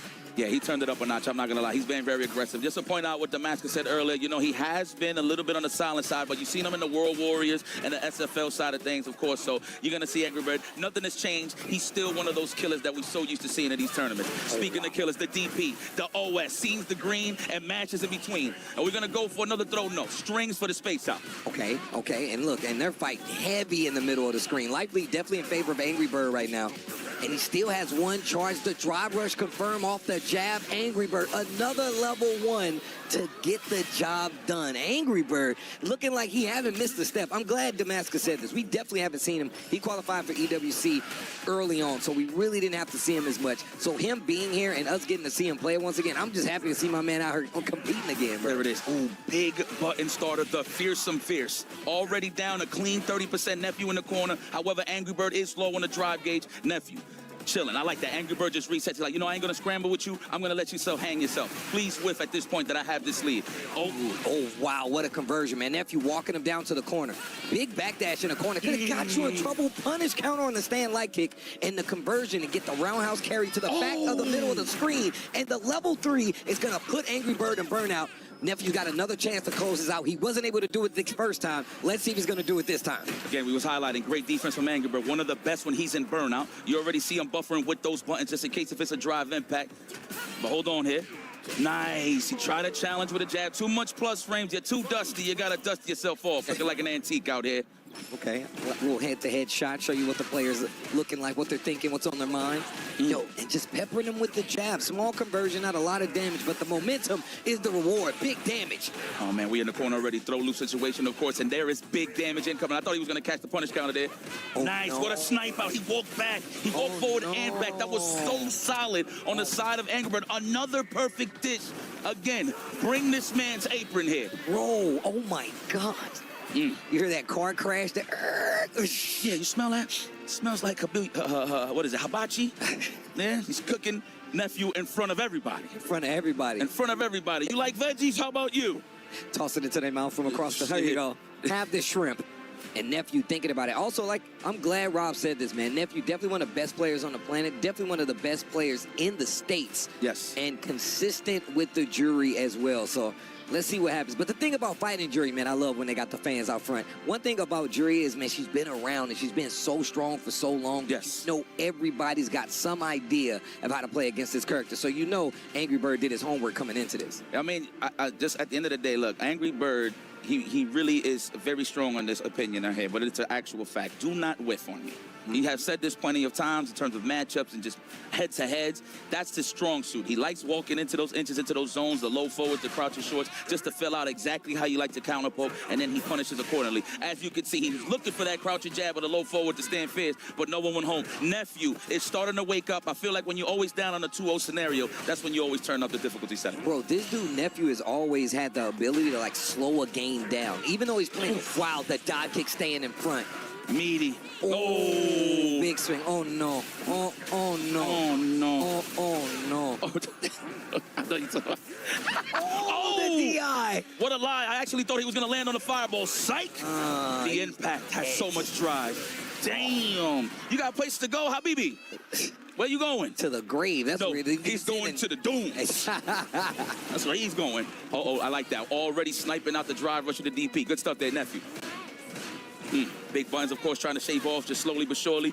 The pressure's on. Good snipe out. Okay, he'll take some damage leaving out, but at least he can reset on the neutral side of things. Trying to clip the legs on the walk back. Wow, on the low forward. Jeez, and this dude Angry Bird is checking hard with the jabs, but now he's in burnout. No stocks on the side of Nephew and Jury, but he's keeping his corner. And now all he has is level 1. That's his only defense against the DI. Air fireball, extra low. Jump wasn't safe enough. Caught him reaching. All right, nephew, hold on. Listen, at the end of the day, it's not how you start, it's how you finish. Can you actually close out a game against Angry Bird? Can you slow down the momentum? Already filling out the drive rush. What a beautiful punish there from the side of Angry Bird. Angry Bird with the momentum and just how he plays. He just takes it back instantly. And now you already in this corner. He's still on set point. Nephew needs a round to make this a match of contention. Otherwise, he's going to lose his first group match. And look, you don't want that to happen, especially in a group like this. Man, you saw the sneaky overhead. I know that happened like 100 frames ago, but he just walked up and just didn't let him have it. All right. There we go, close to the burnout side of things. Nephew's with it. Wow, what a way to snipe out the offense with the perfect parry. And parry, eh? Hey, like bars. That? All right, time to think about it. You're in that dehydrated state. You look like you need some electrolytes, my boy. Oh, he thought he caught the level 3. I thought he actually thought he was going to cash out. But now he's so close to getting back in the green. He's so close to touching grass with punish. He doesn't have a lot of meter, though. This is going to be a hard kill. Akuma ain't dead, even though he can't take a hit. Next guess right here. There it is. Condition early with the jab, backdash to catch him hugging paranormal activity. Bro, I know how I was afraid the fact that he got the jab, didn't confirm anything, and didn't get the kill. I was terrified for Nephew right there. But luckily able to run it back, gets 1 on the board. This is best of 5, first of 3 in this group stages, so Nephew still got a chance. He can't lose another game, though. Here we go. Nice. I'm pretty sure he sniped out a low forward there with the crouch throw on the Tatsumaki. The gold Tatsumaki. I think that's what it's called. Should be. All right, nice. Okay, the space out, love it. Did a little too close. That would have been a stand light punish on the side of Angry Bird, so I'm loving the spacing here from Nephew. Unhand me. Closing the distance a lot faster now, and now he's using that walk speed of hers. Akuma ain't got a bad walk speed himself, but she can cover the ground a lot faster. Yeah, that is facts. The fact that most of her attacks actually move forward as well is what kind of throws it off a little bit. Super annoying to deal with, especially in the ground game. Nice throw. So good sniper right there, big damage. Oh, wow, we back on it like that. Why not? There is a lot of cash on the line. I think I would have done it myself. Nephew on the prowl, the perfection parry. The Kurt Hennings comes out, and we got a level 2. Are we going to do this? And this is going to kill. We don't need a survey. We know the truth here. Talk. This dude, Angry Bird, like you said, man, perfect wall. A lot of it's so hard. And the thing is, Nephew is still doing a good job of walking him down, but Angry Bird holds his ground. My man is fighting a war out there, and he's, yo, hold. hold. That's it. He plays off of that. When he holds the lead, that's when he decides when he wants to take calculated risk or not. But he always becomes the wall again. That is definitely the highlight of Angry Bird's play. Nephew is filling this out, though. However, trying to go for the counter hits, looking for the throw. Angry Bird will take that all day. Wow, what a check. He caught the overhead. But he didn't do anything with it. And look, I'm telling you right now, this is an Evo champion we're talking about. We already told you how crispy he was with it. Goes back to the neutral, though. And I like the patience, walks right into a fierce, though. Oh, trying to catch the tech with the back roundhouse. These guys are scumbag with the tactics. I love it. Bruh. Leave it out all on the line. We got a level 2. He's going to do it. All the cash is spent. Is it going to be enough? I'm pretty sure Akuma hits like a truck. Survey says a pixel, but we still got a combo. I forgot. The wall splatted to the finish, and that'll do it. What a dominant performance from Angry Bird. This guy, no holds barred. He knew when to hold this ground. He didn't put himself in danger. Obviously, he plays off of him not whiffing, right? That's definitely something that he prides himself off, and he displayed that in perfect fashion. Beautiful stuff there from Angry Bird. Long game play for Angry Bird. I think he's one who always talks about how he's not good in the 2 out of 3 sets. He likes having the extra game there. Correct. So Angry Bird, this is prime territory for him to come out and potentially be an EWC champion, as well as somebody that can make it out of this group. We're going to take a look back at the replays. Early domination on the front end for Angry Bird. Big damage as well. Yeah, man, but that's beautiful stuff. But guys, more beautiful matches on the way. Just sit back and relax. More on the way.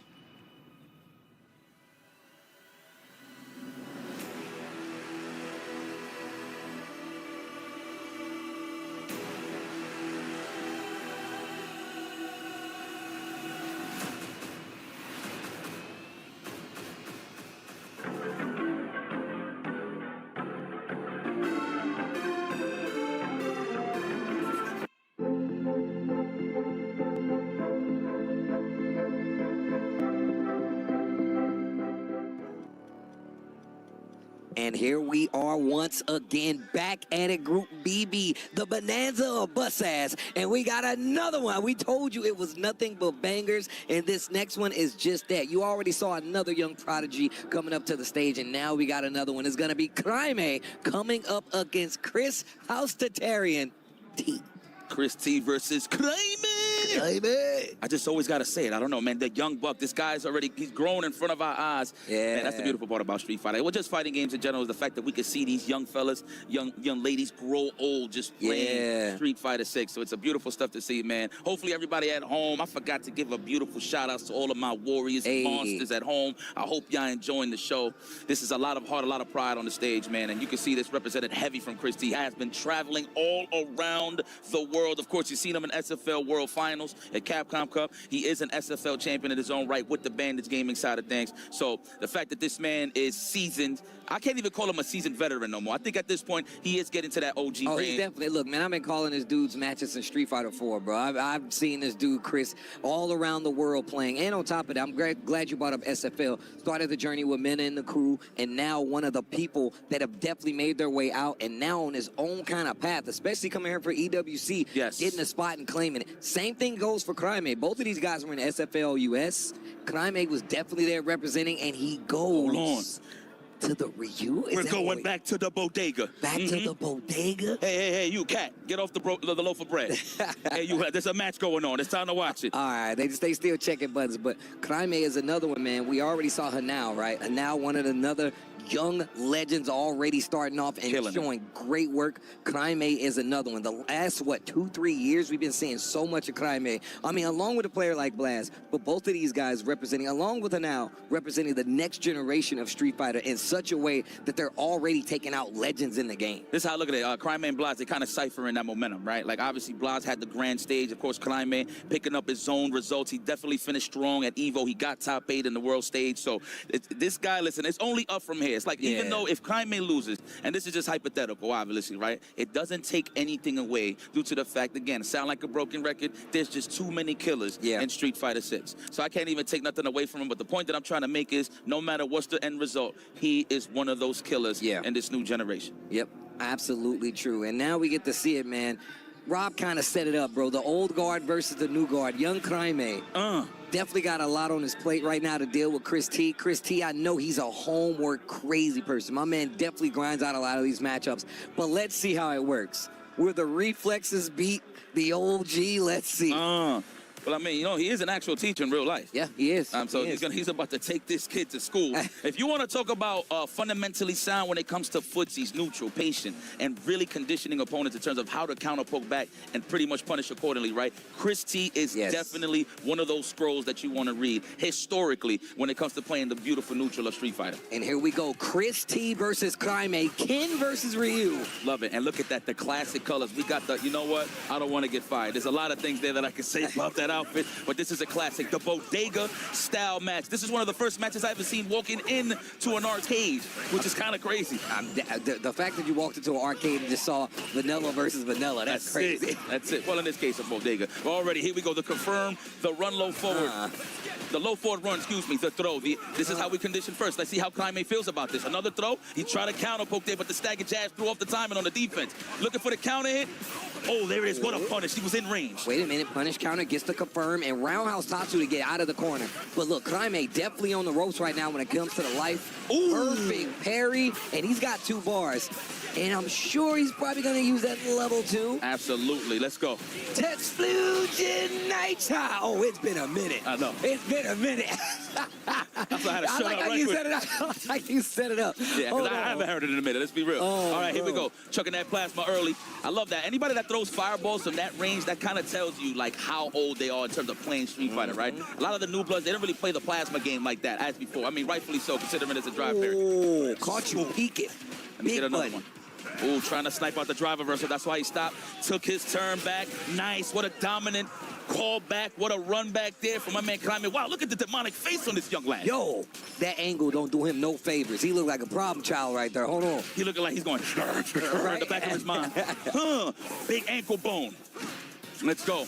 There we go. That's plus range. The Hoshugeki. You thought I was going to sit here and take that, young man? No flow chart offense for you, says Chris T. The drive rush has turned green. That's what I'm trying to get here. Another one. I like that crouching heavy after the drive rush to keep the pressure. He's not trying to give Climate any room to breathe. And we saw the throws in the corner really help him out. Yeah, I love that range from the stand fist. He's trying to get the low forward, but that was the answer that he was looking for. Big damage. Is it going to... It's not going to kill, but we have one more sequence here. The burnout. He can actually chip him out. There it is. Nice. The OD fireball. Jinrai, the overhead. That's a clean hit. No chip out needed. Chris T taking game number 1. Now, back during SFL US, I saw young Crimate get mad once. Yeah? Man, my man had the look on his face like you just told him he can't blow bubbles in his chocolate milk. My man was tight. I'm like, man, that little dude was mad. No, not my house. Let's go. You know what? I just wanted to highlight this right quick. Obviously, it's Ryu and Ken, but the reason why I bring this up is more so on the side of Chris T. He is super comfortable fighting Shotokan. Yes. Let me tell you. Historically, this is the matchup that he's studying, he's dealt with in the past. So he's looking very comfortable. Perfect dish. No, hood perfect. Okay, we take it. perfect. This is a bodega match, so you know what I mean? It makes sense. Shout out to the boy Mike Ross. Hood perfects all around. That's right. He knows what it is. Big bone Tatsu. Big ankle bone Tatsu. What a whiff punish there on the low forward. And this is the Crimate we're used to. Offense very heavy, not giving you time to breathe. But Chris T's been here before. Gets out of there, switches the sides, and now he's got the corner. Early throw puts him in danger, though. Crimate going to take full advantage. And I like how both of them are aware. Crimate wants to fight you in the middle of the screen. Chris T trying to push you to the corner and put you in danger. Like that, Chris T knows that Crimate is trying to invite that low forward drive rush. He can hit him with the padded OS. That is what Crimate sizing Chris T for. Ooh. Nice. Yo, Crimate throw fireballs like an old man, though, bro. He be throwing some classically trained fireballs. Let's go. Like that little light button to start the momentum. Chris, don't take the bait.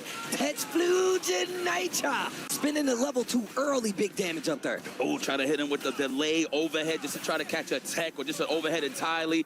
Big damage on the side of Chris T. We in that throw range. What are we going to do? Looking for the tech with that kill frame on the low forward, but we answer back. Climate. Overhead? No, not yet. I like that drive rush, taking his turn and get out of the corner. Now he's got a couple opportunities. C8 damage is not there on his side, so there's still a lot of fighting to do. And he's got 3 bars. Yo, Climate got aggressive space traps. You saw what he did? He did stand fierce, weight, pushed him out, then drive rush right after. Oh, big damage. Okay, we're going to the 2-0 scenario now. We're going to go into... level 2, Texflugen Nitra. Them bad boys is on fire. Now, if you know where that's from... Oh, yeah. Respect to you. Yes, obviously belongs to Ken, but what game? Yo, Chris T with the fan signs out in the crowd.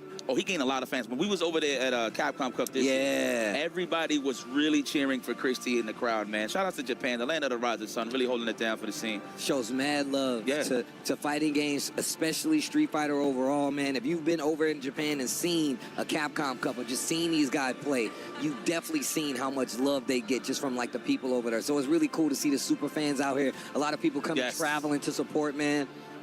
Them Falcon boys still in here, though. I know they all over the place with many games trying to get those points for their club. Oh, there it is, the classic. Yes, catch you ducking. You're going to hit this Dragon Lash combo. Oh, I love that. The deep jump in fierce. They just walk in slightly with the crouch jab. We trying to make this man budge. Open the door. Jab on the side of Crime Major to try to throw another option out there instead of attack. I like how he uses like buttons to try to bait Chris into doing something. Chris a lot of time not taking the bait, but I love that he's able to play this pace. Oh, another throw. You saw him react in real time after he got that last throw. Chris doing it. You called it out though. Great job at fighting Shotos. He knows what you want to do. Yeah, no, absolutely. That's just the game plan because he has the same game plan, right? So he knows what type of thing that the Shotokan Warriors is looking for. In this case, Crime Man. I actually thought Crime Man would go with the Bison, man. It looks like he just wants a reversal, bigger damage. I mean, Bison got it too. Oh, wow. It looks like he tried to check after the perfect parry on the fireball. Oh, second time we've seen him use that setup. Second time we've seen it work to a success. Crime Man, he's trying to get that momentum back on his side. He's starting good. He got one round up. Oh, no. He probably thought it was a fireball. Or that was a stand light or low forward. And he just got an input arrow. It's all right. Nice, technical. Oh, nice stand light, kick, punish, counter, drive rush. And now you're in the corner versus Crime, a delayed, crouching, strong, big damage. My man hits like a god out here. Watch the bulge. He said, welcome to the bonanza. Man, with the athlete's foot and all that, yes. No shoes. That's right, that ringworm is putting in work right now. The calluses must be crazy. The callus must be crazy, like getting kicked by a log. Here we go. Well, good stuff. Well, good stuff to Crime, finding his footing in this matchup. I know that's what he's looking for. I like how no matter what's the odds on the side of Crime, he always keeps that good, steady attitude. You can kind of see it on people's faces, right? Human nature. You see people kind of like, you know, losing their momentum and stuff like that. They're you can see the emotions on their face. And a lot of times in fighting games, we know exactly how somebody, we read the character, but if you get to see a look at the players' faces, and that's why the people watching at home, you guys are lucky. You get to see every reaction in a lot of these times to see just how actually affected they are. But also, Crime gets one on the board. Chris is on game point. That means if he wins these next 2 rounds, he wins. He takes out Crime and puts him on the lower side of this, especially now because this is his first match. You want to get that W. Looking for that punish counter, Chris T. You already see the turnstile roundhouse. There you go. Lost his turn off of the drive rush, of course, naturally. Good stuff there from a Chris T. Ooh. Okay. Yo, that Hashogeki, bro. He's been killing it with that. Now, Chris T actually had the space for it. He had the right idea, but wasn't in range for the stand rounds. Well, in terms of spacing, that is. Let me just go. That's a safe jump. Nice. Wow, he got a lot of cash on the side of Chris T. Very nice stuff there. Oh, organic. In this corner, though, the low parry, that means I knew the low was coming. I did that intentionally, with intent. Riding that momentum all full away from Evo. Look at Crime's face, bro. Yeah, he smells it. Yeah. I mean, he smells the pie of bus ass like around the corner, but it looks like he's missing an ingredient here. I love the DP on the side of Chris T. He's trying to keep Crime honest. Oh, no big roundhouse there on the side of Crime. Did you see what he tried to do to him? Try to walk up stand roundhouse, maybe a stand strong, either or. Love it. Fireball battles. Yes. It's one of my personal favorites. Anybody that Chuck Plasma know how to play some Street Fighter, that's how I see it. Roll forward to the enhanced uppercut. OD just clean. Oh, I caught you. Better than the punish counter. He would have been a burnout in that scenario. There it is, level 3, him immediately after the chin ride. Absolutely not going to kill, but we both going to be looking ashy here. Drag the fist, start the fire like a match on the street. Running kick? No, not even. He's going to go for the chip out. Oh, he tried to DP through it. He tried to set him up. Watch your legs. Chris T knows he just got to keep it patient so he can touch grass again, but just run DP anyway. And that is going to put him on set point versus Crime. Crime needs to lock in. Once again, this is group play. That means you just have to have one of the best records to make it out, and you don't want to lose the first game. The back throw. I'm trying to dry my clothes out here. Ooh, stand fist. I like how he's choosing that button now instead of the stand roundhouse. Keep it nice and solid. Oh, my God, I thought it was going to hit. Oh! Whips in. You see him go for the big bet level 3 attack on the drive gauge. And he missed the cross cut. Crime spent all his meter, but because of that, he's got another chance. Wow, challenge for Chris T. But it worked out on the side of Crime, and he keeps that pressure. Wake up, level 1. You think I won't do it? You think God won't do it, young man? Side switch too. Stand light kick just to keep him at odds. God, he's looking for it. You see the whiffing those little light buttons from close range just to actually get Chris T to poke one of those big buttons, to stand fierce or to stand roundhouse. He's backing up. He's looking for it. As you can see, he has the right idea. Oh, my God, watch your final. Oh, just a big shy into the super Crimate with the confirm. That takes us to 2-2. Final game for both of these players. And once again, this is group play. You don't want to lose your first game. It's telling momentum is on the line here. 2-2 equals the process bonanza. Welcome to the bonanza. No tickets here. Welcome to the bonanza. Grab a seat. Oh, nice. Like that, the plasma. These guys are chucking some plasma. But notice how it's usually when they're in the closer to the corner, not even mid-range. What a whip punish for the young lad, Climate. Below forward.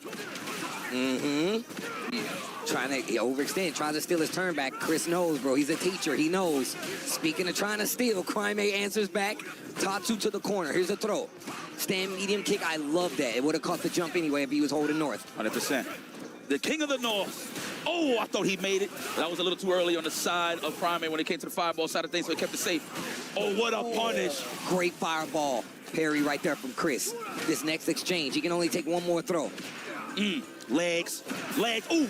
Come on, man. Got a little too thirsty there. You gotta spin that. And you can see it in Chris T's face. He's like, what the hell am I doing? Why am I pressing buttons first? That's the name of the game here, ladies and gentlemen. And Crimate has turned it all the way around and is now on set point. Counter hit on the stand, light kick, Chris T. There you go. Now we're in that corner position. This is where Ken loves to be. I thought he was actually trying to grab or check the drive rush, but was in range Crimate. At least he don't got a level 3, so it's okay. It's not going to be too damaging here. However, big, easy access to big damage on the side of Ryu. Man, he is getting dog walked into this corner. Bro, he is clipping him on the toes, bro. You need to put some sandals on. Nice. Okay, wait a minute. Give me a final game. I don't even care who win. Give me another round, though. I care. I love Bodega Ken. Oh, nah, I don't care. As long as it's good match. You right? Oh. I thought he probably thought he caught him on the tap parry side of things. Oh, that roundhouse. Got to pay a toll. And speaking of paying a toll, oh my God, he didn't get the level 3 drive reversal. Not burned out just yet, but both of them burned out. Goes for the super and he catches him running, and the run stop puts a stop to this match. Climate runs it all the way back to take the set versus Chris T. 3-2. Yo, that is nuts. And I know Chris T tried to hit the brakes a little early. That way he could recover. But I feel like he was going to be in that burnout. He's going to get chipped out regardless, right? So, man, I feel like if he really felt gutsy there, he should have just committed to the run DP or a run step kick. But again, the super would have won anyway. So run DP was the better option. But I mean, how you know Crimate going to do it, to be honest with you, right? That was a great defensive decision in for Crimate. It's not like he was representing it in that scenario every single time. So that was a great surprise and finished the job. And once again, Crimate, the young gunner out here, this dude plays like he's an older player, which is crazy. Great button knowledge. His spacing is immaculate. The way he plays the fireball game and the answer in the corner, the double stand fierce to get the hit. And this situation right here, this scramble is crazy. And once again, like you said, it would not have gotten caught. And with that, Chris T will be in trouble, but still in this group stage. And we have more Street Fighter 6 coming from EWC right on the other side of this break.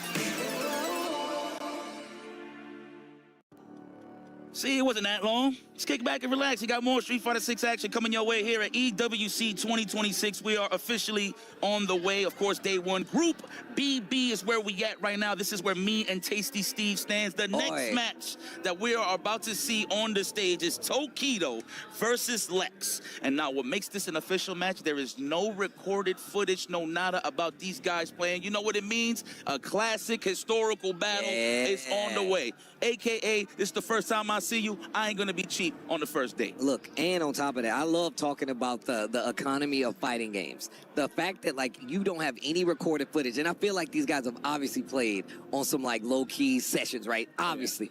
But when it comes to the set count, that's the only thing that matters. And to say you have to fight against Tokido a legend in fighting games. And you heard Lex he was like, yo, I'm going to beat him. He says, I'm going to beat him clean. And I like that. Lex wearing it on his chest. He says, you know what, I don't care who is on the other side. Tokido, Daigo, they're going down. But Lex has come quite a long way. Obviously over in Europe now, playing in SFL, he's taking out some of the biggest players in the business. And now he's got to take out one of the best players in the business with Tokido. The Mada face. Mada face. Don't put an R at the end. You got to put an H. Mada face. Okay, so Lex goes for the guy. I was going to touch that up a little bit. He does have a Bison. He does have good results with Bison. However, his real bread and butter is Guile. So, I mean, historically, when you really look at it, Guile kind of does have a bit of a tough time with this matchup. That's why you see the likes of Kaba always playing Sagat on JP. But, this is Lex. It's a different guy. He loves being a lot more aggro than keep away. Yes. That's just how he works. And he will take those big gambles with those reversals. You've seen it in the past with guys like Problem X in the first EWC, and he hasn't stopped representing that ever since. But that's a bit of an edge, though. You know why? Because the player's aware of that. That does mean that they're going to have to slow down or delay the buttons a little more, which means it'll give Lex more of an opportunity to take his turn back or just get some offense on his own more frequently. And that definitely helps him out. Like you said, he's more on the offensive side, especially with a character like Guile, who typically kind of plays the down-back game. He's Yes, like, sir. I'm going to let you run into these booms. But also, Tokido, my man be jumping. He goes to wherever the grass is greener. If it's cheap, he's in it. Historically. That's in the books right there. Well, here we go.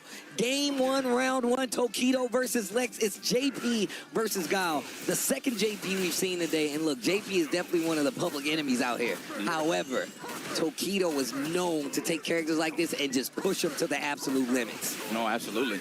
I like the career change here for Tokido. We're not talking about Street Fighter. He's here to the days dry out, right? He's rocking the JP. If people don't know the lore, Kakuru has been helping Tokido tremendously in terms of elevating his JP game, and he's been keeping strong with the character in these tournaments.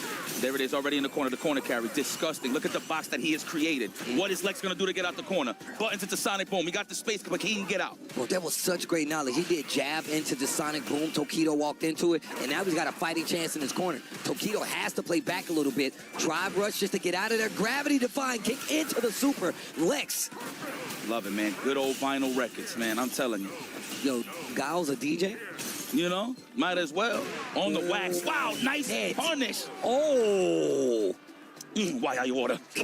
Yo, wait a minute. Lex getting the first round of the game. Hold on. Man, guy said, I pay my taxes. Right? Write-offs. With a flight suit. He's flexed at write-offs. Write-offs. They write these off. You know what, though? So Tokido hasn't found his footing. Usually what he'll do, he'll do preemptive buttons like a stand fierce or stand strong, just to stuff out Guile's advancing forward normals, right? But Lex is very wise, considering that he's throwing Sonic Booms instead of the normals once Tokido's in that range. So he's throwing them off just a little bit. It looks like Tokido is still trying to figure out Lex as Lex continues to be comfortable in this gameplay. I love the range he's playing at, though, right? Like, you got to be careful for Spike. Departure is there, too, but he's close enough to get rid of it by just getting off the screen. And now Lex has the corner position in his favor. Back throw that throws the perfect in the trash, but he's still got the life lead. Sick.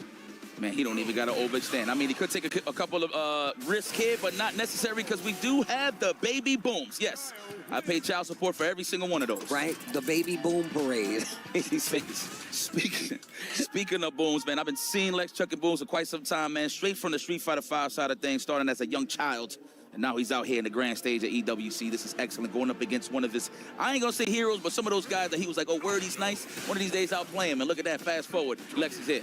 We say that out of respect. Every person that I've seen playing, I'm like, man, I want to play that guy and beat that guy. 100%. That's just how it goes, bro. That's how it works.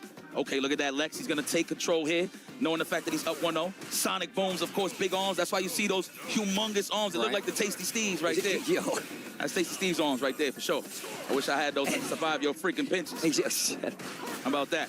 The big moves to keep the momentum, the jump after the perfect parry. A lot of people seem to forget a perfect parry gives you a little bit more recovery, even on those fireballs. So the jump-ins, if they're repeating it, can get them in trouble. Psych. You thought it was a ghost. Looked like Lex was trying to look for that pocket just to jump in, very sneaky. Oh, the jump, and I actually thought he made it. JP slowing it down a little bit. No, I see. Wow, what a check on the drive rush with the crouch on. That was solid. from Tokido. But what I was going to say was one thing that I've seen, I mean, we only seen one JP on the side of Juicy Joe, but notice how nobody so far has parried the fake ghost. Nobody's getting caught with it. That's how you know people are so seasoned right now that they're not falling for the stuff that was early on in the season. Oh, gets the back throw. No, you're 100% right. And, like, that's one of, like, the elevated guessing games of JP, bro. Like, when he started using the feint in his pressure, especially up close, wow, punish counter. Gets the knockdown with the OD into the level 3. And then, look, getting a little bit of drive back here and puts Lex in a very precarious situation because he's very close to burnout. Lex is about to go hunt mode right now. Good punish. Oh, psych. Ooze. Just put a little extra sauce there, a little extra stun just in case. Perfect dish. I mean, we already know Tokido's one of the greatest chefs of all time. So there's no doubt in my mind. Oh, look at the beautiful fans here, man. Bruh. Representing the team of Varel. Am I saying this right? Varel? No, I'm just adding some extra twang to it, which is okay. But man, I know Tokido doesn't want to disappoint the fans here, so he's going to play at his best. One apiece. Back to this neutral, back to the mid-screen. Still looking for the jump to try to get over the booms. I like that Lex isn't committing to them, at least not when Tokido expects it, because it's giving him a fighting chance. Yep. All right, hold that. Close your window right here on this pierce, on this departure. Ooh, legs. You know, that's good information collection. That's how you know Lex is trying to walk back and whiff punish it with a stand fierce. I'm pretty sure. So Tokido got to be careful here. You know, you can become the wall. You don't have to rely on the projectiles. Oh, your body could be the projectile itself, right? He said, put your body on the line. Yeah, there we go. Now we got him boxed into this corner. Nice flash kick, Lex. Get a little bit of that breathing room. Oh. What an anti-air with the pierce. Wow. It's beautifully spaced. Excellent choice there from Tokido. Great spacing on it, too. And look, and it keeps him in this corner. Departure right above his head. There's the throw. Uh-oh. Uh-oh. Nice tag. Oh, my God. Oh, I thought that was the stand fierce right there. I thought that's what you were sizing him up. Tokido is collecting this information right here. Whoa, what a read. The jump in, the close out, command throw to do it. Full combo at that. Take a look. It's in a book. That's good stuff there, huh? My man Nostrils, JP, getting busy out here. Unhand me. Let's go. Standing media punch, okay, of course. He's trying to size him up to look for those advancing normals from Lex, and Lex is not giving it to him. I like that. Yep. Play compact. Keep it together. Don't let him unnerve you. The drive rush, and now Tokido starting to close the distance, being a lot more like optimistic, a lot more positive with his offense. Like, you know what? If you're not going to stop me from coming in, because Lex has been playing quite a bit of defense, he's going to walk forward, get the throw. Yep. Overhead. Oh, what an answer with the jabs. The half moon. Get that full screen control again. Get a ball for me. At least he's out of the corner. Booch into the baby booms. Yo, the step kick into the activation. I like that. Use the normals. That way you got more time. Catches the DI. Wait a minute, Lex. Another one. Yes, I think we're going to get another one here. No, we was respecting the amnesia there on the side of Lex. Oh, my God. Do not overextend. Oh, on the counter hit. Beautiful stuff there. Lex with a chance to go up 2-1. Well, both of these guys, really. Okay, yo. Fighting chance. Yo, Lex said, I came to win. Chuck those booms, 30 years and proud. Yes. My man Giles been chucking booms before Lex was born, which is kind of crazy talking about it that way. The jump in. Oh, I thought that was a punish right on time. Oh, that wasn't even a punish counter. He just rightfully took the throw. You know what? Better that than a combo, right? Oh, these jump ins. I like what Lex is doing. He's starting to scout them, bait them into the jump, clean anti-air, and they're small hits, but they add up. Pennies add up to $1. That's a fact. Amen. Hey. Take your sweet old time is basically what Steve is saying. The low forward, there it is. Okay, back up. Give me some espacio. It is set. Wow, I thought he was going to do like a sweep afterwards. Man, hold this amnesia. Are you kidding me? Waited for it. Great knowledge right there by Lex. Finally decides to show the amnesia. He waits for it, gets the punish. Now he's got the momentum. The throw in the corner. Tokido's in CA range, even though he's only got 2 bars. Good drive reversal. You know what? Just to buy time for the drive gauge. I agree on the side of Steve. Wow, rodillas. That's knees in Spanish, Steve. Oh, my God. I like that meaty fireball just to snipe out the amnesia. But the half moon was there. Yo, Lex. The flash kick gets the momentum in the corner and actually kind of calls out every option Tokido was representing. Gets the counter hit, close it out. Lex with the lead in the set versus Tokido. I said, man, these are one of these matchups that Lex actually strives on. Like, if you don't have a character that's going to put crazy pressure on you, right, or just make him feel a little too claustrophobic, if you will, he is going to shine. This is actually a match that he can actually think in peace. Tokido, I know this is tough, but you got the patience for it. Level 2 is the name of the game, but he hasn't conditioned him with him yet. So let's see if he's going to use that as his prized way to open up Lex as we move forward here in the set. And now you can see Lex has got him coming off on his defense a lot more. He's getting a lot more offensive with the JP. JP. But full screen is where JP kind of like dwells, but now he gets to throw booms. So he finds a way in anyway. There we go. Size him up. Look at that, already trying to invite him in for the perfect parry. Lex is good for those. He sees the gaps. Oh, that was a big whiff. He was fishing. Neither one of them have a bar, though, in this first round. That joint said, oh, OD Sonic Boom. Now the box, was it ready? Well, we know Tokido's a little bit of allergic to some drive impacts. Just a little. You got to take medication for that. Absolutely. Ooh. What a check, Lex, putting himself on set point. If y'all would have seen the finger guns that y'all just shot off at the time, it was crazy. The movement was wild. You know, I've just got to get animated, man. I love seeing some video games and good display. High level, of course. All right, the boots for the counter hit. No one home. The half moon right in between. Master blocks done with the parry. That's one of the most greatest tactics I've seen in Street Fighter 6 when it comes to using your reversals. Oh, the overhead blocked. Nice, and you see Lex try to get that departure off the screen. Tokido try to meet some there to leave it there, and now he's fighting into this corner. Okay, level 2 available on both of these guys, but definitely more important on the side of Tokido if he wants to hang in there. Lex almost close to that level 3. Good 2 sequences with big starters is going to lead into a victory here for Lex. Oh, he gets the pickup. He's getting closer to 3 bars, too. Tokido is in trouble. Oh, Tokido's in trouble. Back throw, Lex with the momentum. Finds the hit. He's got 3 bars. So you know he's going to bite his time till it gets to the yellow. And then that next combo can get the kill. There's another throw. There it is. Doesn't even matter the starter here at this point. We still have 1 meter available on the side of Lex, but Lex is trying to attack the drive gate. Hopefully he don't get a little too thirsty, just throwing those limbs out there. And there is the Labushka. Oh, we're trying to get out of harm's way. What a conversion there for Tokido. Wow. You're going to leave with something. Oh, wait a minute. The booms are there. The baby boom parade. Gravity defying kick. He said a baby boom parade. The baby boom parade, bro. They line up on the side of the streets. Staying out of that crouching medium kick range. Tokido starting to look comfortable. The feint. Punish counter throw, but it's a back throw. He's out of that corner now. Takes the space, but now he's looking a little gray, looking a little thirsty, and the parade is back up. Oh my God, he's almost on with the level 2 as well. How are you gonna avoid this? Tokido had no choice but to try to avoid it with a jump, but was in harm's way with the baby booms, and that'll do it for Lex.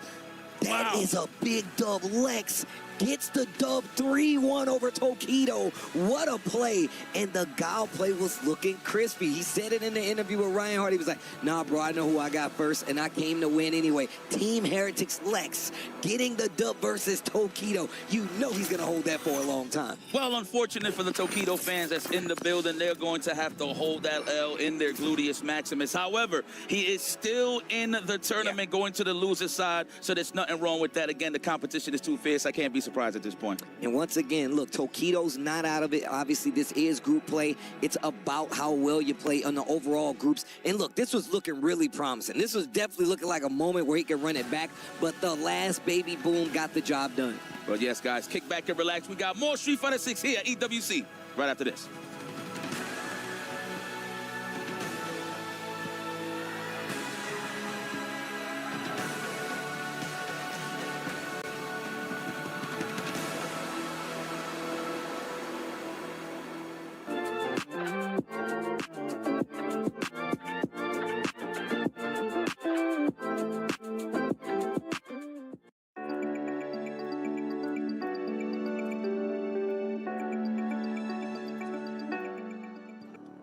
Welcome back to Group BB as the action continues. Lex just took out Tokido, but we got another banger. Yipes, who is it? I can't tell who it is. Shoot, I think that's my man, really from Philly, a.k.a. Victor Woodley, a.k.a. It ain't victory without the victor. Punk the God is on the right, of course, cruising, just winning so many online tournaments, just tournaments in general. That man's resume could go on and on. Going up against your current Capcom Cup champion, this man picked Eddington to win $1 million. And you know what? He earned his right for EWC just through that alone. And he is here to play in the grand stage. Well, just to add to the 1 point, so you're going to get like, what, 1.300 or something? I'm not too sure, but that man played with his heart at Capcom Cup, and that is continuing continuing coming over here to EWC. This is beautiful stuff here. Battle of the Young Bucks. I feel like, of course, Punk is a little more seasoned than Sahara, naturally, obviously, because we've seen him play so many games throughout the year, starting with Street Fighter V.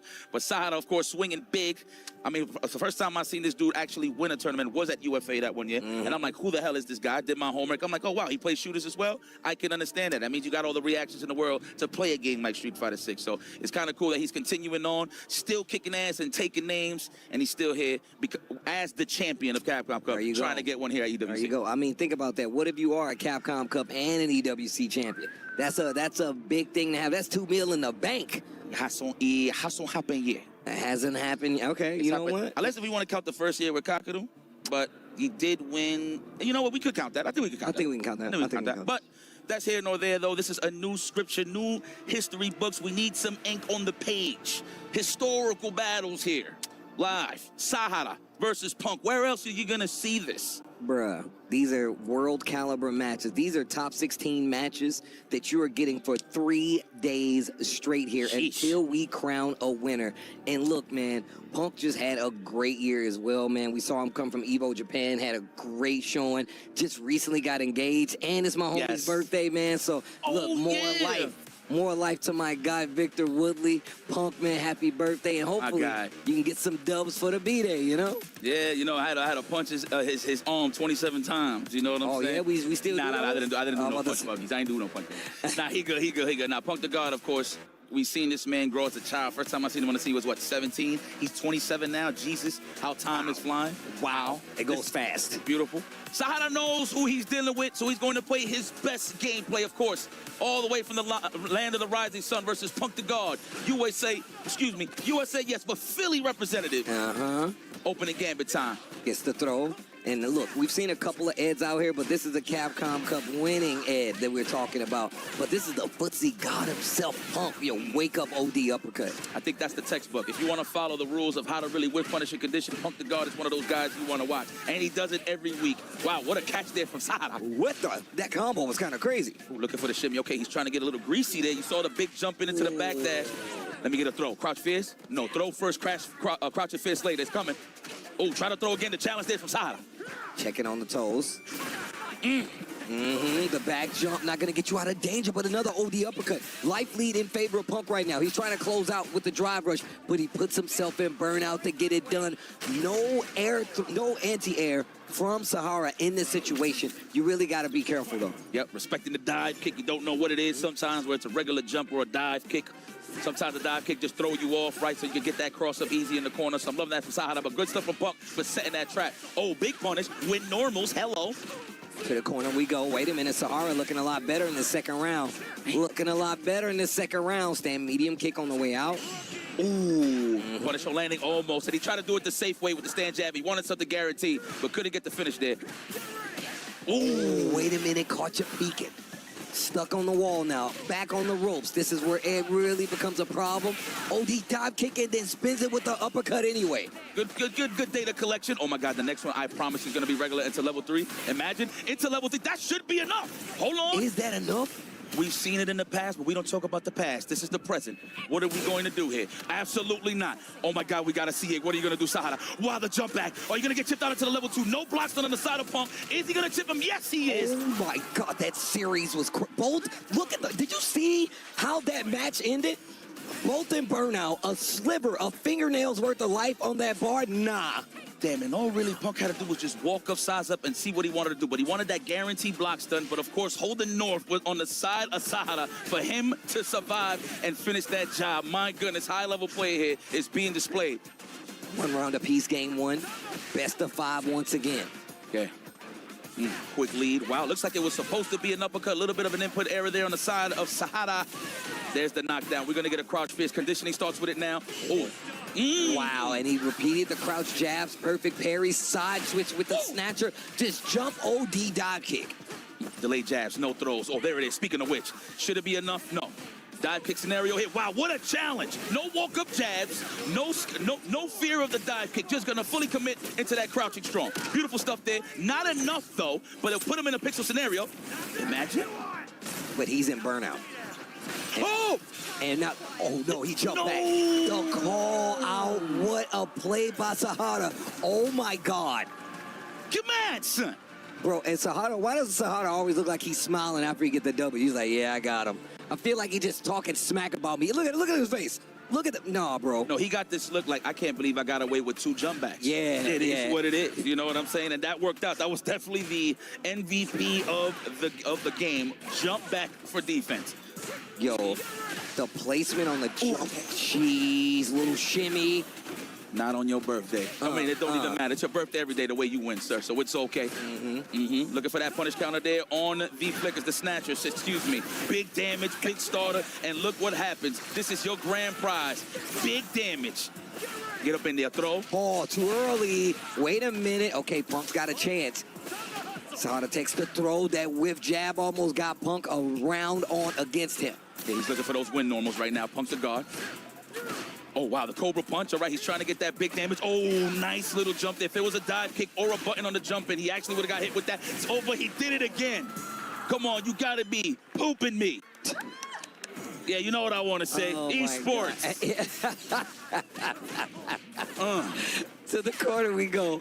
There's the crown champion. I feel like that's the first one we've seen the entire set. Backdash again to the corner into the level 2.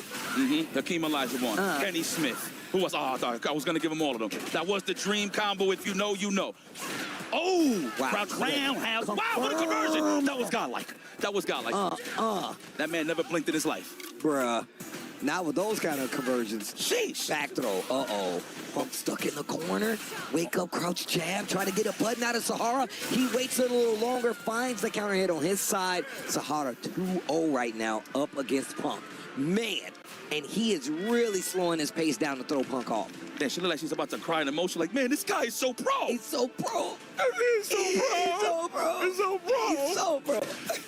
Oh, my God. Oh, placing on the crouch jab. That's a duff. I don't even say duff, but that was a duff. No, that is a duff. She ain't drinking with Homer Simpson either. Right. Let's go. Fall back and relax. The win normals for the spacing. There it is, the crouch strong. Punk with the great defense, though. You know, Punk has been doing great on the defensive side. It's just in terms of really making it count when it comes to damage. Sahara is definitely on the lead on that side. Oh, wow. Little fake. Gets the trade combo, goes into the DI for Punk, and now we have Sahara in burnout. But we've seen the jump multiple times. He did it again. Burnout with the level 1. Sahara trying to go to set point. Man is holding North for real. But I mean, I don't blame him. I would have done the same thing. It's the fact. I'm so surprised that Punk is actually falling for it. And there you have it. Look at him. He's so happy. He's like, wow. I told you, bro. That look on his face, he's like, man, I did it again. He's done 2 back dashes. He's done 2 corner back jumps, and both of them have won him games, bro. Jesus. All right, Punk is going to have to really raise that difficulty setting. Punk the guard. How are you feeling? There it is. That's a beautiful start with the jump roundhouse. Drive rush for the follow-up, but snipes out the offense again with the perfect parry. Side switch, didn't commit to anything big.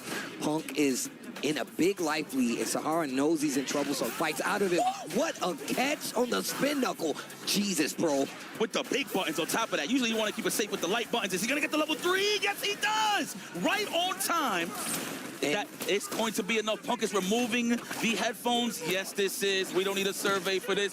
Beautiful finish here from Sahara. The Capcom Cup champion took it against one of the greatest ever, Punk the God. And look, man, Punk is ridiculous.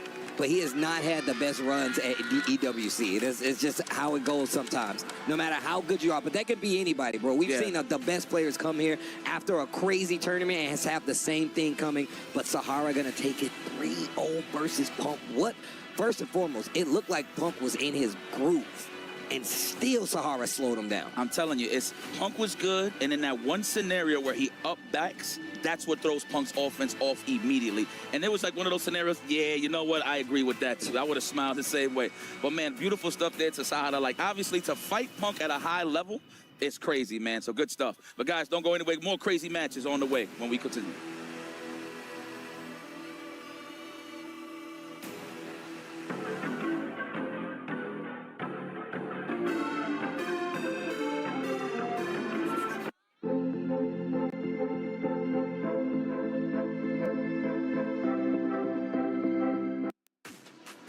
Group B is well underway. 4 matches down, 6 more to go. And coming up, keys will be crushed and more spots in the next stage will be earned.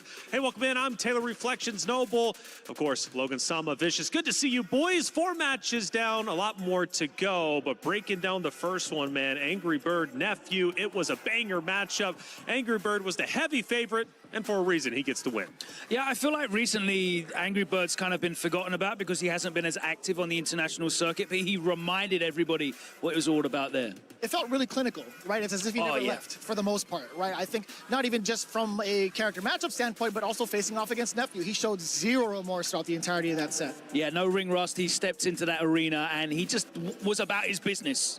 You know, nothing exceptional, nothing flashy. It was just a takedown. Well, again, 3-1 for Angry Bird, getting the big win. That is tremendous for them. And it was, in fact, 2-1, my bad. My apologies. It is a first. No, 3-1. 3-1, yes, bro. 3-1. That was wrong.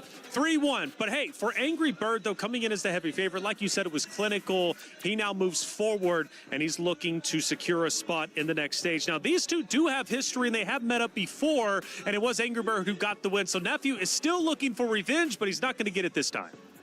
It's been rather difficult to call, right? I feel like Angry Bird is just like forever adapting. And whereas, you know, I feel like a lot of the people have developed counterplays against Jury at this point. So I don't even know if to kind of like take it against Nephew. It's more so about how the matchup has played out at this point. And it was the first time seeing Akuma as well, but Akuma obviously looking strong, at least when it comes to this series. Angry Bird getting that one, but it wasn't just them playing. It was Chris T going against Crimea, and this one went the distance. Yeah, this was a heartbreak, man. Chris T was looking sensational. He was the one who was in control of the space, and he had some unbelievable whiff punishes against Crimea. He was really, really like asserting his dominance. He got to set point, and you know something changed. It was such a composed comeback from Crimea, wasn't it? Vicious. It was insane, man. Obviously he wins 3-2, but like Logan said, he was down 2-0, had to come back, and he did. How rare is that when it comes to Street Fighter 6? I don't think it's too rare nowadays. Like once we've transitioned over to like the 3 out of 5 set, that's been happening like quite a good amount. It's just coming up from these players. Like you have somebody who's been so well established since the Street Fighter 4 days versus somebody who's still technically up and coming. To have that type of result, outstanding and also unprecedented. But for Crimea, Logan, Falcons, they need an excellent performance, and they got that in the first series. And Falcons, at least when it came to week 1 fighting game, they were non-existent. Both getting eliminated, not making it to the next stage. Crimea is looking to change that narrative. Yeah, they had like, what, 4 or 5 players in Fatal Fury. They've got some very, very talented players in Crimea, but experienced in Shanghai as well, so they've covered the full spectrum. And as you can see, 15 years old. He's coming off the back of a top 4 finish at Evo, and he's playing with that composure, being on that stage 2-0 down against someone with the experience of Christie. The adjustments in spacing, by the way, was sublime. He started with punishing everything. It was an incredible display of adjustment under the most severe of pressure. This is the EWC. This is your one chance of the year to make that impact on that big stage, and boy, did he take it. Yeah, the Young Guns are looking sensational so far. We'll see if another one manages to get through. Still one more series for Crimea to lock in before he moves to the next stage. But third match was a lot of fun going into it. It was going to be the JP versus Guile matchup. That's exactly what we ended up getting. And for JP, at least on the side of Tokido, this was the first time, or at least he just recently transitioned. But for Lex, though, Guile has been his main run. So it was JP, Guile. Ultimately, it was Lex and Guile who ended up taking the win. So I'm going to say this about this matchup as well as the matchup afterwards between Sahara and Puck. This was probably the most well-informed match that I've seen Lex prepare for. Normally, we don't get to see Tokido bleed like that, but there's also instances where Lex had taken the liberties with some of the negative frames that were available to him, right? He's gone into like OD flash kicks so many times over to throw off Tokido off his game. Yeah, one of the things that was brought up in a previous interview was the fact is this is a unique format. In other events, you don't have the chance to actually strategize, know who you're going to play. This time you do for EWC. Yeah, and this is one of those tough character matchups that has been for Guile since Season 1, right? He doesn't have the tools, the mobility tools that you really need to navigate what JP's putting on the screen. He's so good at controlling that horizontal space. Guile doesn't have the vertical jump art tools to get in as well. But that is a matchup that the Guile players have had to grind out for 3 years so far. Tokido, as you mentioned, like he has been dabbling with JP, but he's locked in on that JP competitive now. Whereas Lex, he's been all in on Guile for the whole time. He's got that experience and he really deployed it, showing that knowledge, showing that composure, and he closed out the 3-1. Big win. Match 4, Sahara going against Punk. Now, of course, it is Punk's birthday today, but he doesn't get a birthday present this time around. Sahara, big 3-0. Not quite yet, right? He still has a chance in the lower bracket. One of the things we're looking forward to is seeing how he bounces back emotionally, mentally, right? It wasn't even that far off. He had so many instances where he could have closed out the set. He just needed to clutch it out and also call out what Sahara was going to do defensively. I think Sahara's decision-making towards the very ends of each and every one of those rounds just happened to catch Punk off guard. Yeah, and I mean, his birthday present's going to be a run back against Takedo in lower bracket, right? Happy birthday. Jesus. Is that a good one, happy birthday, or a bad happy birthday? Yeah, What do we think?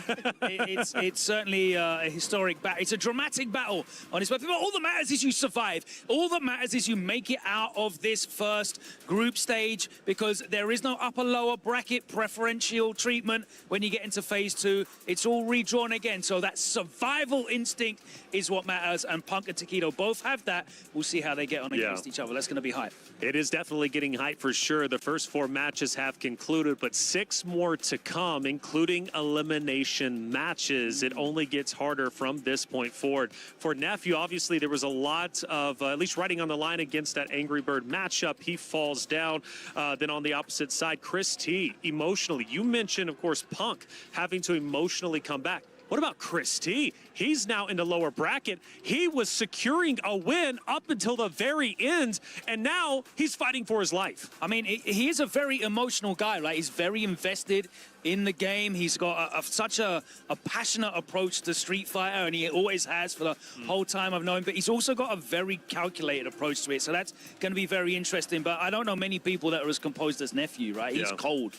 He's been that way for a hot minute, right? He barely shows any sort of emotion, and he always leaves it out on the stage, always in gameplay. There hasn't really been much to like significantly shake him, but it could be to his downfall, right? I want to see what kind of encourages him to play a little bit sharper. Sure.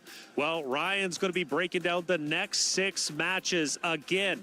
There will be players moving forward. There will be players losing their run. Ryan, what are we looking at for the next 6 matches? It's absolutely crazy right now. I mean, we've got Lex, absolute clinical performance versus Takedo. He's going to be taking on Sahara, the Capcom Cup champion, who made very short work of Punk. And on the other side of that winners, we've got Angry Bird and Kramer, who are setting up behind me right now. Of course, the 15-year-old from Chile really representing, took down Chris Tartarian in epic fashion. A close set. And speaking of Chris Tartarian, he's going to be going up against Nephew, the cool card, cold and calculated. Never shows emotion. I like that from Vicious. Very, very true. And then Takedo is going to be taking on Punk, the birthday boy. I mean, this is all to play for. Losers are going to come out of this, man. These champions, these stellar performers, everyone on this card is insane, but 2 of them are not going to make it out. This is sad. Back to you guys.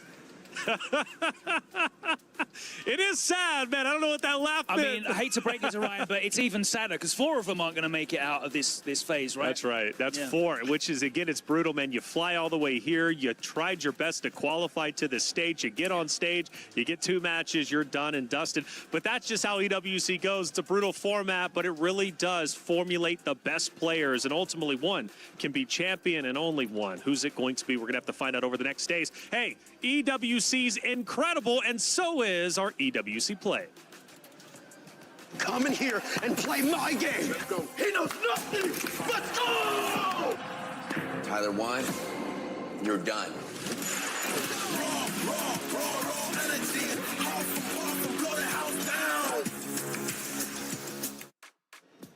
EWC play might be nice, but so is the coverage throughout all of EWC, not only here, but also on Amazon Prime with Level Up. A lot of people are haunted by their past. I'm inspired by it. They're not just playing for themselves, they're really playing for their entire family. They have defeated their demons. They have crushed the curse. Level Up Series, something you guys have to check out. It's already there, at least from previous years, but this year they're coming in fresh. It's a great series, and who knows, this might be featured on there in just a little bit. Now, we've been listening to the chat. Let's actually take a look as to what they are saying. Sometimes these get crazy. AB, too strong. What do we think? That sounds about right. That's Angry Bird. It's something that's kind of expected. He's coming out the woodwork as strong as ever. He's playing a very, very strong character. There's no doubt that there's any falsehood in that statement. One of the few people still sticking with Akuma, though. We don't see him that much, but yeah, it was a dominant victory. He just shut him down. Bodega match coming from the Gamer Panda. That's Ken versus who? The Ken versus, Ken Ryu. Yeah, Ken versus Ryu. Taking it back to the Bodega. Where's Yipes? He was talking about that in the opening video back in the day. No cats on display that time. So Kito needs to get Akuma or Ryu back. True or false? Judging by that, I'm not too sure, actually. I'm not too sure because now he's under the tutelage of Kakeru. So it's like, it's hard to call. I think it's hard to call. All right, hey, we're going to be paying attention to everything you guys are saying. If you want to be featured, make sure you're chatting out there because we love to get you involved with the broadcast. And speaking of which, it's time for our next 6 matches. It's Group B. Let's head to the stage to get it started once again.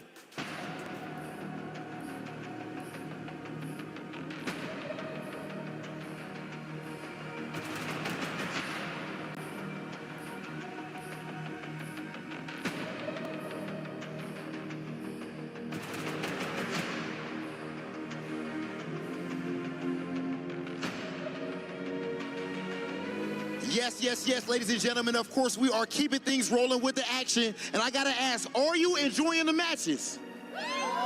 Oh, yeah. So far, everything has been absolute insanity. Did you see Lil Crime showing that poise? Reverse 3-0 over my brother Chris T. I gotta respect it. Hey, that was clean. I've also seen Angry Bird cleaning house, looking so solid. I love when I see Angry Bird strong, man. Yo, Angry Bird with the 3-0 over the Dark Lord, over the That's extremely difficult, ladies and gentlemen. But in the end of the day, Angry Bird showing that he is still in elite shape. Absolutely elite. And you know what? He's on the stage right now because he's about to face Nephew to be qualifying for stage 2 on Friday. Who do you got? He's definitely about to be playing against Crime. Man said Nephew. Put some respect on Crime. Hell no, man. On my man's Lil Crime. Bro, in all honesty, bro, he is only 15 years old and he is putting belt to ass like that, ladies and gentlemen. Much respect to my guy, but this next match is about to be a banger. I think it's about time we get it started, man. It's about time we get it started. Listen, it is time for Angry Bird versus Crime. Are you ready for Angry Bird Crime? Hey, shout out to the fans. It's been beautiful with the crowd. Shout out to the Reject super fans out there. We see you all. It is time to go to our commentators for the match. Big match, Angry Bird Crime. Who makes it to Friday? Y'all know what it is. Ringe and Jammers on the mic. And despite how hype I am for Angry Bird and Crime, that Ryan Hart segment where he said, "This is sad," and then laughed is still living in my head rent-free. Hey, I don't know what's wrong with Ryan, but I love it. Don't listen to what they say. Watch what they do. He laughed. That was the real answer to the message here. But yes, we are here with Angry Bird representing Red Dune's new team from the Middle East. Going up against your boy Crime. Now, Crime is part of Team Falcons. They need to be catching up in the points in terms of the club championships. Now, the thing is, what's interesting about Angry Bird is he hasn't been able to attend many major events thus far. This is probably the biggest one he's done in 2026. He's stuck with the Akuma. People almost fooled me and said this character's off the cards, and I actually watched probably about 12 hours of footage of Akuma. I said, "You're all lying. You all are lying. I will tell you what's up." Y'all not picking up what I'm putting down. We'll see who's going to be putting the opponent down in this set. And Crime already starting off with a lethal light kick with punish. Caught the landing frames right there, but I don't think he expected to. Now, the thing is, both these characters, very similar. They've got a colossal, massive damage output here, but it is Crime that's a little bit more ruthless, a little bit more cutthroat in terms of, I want this win. Trying to get that delayed medium punch, but didn't quite get it there, Ridge. Yes, indeed, but Angry Bird, using that back roundhouse, calls out the jump. Definitely got some damage off that, but Crime, he didn't want to commit right low on the drive gauge, so he's just buffering that Shigeki. Gonna drive impact here, and he is going to try and build as much drive gauge back as possible because he doesn't need EX Aghanim and Flame to actually kill yet. Wake up button there from your boy Crime, and the last hit of the Shinku Hadouken will close out that round 1 for Crime. That's the 15-year-old. That's the clear skin wake up right there. They don't got worried about no pimples, no acne, no bills. And we got a camera to prove it. Perfect parry there for the pristine moment, and he will take Angry Bird to the corner. All the way there. Oh, and then baits out the throw as well. The smothering pressure of Crime getting Angry Bird to be active on defense. But just as I say that, we do see the DP. We also have level 3 here, so if Angry Bird gets a clean hit, he might actually need to replenish some drive gauge, but he is burnt out. He's comfortable in this mode, but I don't think it's going to be relevant because it will be the charged Shin Hashigeki. Is that going to close it out? Not quite. A pixel left. Oh, he's going to miss. He's going to miss. Yes, going to miss. Oh, and he tried it there. Luckily, he was already airborne, and there is some invincibility on that to make him avoid it there. So he's laser focused. This kid is locked in. Very nice from Crime. Of course, he would have chipped Angry Bird out as well if he didn't wake up with anything, right? That is why you saw the DP in that instance. Charging the fireball there. Nice drive rush into the anti-air to close it out in that situation. Oh, wow. He ended up pressing into the overhead. That was wild. Just visually, but Crime finding the hits again here. Ooh, trying to go with the frame trap. Does eventually catch Angry Bird flinching. Going with a delayed button, it looks like there, and that was the meatiest overhead, and it hit his shin, so that didn't quite count in terms of visualness, but that should be, not quite. Wow, delay on the wake-up DP as well. Called out Crime's delay timing himself. That was some layered Oki, but nonetheless here, trying to fish for the big forward heavy. Crime staying at prime position to get an easy whip punish. Well, it's been pitch-perfect spacing for the most part, and actually when he loses his turn, Crime, he then uses his reactions to beat Angry Bird to the punch, and then capitalize on that damage even more. Oh, yeah. You mix that with how young he is. That is a deadly combination towards victory. Another breakaway there with the DP. He hasn't blocked one of those yet. Yeah, Crime has a great balance of playing in the mud and playing clean. Oh, speaking of which, right there, right, the drive rush, beat him to the button that time. Thought he was going to get the whip punish, but the space on the donkey kick keeps him safe. Just missed the opportunity to get punished, kind of Adamant Flame there, but Angry Bird can still pick this up here. Charges up that Denjin. Oh, they both hit the air at the same time. Here they are on the jumping and the chop. We'll confirm off that. Again, both players below the 3 bars. That's why Crime forcing the issue with drive rush. Doesn't spin the level 3, surprisingly. Oh, but you know Angry Bird ain't gonna leave nothing on the table here. Level 3, let's go to another round and make Crime try to beat him all over again.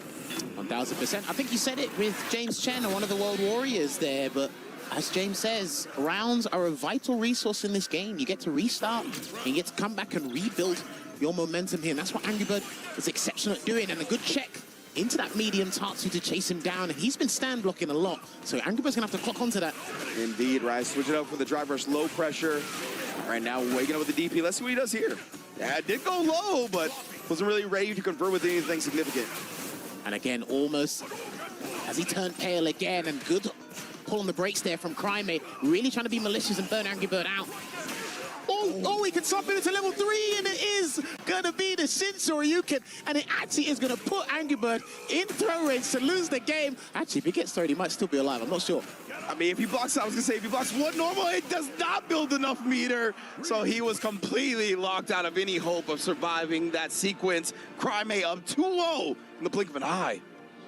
And the funny thing is, my God. Oh, and again, off to an exceptional start here into the Denjin. Angry Bird, I want him to be a little bit more cutthroat because he does redefine aggression, but Crime's got a point to prove here as well, so. There we go. Angry Bird starting to find it now. A little bit of hezzies, but Crime with the wake-up backdash. What a call-out. And this is tough for Angry Bird, I was going to say, because he's going to get burnt out. Yeah, you don't want him to be up close when he burns you out. You've just got to push him away, buy some time. Lovely anti-air once again there from Angry Bird. Indeed here. At least for Angry Bird right now, we're in the middle of the screen, right? We don't got to worry about getting DI'd, get stunned in the corner. But he's got to watch out for a jump, or Angry Bird might have to hunt for a demon flip. Good block there. That great block in the overhead. Ryu now. Ah, what a cancel! Sees the DI come out, and Crime shuts it down, even in burnout. This kid is on one round away. And again, now he's playing with hesitation there, and Crime does smell blood, catches him with the active frames of that standing heavy punch, got him boxed in the corner, another breakaway Ghost Shoryuken here. Crime is not going to let him breathe. He's not going to let this man breathe. That was off the heavy drive rush cancel, right? He's done, Crime is not even trying to bait anything out because he's just getting lethal with it. Takes down Angry Bird. 3-0. What a convincing showing from Crime, who's going to qualify into Friday. Locked in, laser focus, brought the correct tools for the job, and he said, I don't care who's in my wake. We are here to get a job done, and I'm pretty sure the higher-ups at Falcons are extremely pleased with the start to this campaign here for our young Chilean. But I'll tell you what, it's not about how you start, it's how you finish. Because we need to see if we find this man on finals day, because that is super, super important there. But yeah, let's take a look back at what transpired there.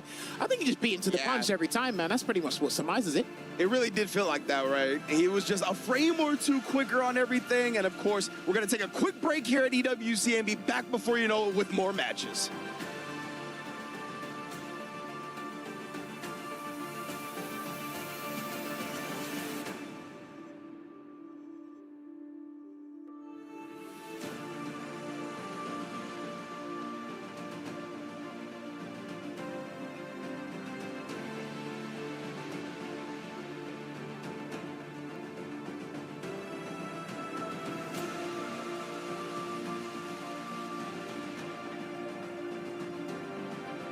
Indeed. Look at these fans in the building right now supporting Team Reject. We've seen the Zeta fan base, the Reject fan base, and everywhere beyond coming out to show support for their favorite players, of course.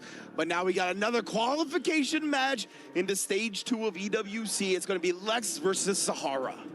Oh, what you're telling me is the Capcom Cup 12 champion versus the Lexecutioner? Is that what's coming up on the fight card next? All right, well, look, man, he actually had a brilliant showing against Takedo earlier with that 3-1 victory, but Sahara, man, listen, when you have so much pressure just offloaded your shoulders and you can just enjoy life, you can play Sagat for no reason, you can smile at any mistake that you make, well, you're big chilling. And it's all about mentality we've spoken about in this game, Ringe. Yeah, absolutely. The $1 million smile from Sahara. But, you know, we've talked a lot about us in the green room and in the back from the different commentators. 2 of these players really exemplify one of the things we've been talking about. With the newer players in Street Fighter 6, not really having any baggage from previous fighting games to bring into this one and kind of rule their ideals, right? Lex, obviously, as well as Sahara, both kind of newer to the scene in general. So Street Fighter 6 was their first real main competitive game, and you could tell how much they're flourishing behind it, right?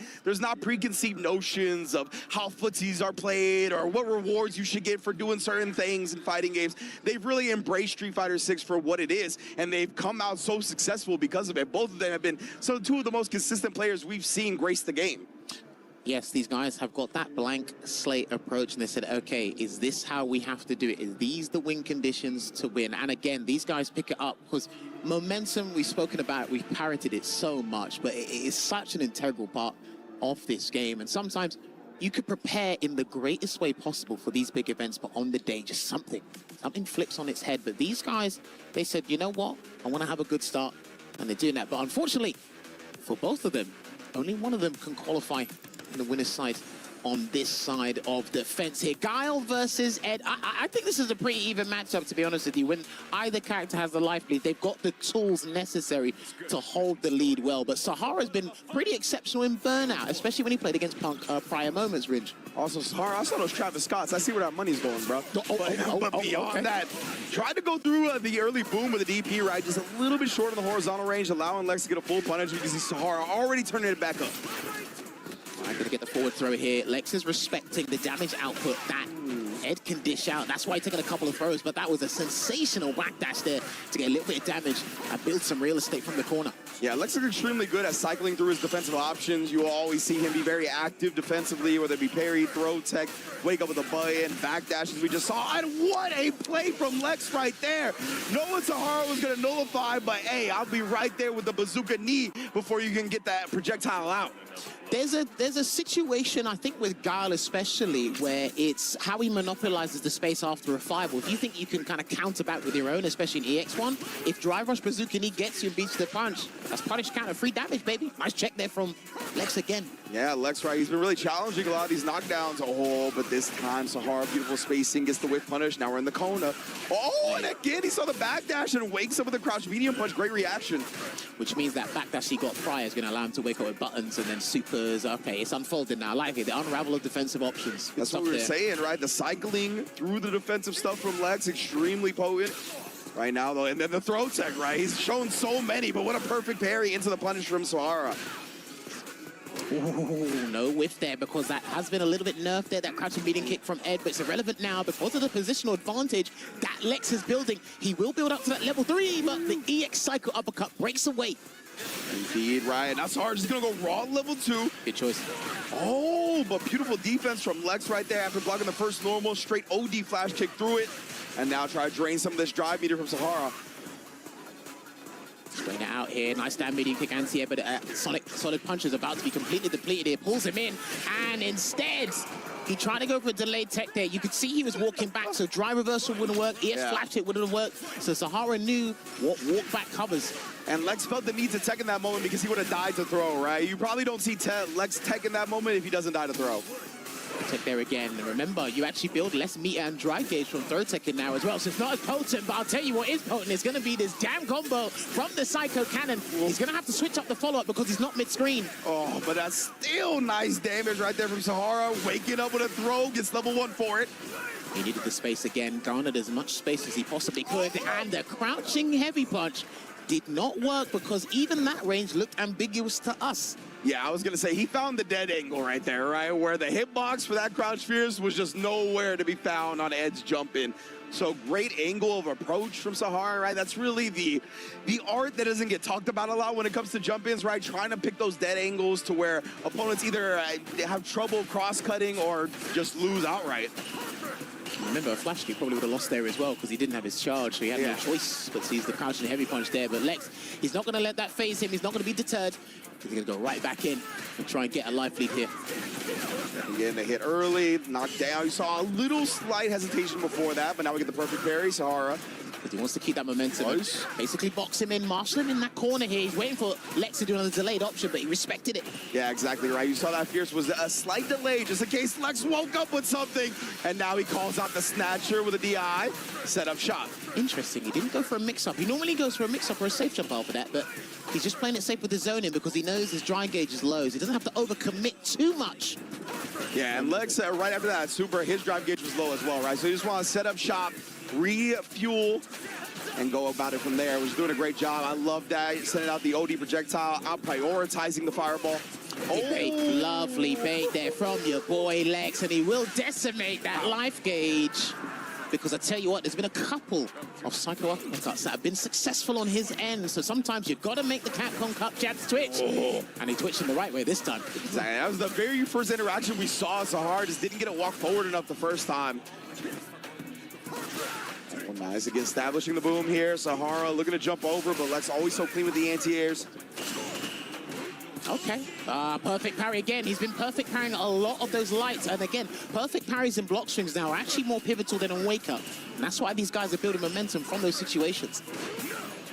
See, ooh, Lex off that fierce. Yeah, the big delay on the drive rush cancel just in case Sahara tried a reversal with anything. Back throw, nice. He respected it. I think he thought he was going to flash kick or something there. 100%. He's going to build the level 3, and he's going to have to go into the crossfire somersault here. Take that round, and it will put one game on the board to make it 1-1 as the score's on the doors here. Lex is not afraid to put his cojones on the table, man. Like, he will make some big defensive reads that are real scary, like that situation right there, right, where he's minus up against the snatcher, the charge snatcher. But as you said, Sahara thought he would reversal because he's been so frequent about being active defensively, but instead he just goes with a throw, ends up turning the momentum completely around. Damn, does you get to see have a real tattoo on his knuckles? That's crazy. I ain't never seen that one, Lex. I'm telling you, man, these guys, they know what they're doing. They know what must be done, man. And again, I wish we had a heart rate monitor to see how they're really feeling on every interaction, because it just keeps going and going and going. Again, just looking to establish the boom game early. Sahara teasing the snatcher here and there. Good block last minute, and another perfect parry on the jab. I think Lex might have to change it up and do jab into throw. Let's see if Sahara reacts to that accordingly or adjusts on the fly, because these jab strings are not working out for him. Yeah, a lot of time it feels like Lex, throws less than most. He tried to get a throw there to switch the sides, right? But good tech from Sahara, does eventually find it. Yeah, okay, there you go, yeah. You exactly called it, right? He's switching it up now. Yeah, he knows all the parries, even though these haven't been punish countered, but he's looking for that exact thing. But he might allow Sahara to reversal soon, because it's like... Lex is the one that ends up reversaling instead. Level 2's there, the Psycho Cannon's there, and he might burn him out, Ringe. Yeah, he is. Let's go with a stable route to make sure he gets that at the end.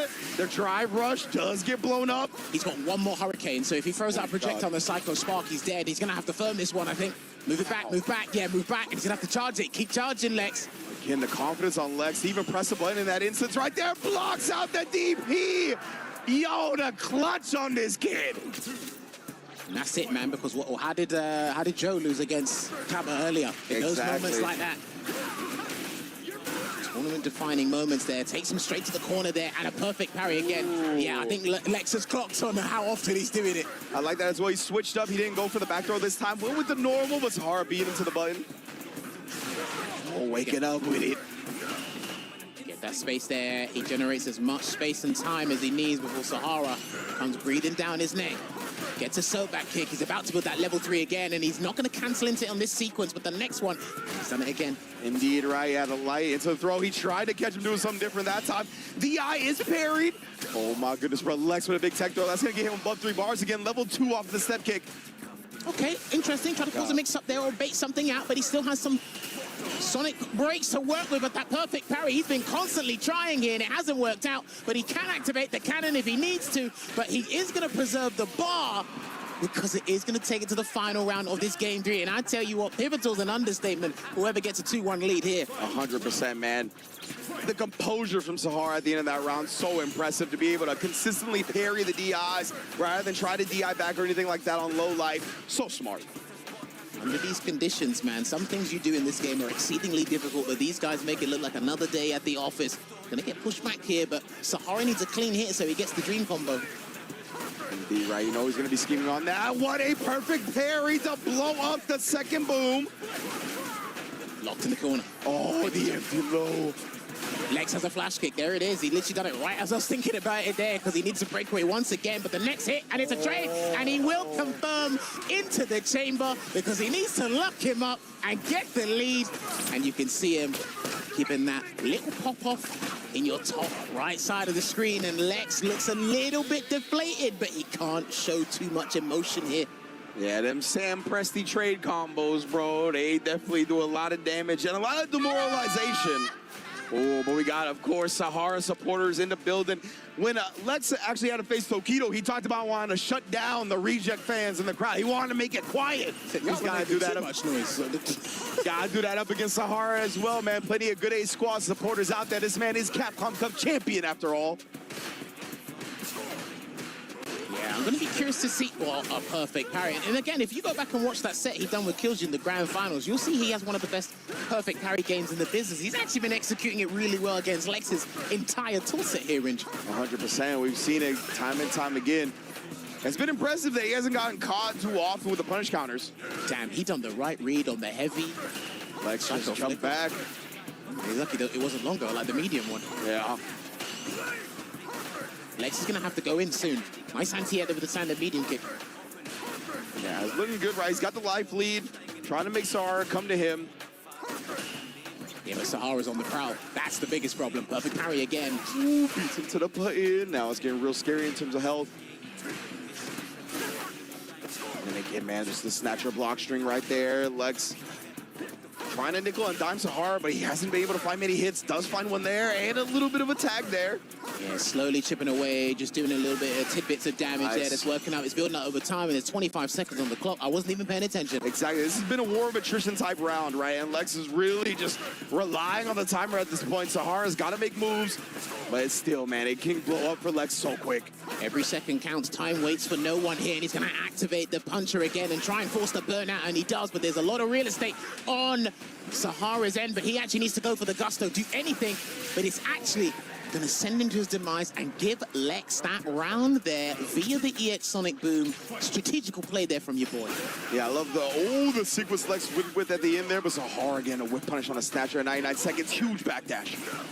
Dude, this guy's defensive reads in situations I didn't think he'd take that risk, they've been absolutely phenomenal. That's what I mean, like, he really will take the big risk defensively, and more often than not, he's right. And Sahara hasn't delayed enough to see if he's how often he's going to backdash. That's the other thing, but Lex hasn't given him that breathing room because he's had to work his way in continuously. And sometimes it hasn't worked out for him. Indeed here, yeah, trying to catch him moving forward with the upside down kick, just switch up the pace a little bit. Same thing with the step kick here. Tried the jump, thinking Sahara was going to commit to something, but we commit to the OD. I can't remember the last time he blocked a flash kick. I think he's been hit by 90% of them at least. Yeah, for sure. Ooh, very nice spacing with the light kick, drive rush cancel, and Lex ties up the set just like that. You thought this man was going to go down without a fight? No, my friends. He wants this just as much as the next player. They are all here for a reason. They qualified for the Esports World Cup for a reason. And he's had a couple of bad round starts. Sahara's always been successful in the round starts, but this one was a little bit better. Indeed. Now Lex getting that space that he so desires. Yeah, to just try to catch Sahara coming in, whether it be with the boom, whether it be with the step kick, Sobot, the plethora of guile options. Wow. Damn, burnout so soon. Well, I mean, when my guy has been lost his color saturation, he's actually been all right. That's true. Sahara's done a good job, but right now he's on the verge of taking a DI no matter what, and that's exactly what happened. But watch the next choice. As soon as he gets that gauge back, pay attention to the choice that Sahara does. That's the key moment here. Oh, he just ends up taking the throw for now. Oh, And Lex waits for him to do something on wake up, catches the backdash, and he is on set point. Hopefully he doesn't get too big for his boots here, no pun intended, but he's brimming with confidence. At least you can see it in his gameplay. His face is stoic right now. Good backdash. He's okay, he's clocked on to what was happening earlier. Yeah, he ends up getting the air hit, so no big conversion for Sahara. He needs to replenish as much drive gauge as possible. He needs to get back into that drive gauge safe zone, and that's exactly where he is now until Lex pressed that heavy kick to take it away. Fantastic block. And that was a huge tech throw, right? Finally getting that out from Sahara, gonna give him some breathing room, gonna allow him to build back that drive a little bit. Just in general, take the real estate advantage as well.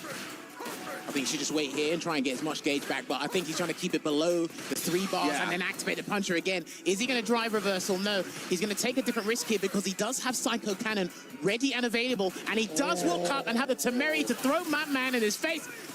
Beautiful, though. There it is. Lex continuing to just try to bully him down. Oh, and he ends up getting the back throw himself here. Keeping Sahara very low on the drive gauge, builds some back with that parry, but you see he sends the boom and gets jumped in on. Oh, man, we are going to a final round.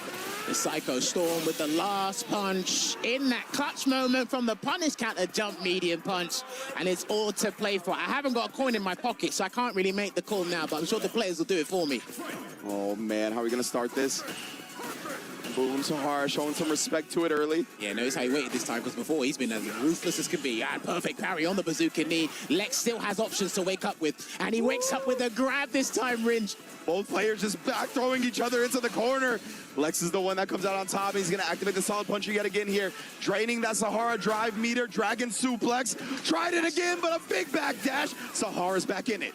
Back jumped away, and a delayed jumping heavy kick just to stop him in his tracks here. Sahara is exercising impatience. It's literally showing in his gameplay now. The stand medium kick. Anti-airs have been so on point. Throws the parry attempt. Sahara cancels to avoid the punish counter, but he still gets burnt out. Tries to look for the chip. He jumps away and gets the punish. Lex qualifies in a stage 2 of EWC over the Capcom Cup champion. Man, oh man.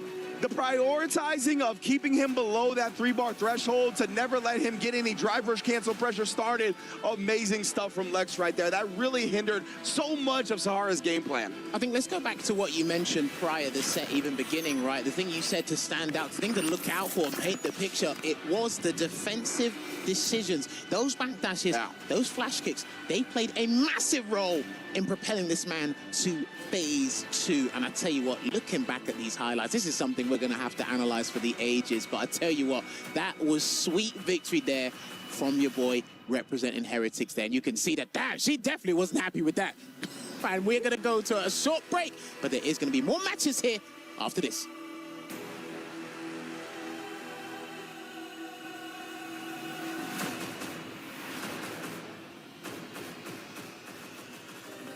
Play is in our DNA.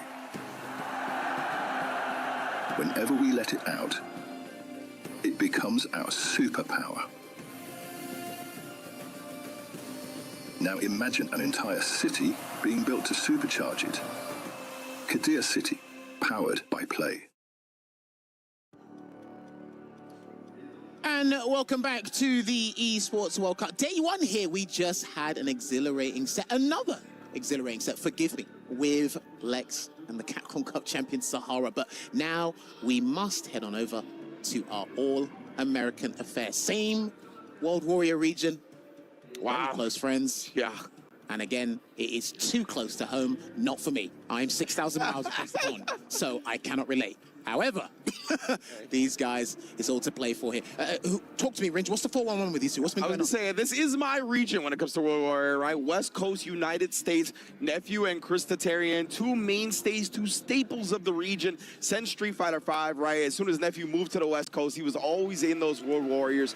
And honestly, I feel like these two haven't crossed too many paths this year when it comes to the World Warriors. They both gotten top 8s, but they managed to avoid each other quite a bit. So it's going to be fun to watch them duke it out here when they have to do it so often, but actually managed to dodge each other. So I honestly am not sure who's going to take it. Last time I saw them play, I believe Nephew won, but Chris T has been looking more solid and more solid as Street Fighter 6 has gone on, right? He's been going to Japan. He's been training with Mena RD and the rest of the DR crew. He's really tried to put so much energy into this game. And you can tell he's got backup. He's got fans from Japan in the building as well. Always a big supporter. He was on Beast TV for a while, right? So he's built the Japanese fan base from that era. So it's going to be sick to see, but on paper, I favor Nephew a little bit, but with the way Christie has been looking in that first setup against Crimea, it looked like he was going to run away with it, right? If he can just find that closeout, then I think he can do it. Well, I mean, look, Christie's been part of key moments, especially at the Street Fighter League World Championships when we were at Capcom Cup. And as well, I like his philosophy in the game now. I really like his philosophy in the game, how he thinks about it. Of course, courtesy when he was with Team Bandits under Mena RD, Boost, and Kaba. He is a Ken loyalist as well. Let's not forget that. He's one of the few Kens in this tournament.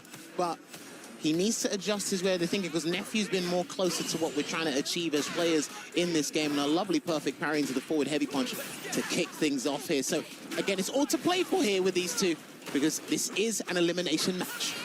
Yeah, Nephew, he's one of the best perfect parriers in the business. You already saw it come out up against the Jinrai. So, again, a lot of that stuff that Chris might be leaning on from Ken, whether it be the Fireball, whether it be the Jinrai, it's going to be tough to pull off against Nephew because the perfect parries are going to be there. Throw tech there again, but pay attention to where those throw techs are happening as well. And because it's less reward, there's going to be the drive gauge you need back. It might not be as crucial as it used to be. Yeah, and you can see Nephew is still prepared for the Jinrai, right? Oh, and then again, the parry gets thrown, switching it up so well. Great job from Nephew right there. And as soon as he's got the level 1, the Jinrai is off the table because he's just going to be using it anytime Chris shows it. Dude, rounds are worth way too much now, so you can see it on the look on their faces when something, just a micro decision has a macro effect there. There was a trade that no one picked up from, and I do respect they're not even trying. There's a forward throw. I really love the Nephew not doing the level 1 at the end there, just saving the meter, knowing Chris was probably not going to do a follow-up because he's been punished before. Ooh, canceling it to the drive rush, just beating Chris and trying to react to the whiff parry. There you have it, the Super Art 1 will close it out there for Nephew. He's just able to get his game started, pile on the pressure, maintain that corner positioning, and of course, once you get thrown by Jury once, it's going to be long for mans in the corner, as we say in London. Long for mans. And it was looking very long because no one wants to deal with that, but damn, look at that. Nephew locked in because, again, he didn't do as well as he wanted to against Angry Birds, so he needs to make amends here. Indeed, we already see him off to the races. Both with a clean whip punch to start. Now the anti-air, or not the anti-air, but excuse me, the wake-up pinwheel.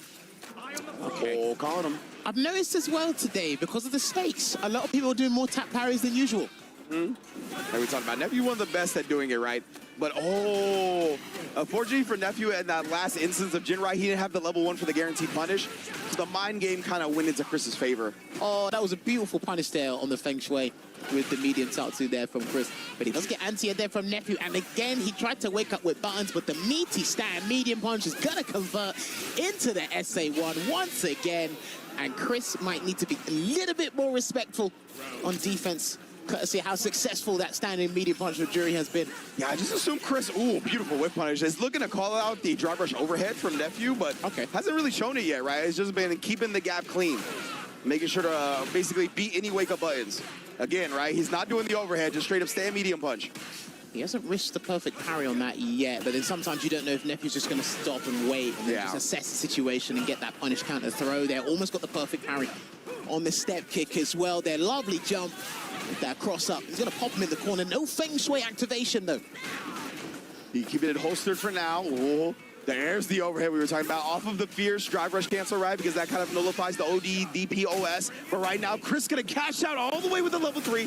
Make sure Nephew is burnt out and try to close out this round. And what's the next situation here? He can run up and try and respect the situation, but he's going to walk and be very cognizant of that level 3. But I'll tell you what, he's going to deliver it to you anyway. And it's going to be FedEx right over and put Nephew 2-0 up in this first of 3. That's tough, man. Chris, you saw this little slight walk, and then he did the stand roundhouse, right? That's one of Ken's longest buttons, but it is also one of his most committal buttons. Has a lot of recovery frames. He ended up getting clipped for it by the neutral jump, and now Nephew off to the races, man. 2-0. Think about the window, though, right? He was looking for the level 3, and just after he stopped thinking about it, that's when the heavy kick came out, and then obviously that's when Nephew introduced the neutral jump heavy kick here. And this is a big deal for Chris, because Chris only got 2 games against Crimea, and he's going to stick. Yeah, he's going to go right back in, and we're going to see it. This could be potentially Chris T's last game here at EWC. If Nephew wants to go straight for the juggler, go for that 3-0. Indeed, right? We didn't see an OSDP off of the crouch medium kick drivers cancel either, so maybe some things slipping through the cracks for Chris. Let's get to the other side, though, into the corner. Ooh. Oh, that was a gimmick. That was fake. That was fraudulent as hell. That was like a counterfeit bill. What the hell was that? My man put the mask on for that turn. He was like, I'm still in this bad boy. Almost got the perfect parry again. He's not trying to really risk challenging Jinrai with a DP. He just wants to see if he can parry it, because, like you said, he's got some of the best parries in the business there, and an anti-air from Chris marshaled him in the corner, and we might see a resurgence in my man's EWC campaign from that round. What a whiff punish! Yeah, the micro movement from Nephew right before that was insane. Like, how little he moved forward to bait out that button from Chris was nuts. Backdash, no punish though. Oh, man, just slide the range. No punish from Chris this time, and does finally find the perfect parry. He's been fishing for it after the Fujin. The whiff punish there, and it's going to give him the round. The Fuha, excuse me. And he responded in kind, and we are looking at set point here for Nephew. Yeah, this is scary, man. Chris, I mean, he's got 3 bars, but Nephew's been in such control of this match. He does spin it. I like that. It's going to create a huge disparity in the drive gauge, right? He could do fierce, drive rush cancel fierce, so he might respect that level 3 again. Depends how Nephew's feeling today. Oh, yeah. Instead. Exactly, just doing the medium and then seeing what Nephew would do afterwards. Tried the perfect parry because he's been so confident that does catch the whiff on the stand medium punch, crouch medium punch. No. Okay, he avoided danger there by the whiff drive reversal. Luckily, he got a second chance here. That's Chris. Blocked on the overhead. He's just standing up the whole time, but he's burnt out. Rinses. This is guaranteed. This is guaranteed. Indeed, right. Once he risked the parry, it was all over. Nephew making the folks at home watch the cinematic, but we'll cut to the stage as he moves on to losers bracket semifinal for a day with the Capcom Cup champion Sahara to move on in EWC. Unlucky there to Chris, but absolute elation there for Nephew. He's a chill guy, but I tell you what, his gameplay speaks much louder than he does, so he is relieved that he did not get eliminated here, right there. But I tell you what, again, he's come with a purpose. They all come with a purpose, but sometimes it's who can execute it better on the day. Unlucky to Chris, he had moments to change things around in such a great way, but I think once Nephew snuffed that out, he just said, right, I'm just nipping this in the bud immediately. I'm not really giving you any breathing room to think about starting your resurgence. Yeah, that's the thing, right, is that Chris is like so sound fundamentally and so sound when it comes to the footsies and the ground game. But Nephew is right there with him when it comes to that, right? We have highlighted before, if you're a longtime fighting game fan, you know that Nephew has been roommates with Punk for quite some time. He's not roommates with him anymore, but they really did a great job in that footsies. But we're going to stage and talking to Rob for the Key Crush. Nephew, congratulations, bro. One more. You do still need one more, correct? Okay, make sure I'm factually correct. One more in order to make it to the next phase. And now you got to crush Chris Tatarian's key. That was a 30 ball? What's going on right here, Nephew? You look kind of nasty. Yeah, I mean, he stopped me from getting the Capcom Cup last year, so I feel like I had to get my revenge. Oh, okay, he needed that get back. My man Dark Neff had to spin the block. Now, some of y'all, I know Street Fighter 6 is growing. Oh, go ahead. I know Street Fighter 6 is growing. Some of y'all might not know. Y'all know about Nephew. Y'all know about Dark Neff. That's his alter ego. And that's what we're seeing right now in the Key Crusher as Chris Tatarian, Ken Extraordinaire, officially has his Key Crush, ladies and gentlemen. Nephew, one more step away from making it to the next phase. Congratulations, Neff, and good luck in your next match.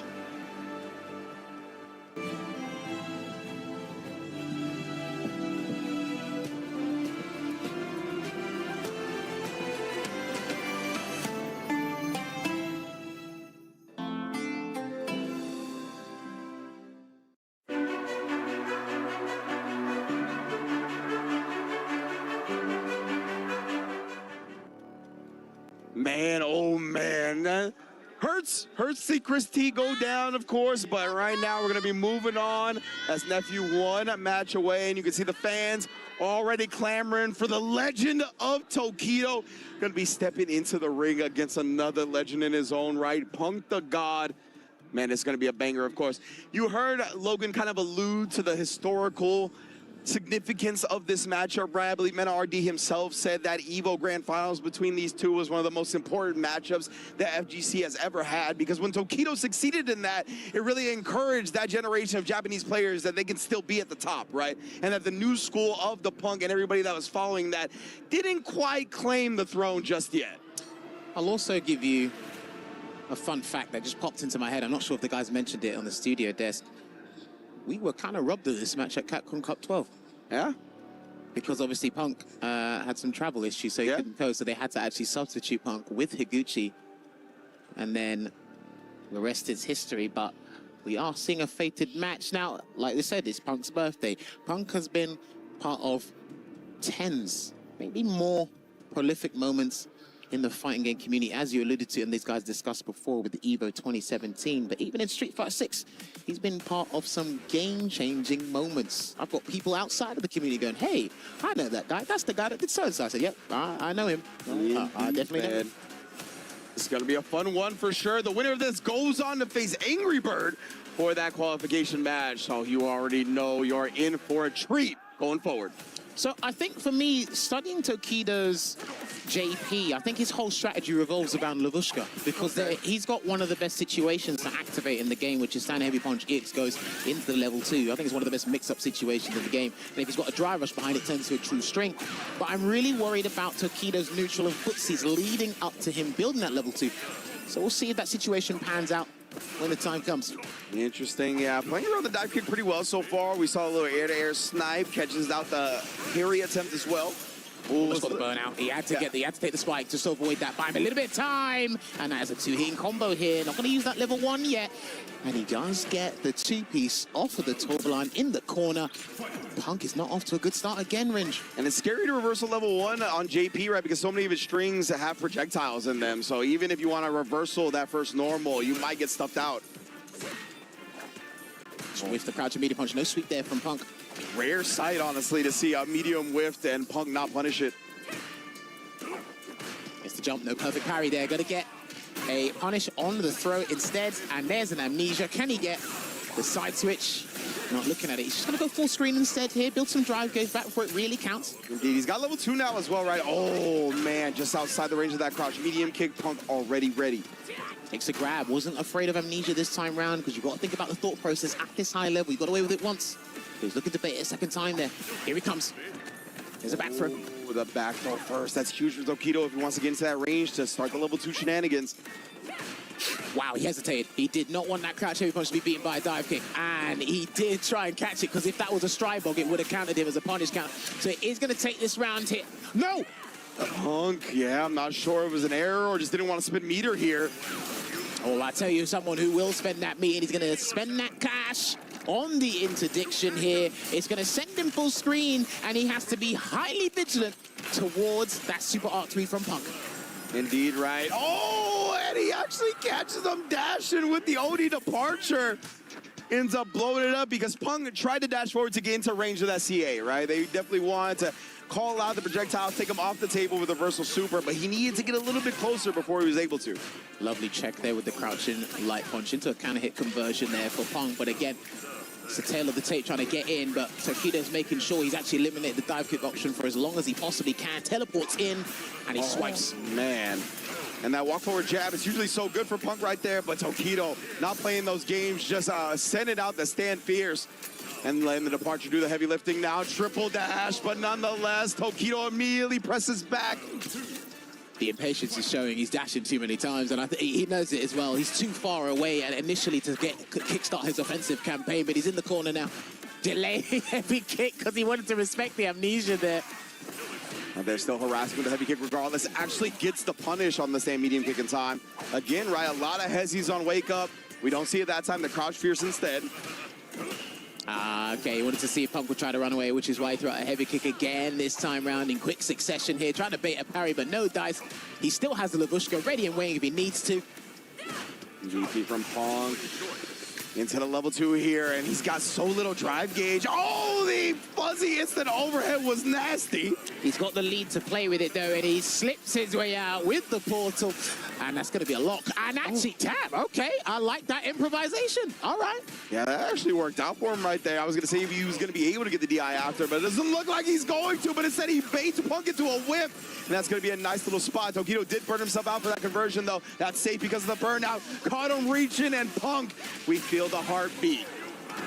That's it. He had to take that slight gamble. I love that micro walk back into the conversion here and making sure he keeps that heart rate high on Tokido's end. Indeed, man. Trying to overwhelm the mental stack, but you know, you really highlighted the level 2. Tokido's got that again, and what a drive rush E-break right there. He's baited him because I think he's trying to read the swipe, and he's not doing it. And Labushka's going to come out. He's almost going to be burnt out from this ridge. So if he wants to be cheeky, he can actually go for a different setup after he puts the departure out. Yeah. And we saw at the end of that last game, I'll get to that in a second here as we get OD Amnesia. Gonna be setting up shop, does preserve his drive, both with the parry and the throw tech. He jumped again. Oh, yeah, Tokido up 2-0 just like that. And yeah, I love Tokido being aware of the DI. We saw in the very first game, Punk try to call out that same string. He didn't actually counter the DI for it, but he didn't get punished. So Tokido well aware now, and Punk, you can tell the frustration is mounting right now. Trying to cool, calm, collect himself, as he's got 3 games straight to come back from now. He needs to go character select. And I think what really tilted him was those 2 jumps in quick succession. That second jump immediately after he went on the ground and it caught the recovery. Yeah.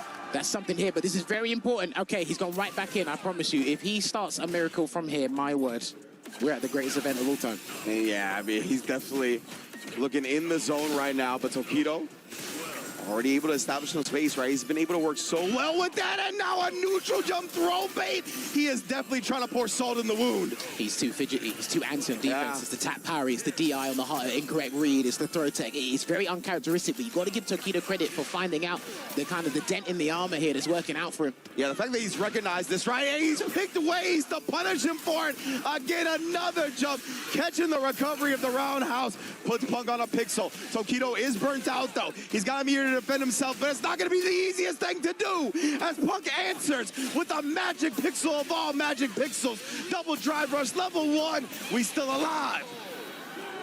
Bring that Prixie dust. Bring that second gust of wind. Tokido not looking phased at the moment because obviously it is potential 3-0 for him. But Punk, he needs to throw everything and the kitchen sink. Maybe not that roundhouse too often, but oh, Jesus.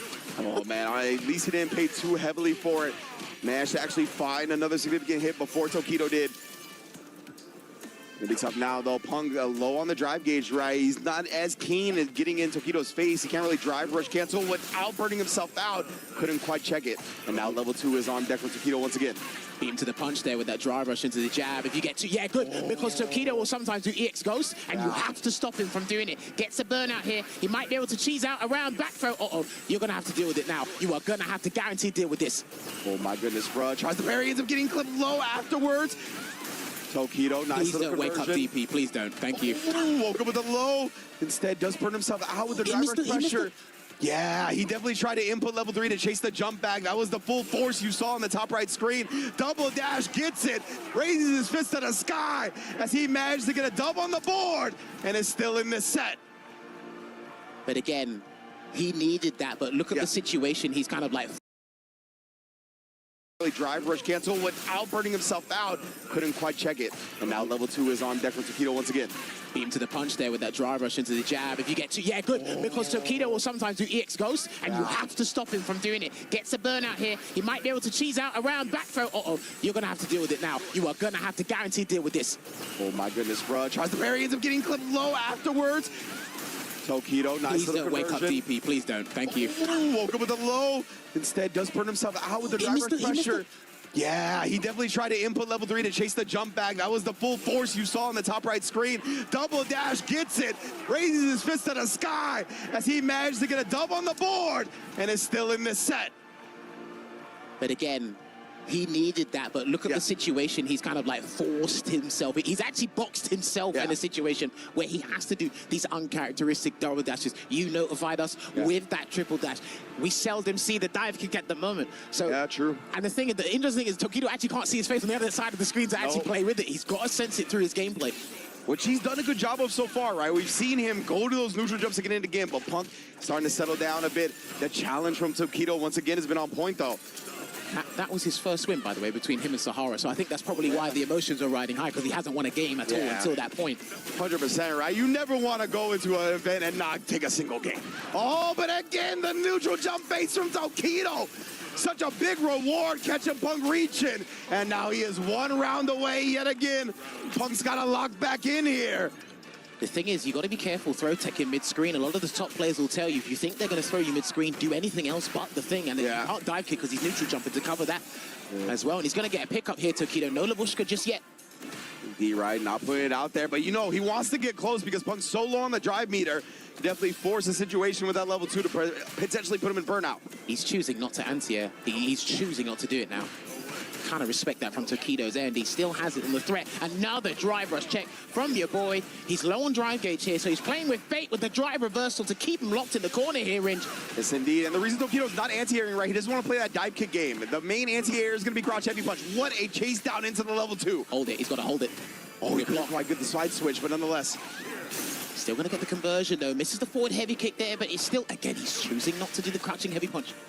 Yeah, he doesn't want to play that mind game. He doesn't want to play, I'm going to get counter hit or punish countered. That time just way too far for the throw. Dude, that was mad fortuitous there for Punk. He's missed a couple of throws and jabs there, Tokido. So hopefully it's not getting to him face down. I like it. A much better improvement on the neutral jumps. They have been absolutely incessant and annoying here. Yeah, that's why Punk had that locked and loaded to counteract it. I love that jump timing to avoid the departure spike window. I haven't seen an air throw against these jumps, though, but I think he's just completely eliminated the dive kick, similar to what Daigo done against Punk ages ago. Forward turn. What are we going to set up afterwards? Oh, trying to beat him out, but Tokido waking up with the button instead. No whip punish there from Tokido. He probably couldn't have got much from that anyway. Gets the swipe. He's hunting for a jump. And he's gonna he walked into it. He walked into it because the proximity activation on that's mad big. And he gets a side switch anyway, and he's gonna pop out a safe jump, but it didn't even turn out to be that. It was a different situation instead. He's gonna build the bar maybe for level 1. And he's built the bar for level 1 Ringe, and in Super Art will kick Punk out of the tournament here. And there you have it. The character coming through. You can see it. Absolute despair. For your boy on his birthday, nevertheless. Oh my, I forgot about that aspect of it. Whenever you come into a tournament, you're never trying to go 0-2, obviously. It's a very obvious statement to make. Very heartbreaking moment for Punk to go down. Tokido and Punk have been a legendary rivalry for quite some time. From that 2017 EVO, heartbreaking moment from Punk. Definitely a tough watch. Nonetheless, a great showing from Tokido. He's going to be moving on to face Angry Bird for a potential qualification. But you hate to see it, man. It's one of the best players in the world right here. One of everybody's fan favorites. For him to go down early, that's just how much passion he has to perform at this level in these fighting games, right? So I love seeing the emotion on the sleeve. This is what we live for. This is why we do what we do. And it's a heartbreaker for Punk to go out this early. Bear in mind, he was runner-up to EVO Japan, our most entered player tournament with over 7,000 entrants. That's how he got here. Yeah. And to do that, and to come to the Esports World Cup, and then to have the results completely flip on its head when you're actually at the event. Yeah. I can imagine, like, your emotions completely flip on its head. Your heart rate fluctuates. And it's just unfortunate there because you want it to be longer. You want that just one more game. Yeah. Just to change the mindset, just to bring yourself back into it. And you can see it there, how unfortunate and how much it means to him, as Ringe mentioned before. And it always hurts more when you feel like you didn't play your best, right? I can't imagine Punk feels like he played his best this weekend when he got 3-0'd by Sahara and then 3-1 by Tokido. You know, at the very least, when Punk is on his game, is going to be 3-2. But let's go to the stage with Damascus to take care of the key crush. And it's time for the key crush. I cannot believe I'm saying those words live, but Punk went 0-2. What an incredibly ruthless tournament EWC is. But Tokido, it's time to crush Punk's key and keep going on that stage. He's got one more game to play to qualify for Friday stage 2. And he will be going for a fierce battle. Let's get that crusher ready and make sure that Keys gives us a very nice pop. Tokido moving forwards after fairly recently moving to JP. The training has been paying off. And there we go, Tokido. Congratulations, Tokido. Tokido, one more? Yeah, one more. But you have Angry Bird next. How do you feel about that match? we play a long time. Maybe the result is a tie so far. But this time, I'm gonna win. This time I'm gonna win. You heard it from the murder face, the beast himself, Tokido. He will be back in a couple of minutes to play against Angry Bird. Congratulations, Tokido, for another win. And he will be playing for stage 2 on later against Angry Bird. See Tokido in a minute and more Street Fighter 6 coming.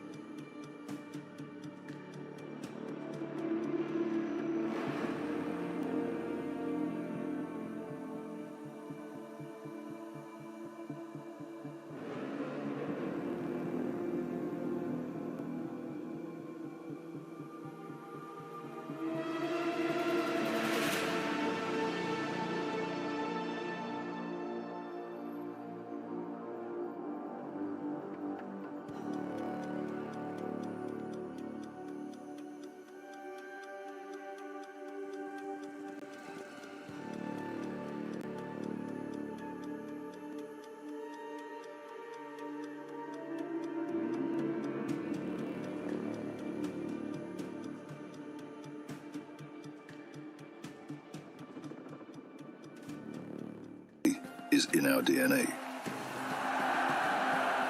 Whenever we let it out, it becomes our superpower. Now imagine an entire city being built to supercharge it. Kadir City, powered by play.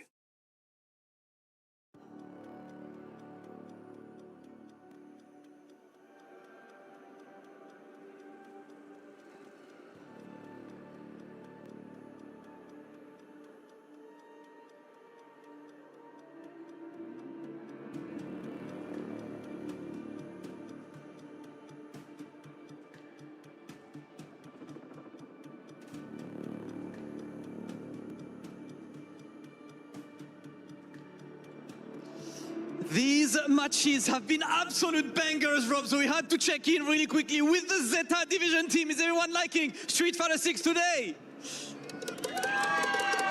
Love to see it, Rob. It's been lively here. Oh, yeah, man. And how about these matches so far? Not my dog, not my boy, Punk the God, the Alpha. Happy birthday to the homie. But that's how insane this tournament is. That someone with, in my opinion, probably the best fundamentals of all time still goes 0-2. Isn't that Rob TV the best fundamentals of all time? I mean, I thought that was I didn't want to say the obvious answer. I heard he was nice. Thanks. Appreciate you, bro. I had to do it for a moment, you know, but I cannot believe that I'm saying Punk went 0-2. This is a sentence I didn't expect to say one day in my life, but it is what it is. That's EWC. It's ruthless. Our next match is the Capcom Cup champion in losers as well against Nephew. playing tournament life on the line. You know, we've been talking behind the scenes, ladies and gentlemen, and I want you to pay attention when you're watching Sahara, when you're watching him play. The way he smiles in between rounds and crazy interactions, because he is what? A millionaire, okay? That man got $1 million. You think he get what? He completely comfortable, and it's tough to beat somebody when they sitting on that type of bread. You know when they say, would you DP for $1 million? What if you already have one anyway? He gonna do whatever he feel like doing. Ladies and gentlemen, that said, I do think it is about that time. Or, actually, before we even get there, Damascus, I'm gonna put you on the spot right now. I'm gonna put you on the spot. Okay. And I'm gonna make sure I check the chat too. Who wins? I know some of y'all don't know ball. Don't even act like you do. Who wins out of Sahara and Nephew? Come on. I don't like that, man. You're asking soft. Sahara. Okay, I'll go ladies and gentlemen, as a stage host, I would never be biased like Damascus is right there. I can't believe he actually said right something. now. You have 3 seconds to say nephew. Ladies and gentlemen, it is about that time. I think who's gonna win? Actually, we're going to the studio. We don't got time. Let's get to our match.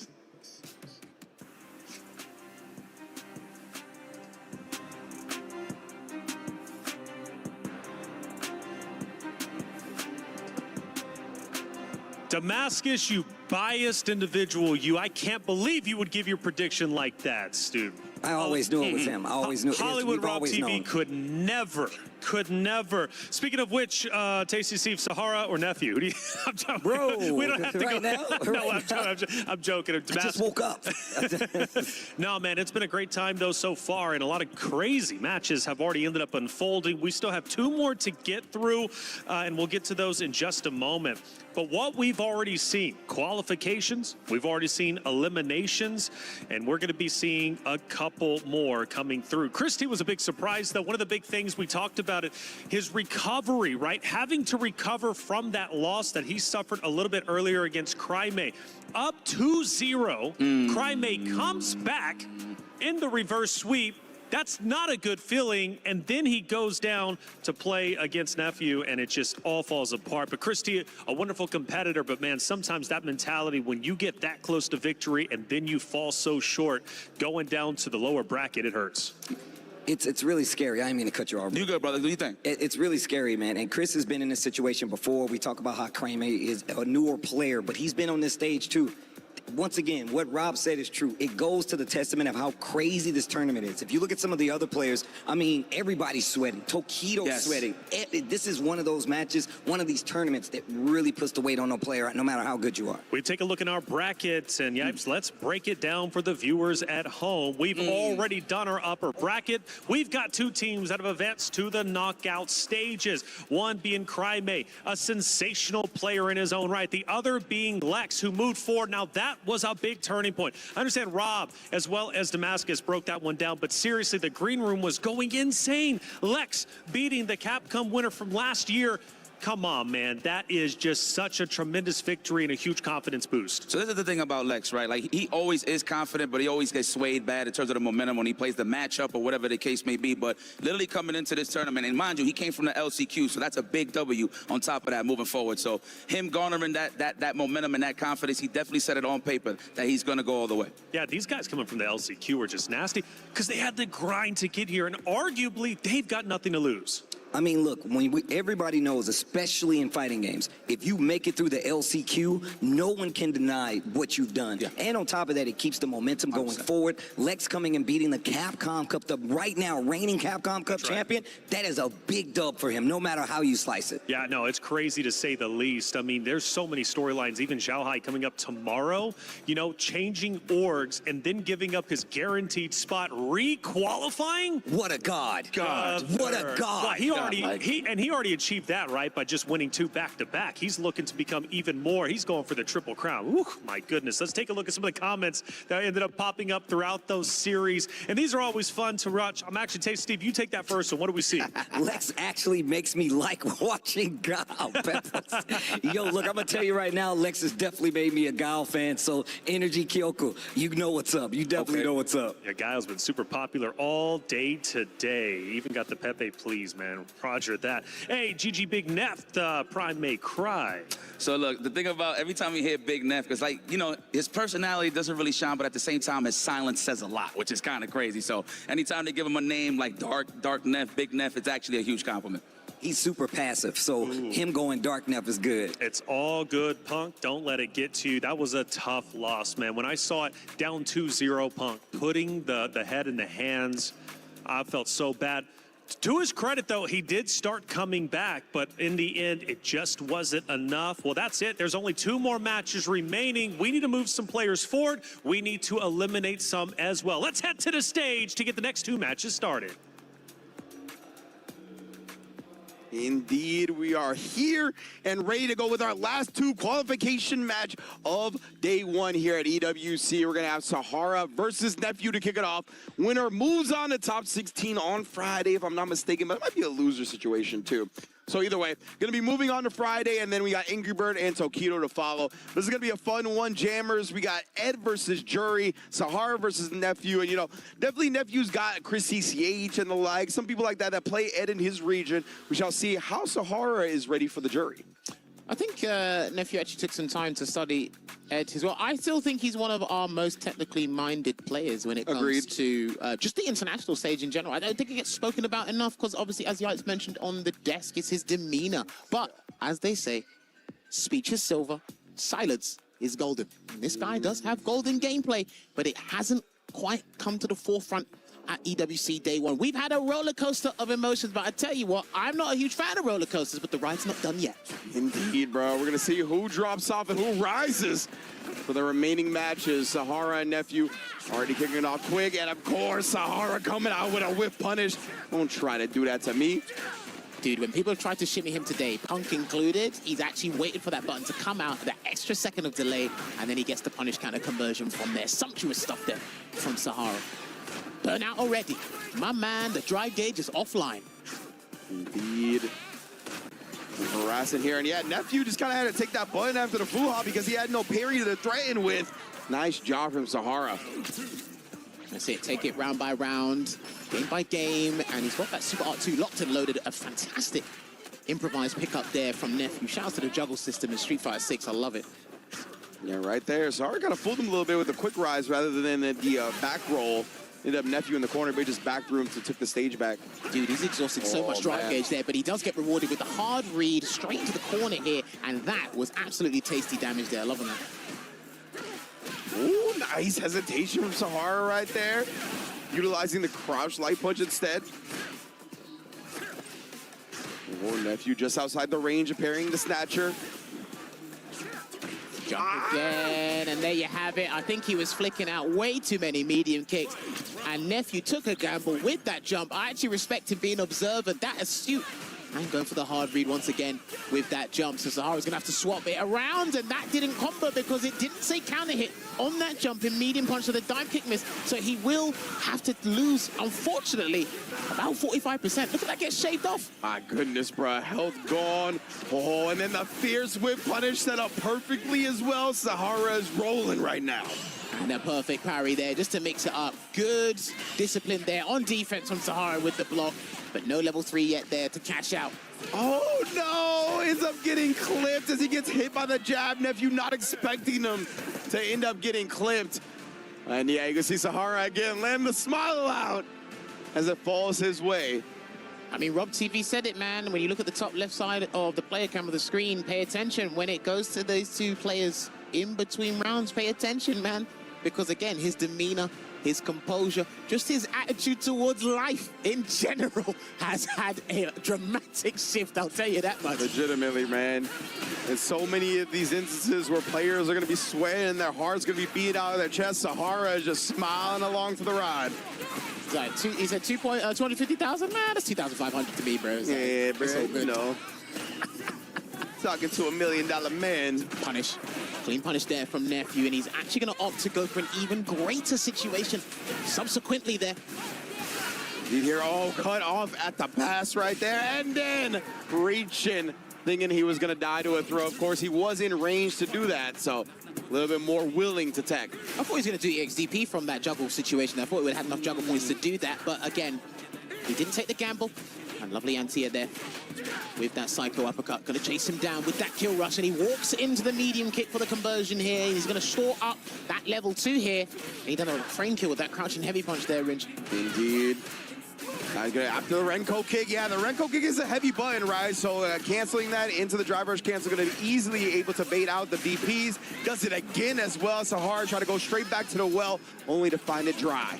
All right, Feng Shui engine activated, and he might have to take the empty jump because he is dehydrated, as Yikes would say. Good block, and he's still having that great defensive sequence there. Manages to escape, but a little bit of a punish on the way out, and he is going to close out this round with that Psycho Chamber. Managed to wake up with that button and turn it around just when you thought Nephew sunk his fangs into his neck. Yeah, I wonder if Nephew was just holding back instead of down back or what, because he drive rushed at him, didn't press anything, didn't get counter hit. Must have been trying to base something out, just not expecting to wake up low. And that's what catches people out the most, what you don't expect there. And he didn't expect that wake up level 1, did Sahara. Low on drive gauge, below the safe zone. Oh man, Nephew again trying to turn up the pace a little bit, especially with Sahara below the 3 bars, right? He sneaks in another heavy kick to keep him down low. These guys were doing shadow boxing just momentarily, and another wake-up Psycho uppercut. That's going to be tail of the tape for his gameplay throughout the tournament, or his tournament life. And just the tip of that uppercut caught him. God damn. That was crazy. Yeah, Nephew tried to bait out an anti-air, right? A really late dive kick on that one. Nonetheless, Sahara still reached it. Finally finds an ODDP on wake up, and then forces the issue. Plus frame off the drive rush forward heavy into a throw. Now, we did speak to our stats guy. Shout out to Lazarus. We did say you might have to get a counter for wake-up reversals from people, and I think we found the person who's actually going to make my point proven because he don't care. Yeah. He said, and the thing is, every time, he's actually gambling a massive reward for you. He said, look, I will put 40% on the platter for you. It's an appetizer. I'll let you taste it first. Yeah. And if you want to pay, there's a service charge. You know? If you want to pay, you can do so. First one's free. It's the classic. But well, last time I checked, the only thing free was the cheese in the mousetrap. But that's what I was told. But he always has to think about it. He always has to think about it. And that's going to be the worrying thing here for Nephew. He's 2-0 down here, Ringe. Can he bring it back 3 games on the trot? That is a lot to ask for, but Nephew, he's been here before, right? We've seen him bounce back.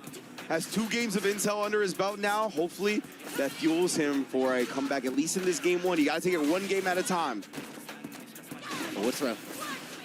Toss to the corner. Oh, my. Dude, he's got to pull the brakes. He's got to let him get up. He has to let him get up. Yeah, he's been showing out so much with the ODDPs. And then again, tried an anti-air version that time, but Nephew recovers. Empty jump after all, and is able to punish. Do you know what's funny? Where he's throwing out EXDPs, if you bait it, he'll actually pick it up with a perfect parry later. So he'll actually, yeah.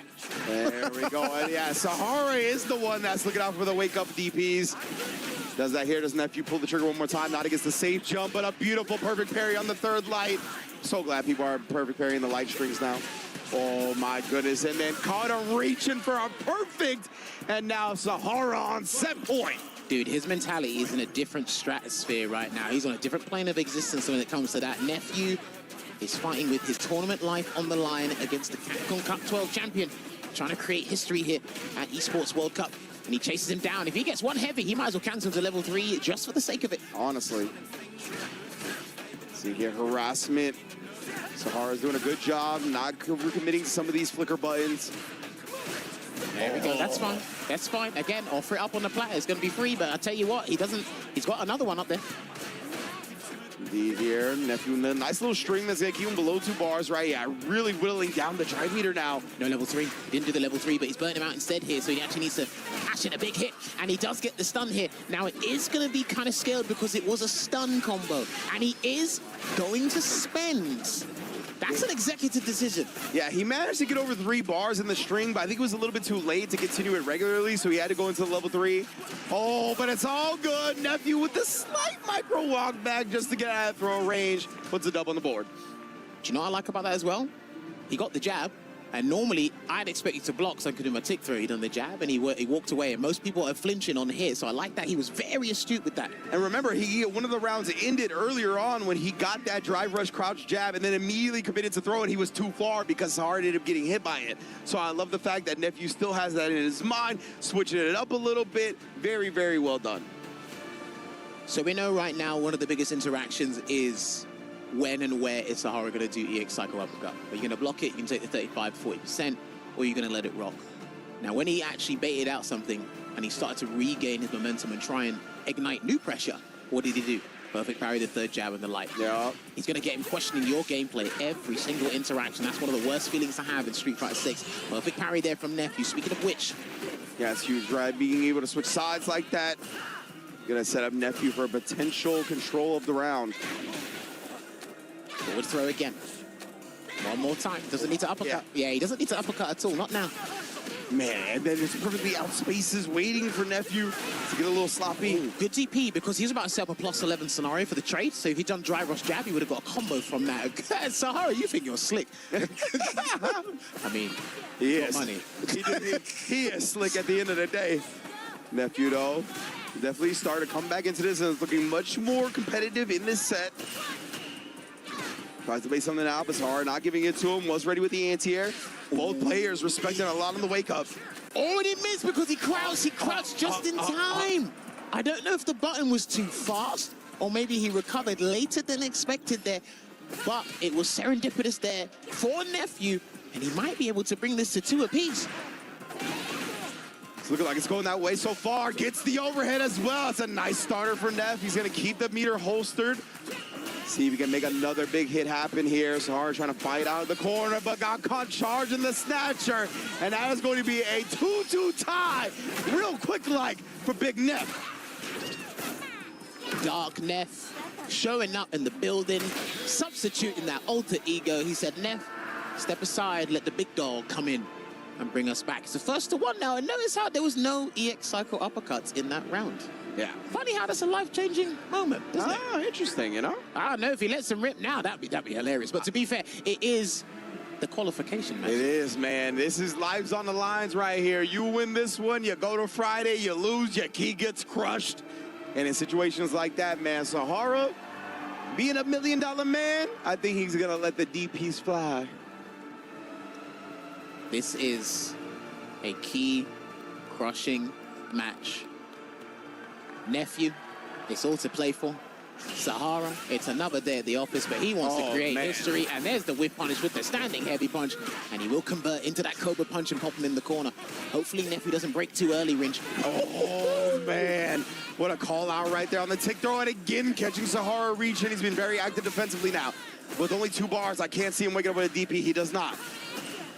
Backdash again! That was exquisite there from the Capcom Cup champion in the empty jump just against the tap parry. Oh, players here. Dude, this is exactly how Lex beat him. This is exactly how Lex beat him. Lex waited for the tap parries and the Cobra punch. No one, I promise you, at least at the time of me watching this game, no one has perfect parried that move. So he's awake and he's here. Well, with the perfect parry, but it was OD, right? So it was 2 hits. Sahara couldn't immediately just take his advantage back. Damn, that two game leeway is not so good now, and he's going to get a fat punish counter combo on that jumping medium punch there.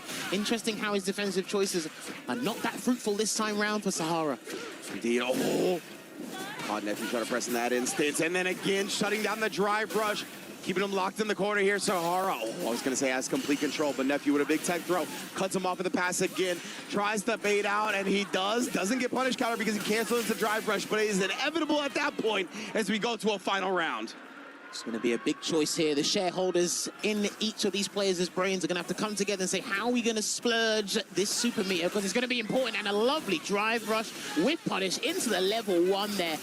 Beautiful stuff there from Nephew, but guess what? Sahara still has some dirty options to wake up. Got so lucky, did not get punished for that whip throw, but nonetheless, a beautiful perfect parry behind it. Didn't submit anything. He went the wrong way. He looked the wrong way. He didn't land in time for Ed to turn around and get the punish counter, and he gets hit with the overhead, and it is going to build him the bar for that level 3, and your boy Dark Neff shows up and knocks out Sahara, and it is going to be a key crush there. Unsponsored Nephew turning up in the lower bracket, and he's like, woo, yeah, go me. Yeah, he's got that tiny ass flag. Straight black tee, black gear, ready to rob people's dreams. Good stuff to Nephew, turning them right into nightmares as he's able to take down the Capcom Cup champion and qualify for stage 2 of EWC. It was looking a bit bleak when he lost to Angry Bird 3-1 at the top of the hour. But man, he's managed to turn it round. He had to beat his homeboy Chris T, and he had to go through the Capcom Cup 12 champion there. Obviously, Sahara would have liked to go the distance, and write a new chapter in that competitive career book he's been developing. But as we take a look back, that was a key moment there when it didn't look the right way. But I tell you what, Neff said, I'll take that, I'll pick it up and collect that victory. But what we're also going to collect is wise words from the man himself. And we actually do need to check out the key crushing moment. Let's head over to the guys right now. All right, ladies and gentlemen, it is time for Sahara, the Capcom Cup champion, to hand over his key to nephew. Sahara, congratulations. God bless, brother. Now, nephew, congratulations. Sahara, you're good to go now. Respectfully, by the way, respectfully, he just wasn't sure. Ain't no you're good to go now, no disrespect. Shout out to Big Sahara. Neff, down 0-2, bro. Up against the Capcom Cup champion, and you do that. Take us through what was going through your mind right there. Yeah, I was kind of getting flashbacks because I was down 2-0 against Tachikawa 2 years ago. And then I won 2 games, and then I lost the third one. So I'm glad I was able to close this out. Also, Tahara actually reversed 3-0 in me at UFA to qualify for Capcom Cup, and he got $1 million off that. $1 million after the run back is crazy. Maybe you will share the same fate here. Neff, last thing, of course, you are someone who some people might not know if you're new to the scene. You had a big time, job, big time career outside of Street Fighter, and you switched over and went full time, and we see how strong you've gotten. How do you feel about that choice right now? Yeah, I mean, I just love Street Fighter and I love competing. So I'm glad I did it. Ladies and gentlemen, please put your hands together for Nephew. Neff, please go ahead and crush Sahara's key.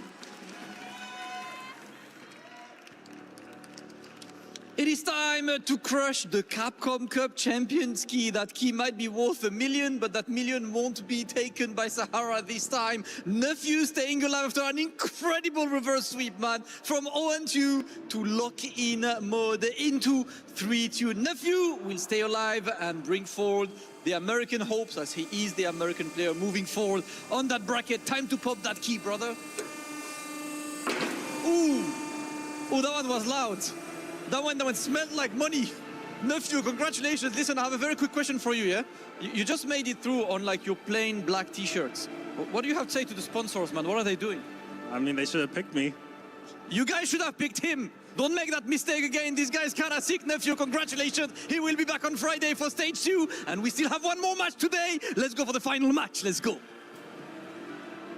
Play is in our DNA.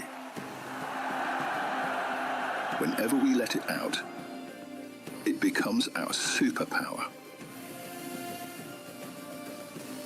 Now imagine an entire city being built to supercharge it. Kadir City, powered by Play.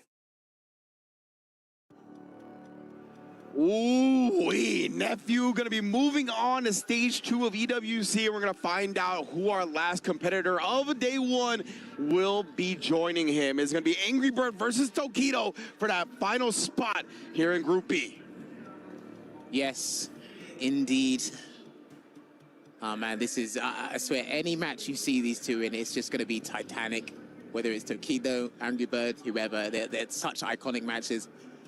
And to have it at such an early stage is a blessing, and it's also a curse. Depending on your position and what seat you're sitting in, it's a blessing for me. Yeah, definitely. I can't tell you who it's a curse for, but it's going to be interesting nevertheless. Akuma going up against JP, this is an interesting one because, again, Tokido's managed to gel with JP over time. He hasn't got a massive win with the character yet. He's had game-changing moments, especially in Street Fighter League Japan and the Street Fighter League Worlds, but he still needs that big win like he got with Ken back in 2024 with a CPT win. But Angry Bird's one of the best players I actually like in terms of watching how he handles JP's neutral to get what he wants, the reward he's kind of so desiring. We've seen him with the Ken over the years.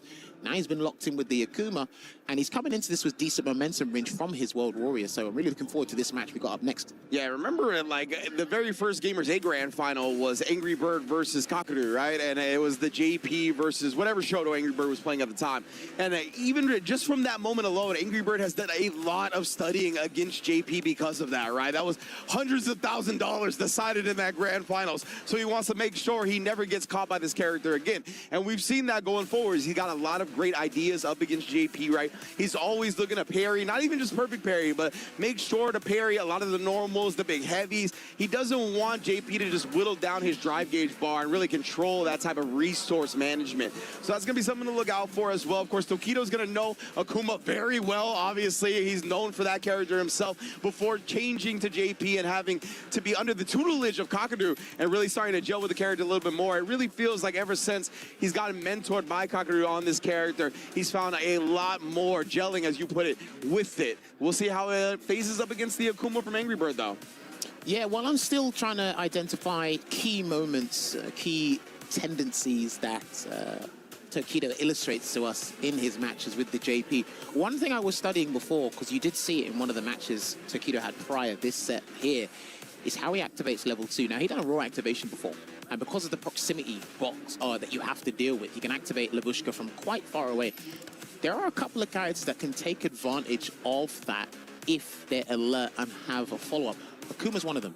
Okay. So if he does stand heavy punch into the EX Ghost in the corner, you've left a gap. If he's got level 2, you're in the corner. So he gets the combo from the wall bounce. Okay. Chun-Li gets a follow-up. I think Alex gets a follow-up as well. I think it depends. A couple of characters. So there's really nuanced situations you can work on while seeing how Tokido's trying to basically revolve his gameplay around that. But Angry Bird, to me, I've always said this, he redefines the word aggression. Listen, you think... It's true, though. But now I've got to put Hinao's name there. I have to put Hinao's name there. Because the way this guy's playing... Dude, yeah, now looking on a different level. But Angry Bird was really the first person to popularize the drive rush jab, right? That's how he won the first EVO, first Street Fighter 6, was he's the one that really honed in on the fact about how strong that strategy was and how much putting his foot to the floor on the gas pedal will basically give players so many problems, right? And we've really seen him evolve that style to something even more deadly as he's gone along in Street Fighter 6. So he looks as good as he's ever had on the Akuma, right? It felt like he was kind of soul searching for a little bit. Obviously, a long-time Ken player. He was trying to find the Shoto that was going to gel with him the best. And this Akuma was looking fierce. He absolutely dismantled Nephew in the opening match. So we're going to see him try to do the same to Tokido. Both these guys have a killer mindset as combatants. They are EVO champions for a reason. They have met on several occasions on the world's biggest stage, and now they're here once again to bless us with a riveting set here. Both characters are elusive in their own right, but I tell you what, there can only be one winner. Now, he chose not to anti-air against Punk with the dive kick and just regular jumps. Demon Flip, however, is very different. So we're going to see how he handles the aerial approach, and already not close enough. You're going to see if he can get Tokido to flinch. But good start there, nevertheless. Indeed, already looking for the parries. That's what we highlighted, right? Angry Bird very much looking to parry up against JP consistently. Tokido already honing in on that, already punishing it. Oh my goodness, the trades from both sides. Drive reversal against the standing heavy punch. Not going to deal with any mind games there and keep him caged in the corner. Going to get that grab, but he needs, yes, just a little bit more drive gauge. That's why he didn't do Adamant Flame there, but he still gets beefy damage from that range. Yeah, still definitely a good look for Angry Bird. Wow. Met him in the air. Did have the juggle point accessible, but now we get a perfect parry right back. Angry Bird trying to keep Tokido locked in this corner. What are we going to do? Oh no, he's going to charge the fireball just in case of amnesia or even a wake up level 1 there, but he does have that level 2. No level 1 to follow up. Wasn't quite ready. Amnesia, the active frame, saved him in time. Oh my goodness, Angry Bird, yeah, he's just gonna be guaranteed chip now. Level 1 would not have saved him. It would have died to the projectile. Level 2 would not have reached. It would have just been a waste of meter. Amnesia coming in clutch, man. That's a very good insurance policy, whether you pay for it or not. Oh, yeah. Yeah, he hesitated. He saw it. Headshot. Straight up. All right, throw now, Angry Bird. Oh, trying to base something out. You saw the shimmy. Oh, and he whiffed it because he wanted the target combo to that level 2, but he's not going to take the round in a traditional fashion. Instead, he got him to flinch and praise to the sky because nobody came down and gave him an answer. And an immediate rebuttal there from Angry Bird. Tokido, man, he's been very frequent, very happy with these OD amnesias. See how frequent it's going to be going forward. Demon flip, trying to get him to close the distance immediately, but that breakaway from Angry Bird still has a high success rate on those DPs. Here it comes, and he parried, and he has to hold it, yeah. And he already let it go because he got the perfect parry on the Ghost. Oh, man, such big damage here. No meter as well. So Angry Bird looking thirsty. Oh, and again, Tokido. That's what he's been doing all tournament long so far. The neutral jump baits, especially after the departure spikes. Yeah, mid-screen as well, nevertheless. That's where it's been mainly happened. I think it's just the intensity, just those tournament nerves kicking in at the right moment. And he's able to snuff out blood and really capitalize on that. That's where Tokido's actually been getting most of his damage from outside of level 2 conversions and mix-ups range. Yes, indeed. See Tokido, he's going to need to find more and more of that. Angry Bird, on the other hand, got a host of the techs. Does find an anti-air here. Oh, the amnesia. We talked about Tokido is more than willing to wake up with it consistently. Oh, the DI caught onto the habit of him fireballing after that block string. Hard read, he take the stun. He can. He's got an EX departure if need be. Doesn't even need it because the level 1 is gonna take him out there. He went for a drive rush cancel conversion just to pop him up high enough to get the conversion into the Chornabog. I like that. Yeah, it's a popular strat in this game, right? When you get pushed out by a block string, but you know the opponent's negative, you throw your own fireball, and you can see it just got exposed heavily right there. Oh, okay. Again, the footsy's working out for him right now. Couldn't get the proper counter hit conversion he needed from that forward heavy punch there, Ringe. Oh, my goodness. Gonna try the perfect parry, meet him in the air. Angry Bird just doesn't want to get put in the corner right there, so he's jumping out. Nice jump.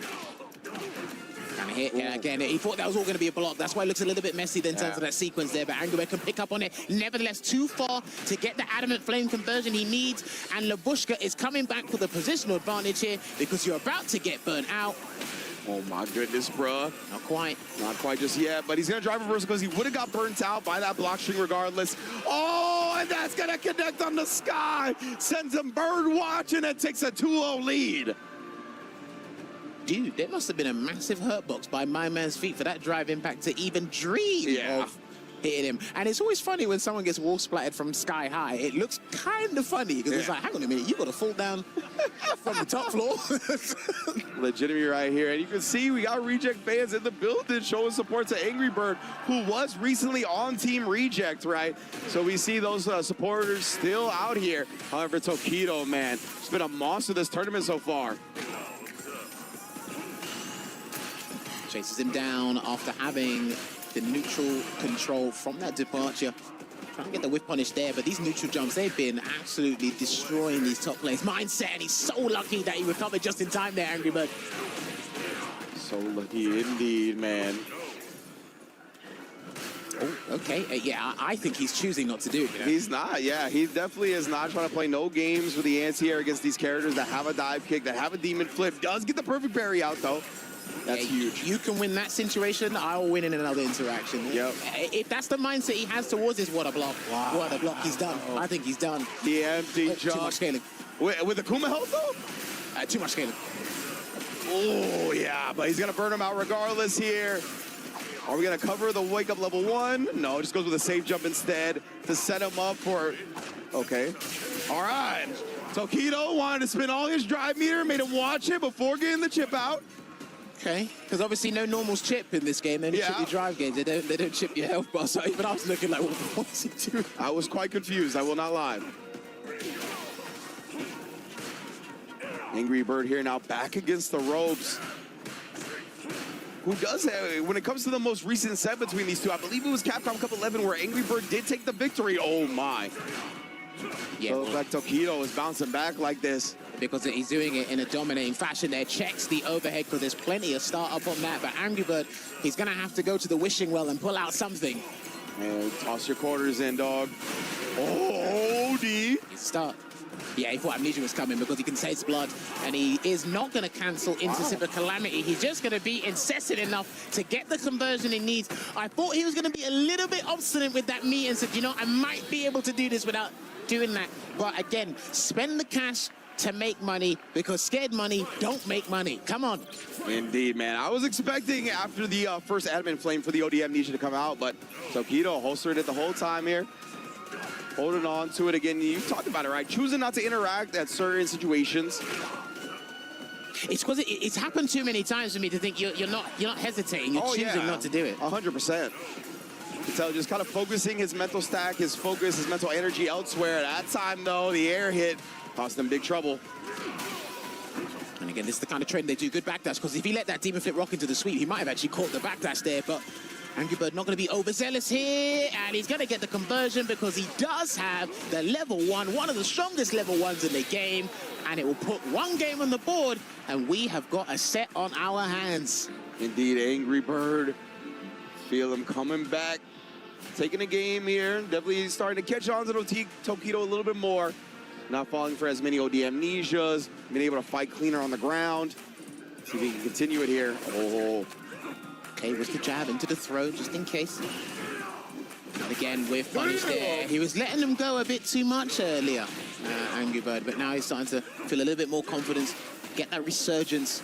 That's exactly what he needed here, and that is going to be the round that he's going to splurge everything, because when you see EX Air Hadouken in a combo, you know what time it is. Oh, yeah. And again, right, really starting to call out these OD Amnesias so significantly. And again, here he's going to set him up.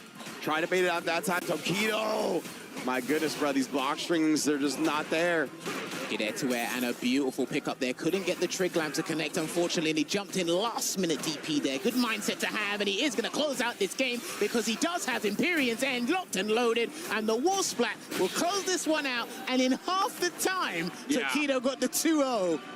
Angry Bird reduced that deficit, and we are on an even playing field. This is what we live for as Street Fighter fans. Yeah, it's crazy to see, right? The fact that Angry Bird was able to tie this setup so quickly after it looked like Tokido was about to run away with it. Very convincing run back from Angry Bird here, but who's going to take the last match? Goes up with the drive rush low. I like that. Establish it early. Bear in mind, this is a decider match. That's why this is imperative that the boys are looking to get that. Oh, wait, what? Okay. Yeah, that was wild, man. Just dashing all the way through, but this time Angry Bird hits Tokido with his own pimp. Goes with the neutral jump. Jumped. Oh, okay. He thought he was going to throw tech or something else, but Tokido had other plans here, and there's a safe jump into the grab, and it's going to put him in pole position once again for that set point. Quick sip of that water. Man, it's been so quick, honestly, after those first two games. Angry Bird gonna be able to land on the original side, try to teleport into the grab, but we get an amnesia. Oh, lovely throw take just to beat the crystal at that 0.1 second. Last minute, and another neutral jump. That has been one of his stoic. I'm telling you, man, this has been crazy. Like the fact that it hasn't even been acting as just a bait, but a defensive option that has rewarded Tokido so heavily. Oh my goodness, just waits for the throw whip, gets a punish counter with his own throw, then hits him with a crouch medium punch. Tokido takes it 3-2 over Angry Bird. He's had game-defining moments, life-changing moments here, and again, another riveting 3-2 set for just today on day one here at the Esports World Cup. And you can see it there, huge exhale, huge sigh of relief, and a bow of respect, because he knows how much respect he has towards Angry Bird as an opponent. But hey, we're on business, we're on job. I've got to get it done, man. What a performance from Tokido, defeating 2 EVO champions in Street Fighter 6 back-to-back, taking down Punk and Angry Bird. Is the murder face truly back? I mean, with that face in the background for his picture on Team Morrow, I'm not so sure. Maybe there's a new meaning to it. But yeah, look at this. Just as those last closing moments there. Because remember, when you do throw JP, you're further away now. So he is forcing a drive rush, which I don't think JP players actually mind, to be honest. But it has been insane to watch these matches and watch these guys react. And look at that, the emotion, the excitement to be able to progress to phase 2. But we do need to progress to an interview with the main man himself, Tokido. So let's hand it over to Damascus to have a few words. And it's time to exchange the key. Make some noise for Angry Birds. And of course, Tokido, congratulations. You said you would win. But I have another question for you. You've swapped to JP a while ago, and you recently mentioned that your new coach is Kakeru. How did that change your preparation for this, and how do you feel the difference in your level of play? おめでとうございます。もちろん勝つというふうに宣言されていたわけですけれども、最近かける元選手がコーチになられました。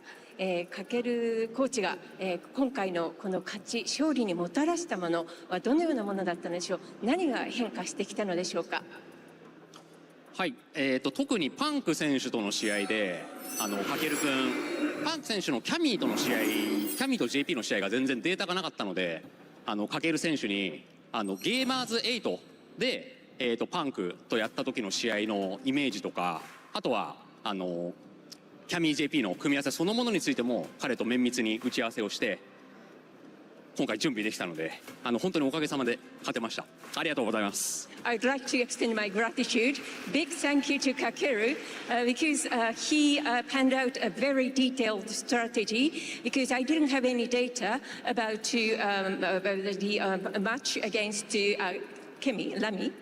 And in terms of like the certain characters, and he really strategically made a very precise plan. So I was able to win this tournament thanks to him.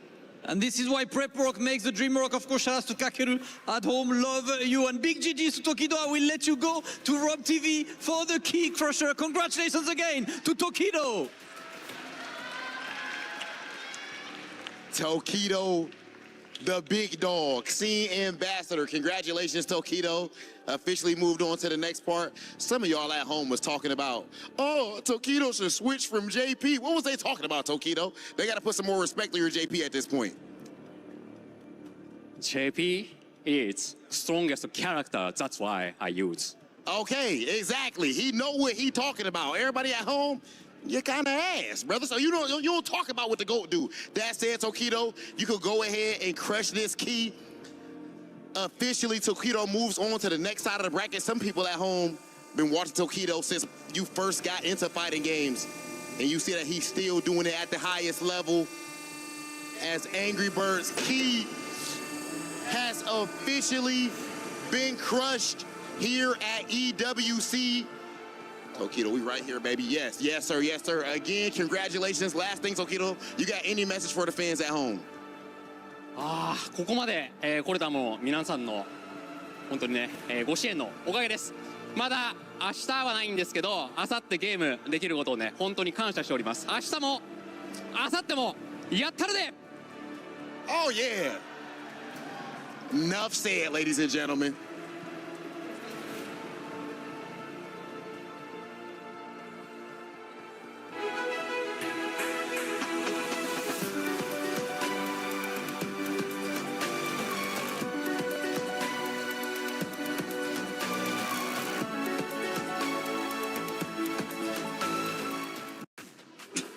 Oh, what a day, what a day, what a day. Finishing Group B as well as Group C. We crushed 8 keys. We moved 8 players forward. It was nothing but short of exciting. My goodness. Welcome back into the Allianz Vaults. I'm Table Reflections Noble, Tasty Steve Yives, boys. Angry Bird's gone. Tokido, I don't know what he said. I'm going to be honest with all of you out there. But, man, whatever he said, Steve, it sounded good. He said something about, I'm glad that I won. I'll see you tomorrow. Okay, and he also said... Loosely. Very loosely. I believe very loosely. But he did say JP is the strongest, okay? You heard it here first. Bottom line, period. Boys, we crushed a lot of keys today. Yes, we did. And unfortunately, we're going to get to see those key crushes one more time. But I tell you what, it never gets less exciting. It's such a brutal format.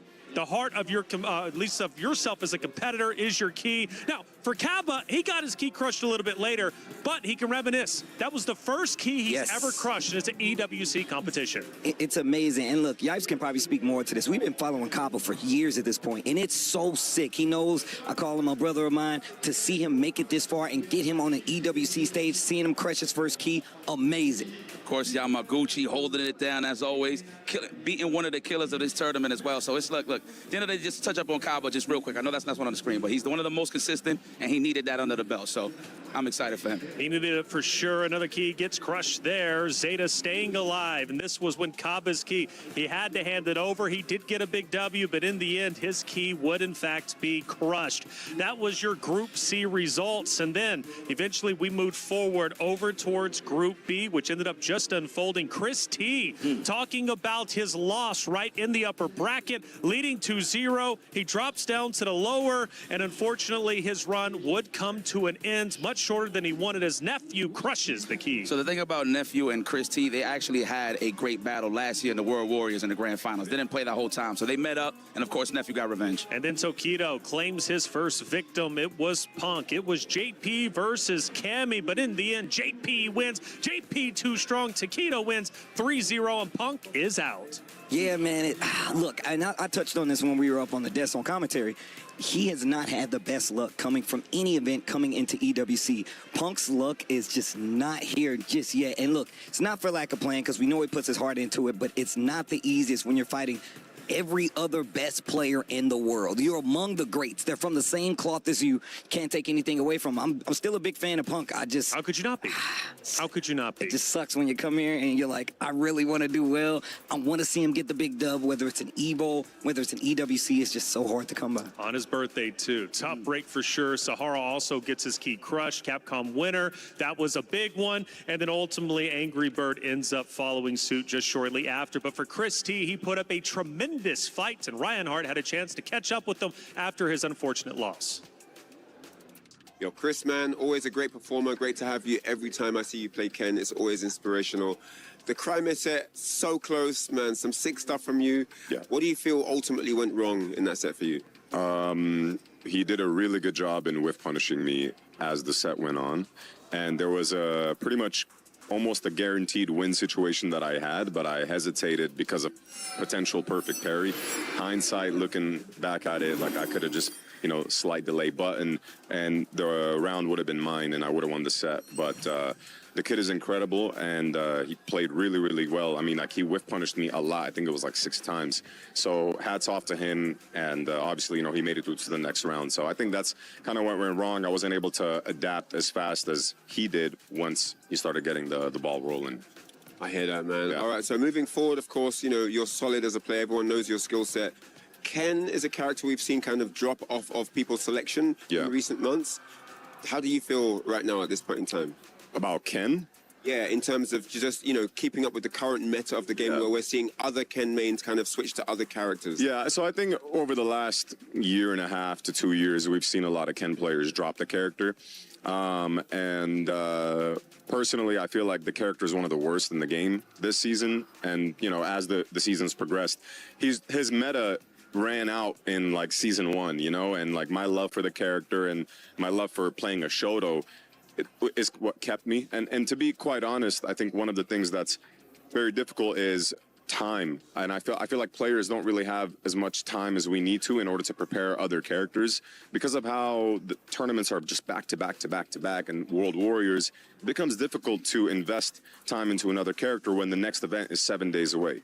So I feel like a lot of combination of that and it just didn't allow me to learn new characters. But to answer your question, I feel like Ken is viable in like a 1st to 2 setting, but in the highest level in this current meta, it's just doesn't exist anymore, and that's why I'm the only one left. I've been the only one left for a while now.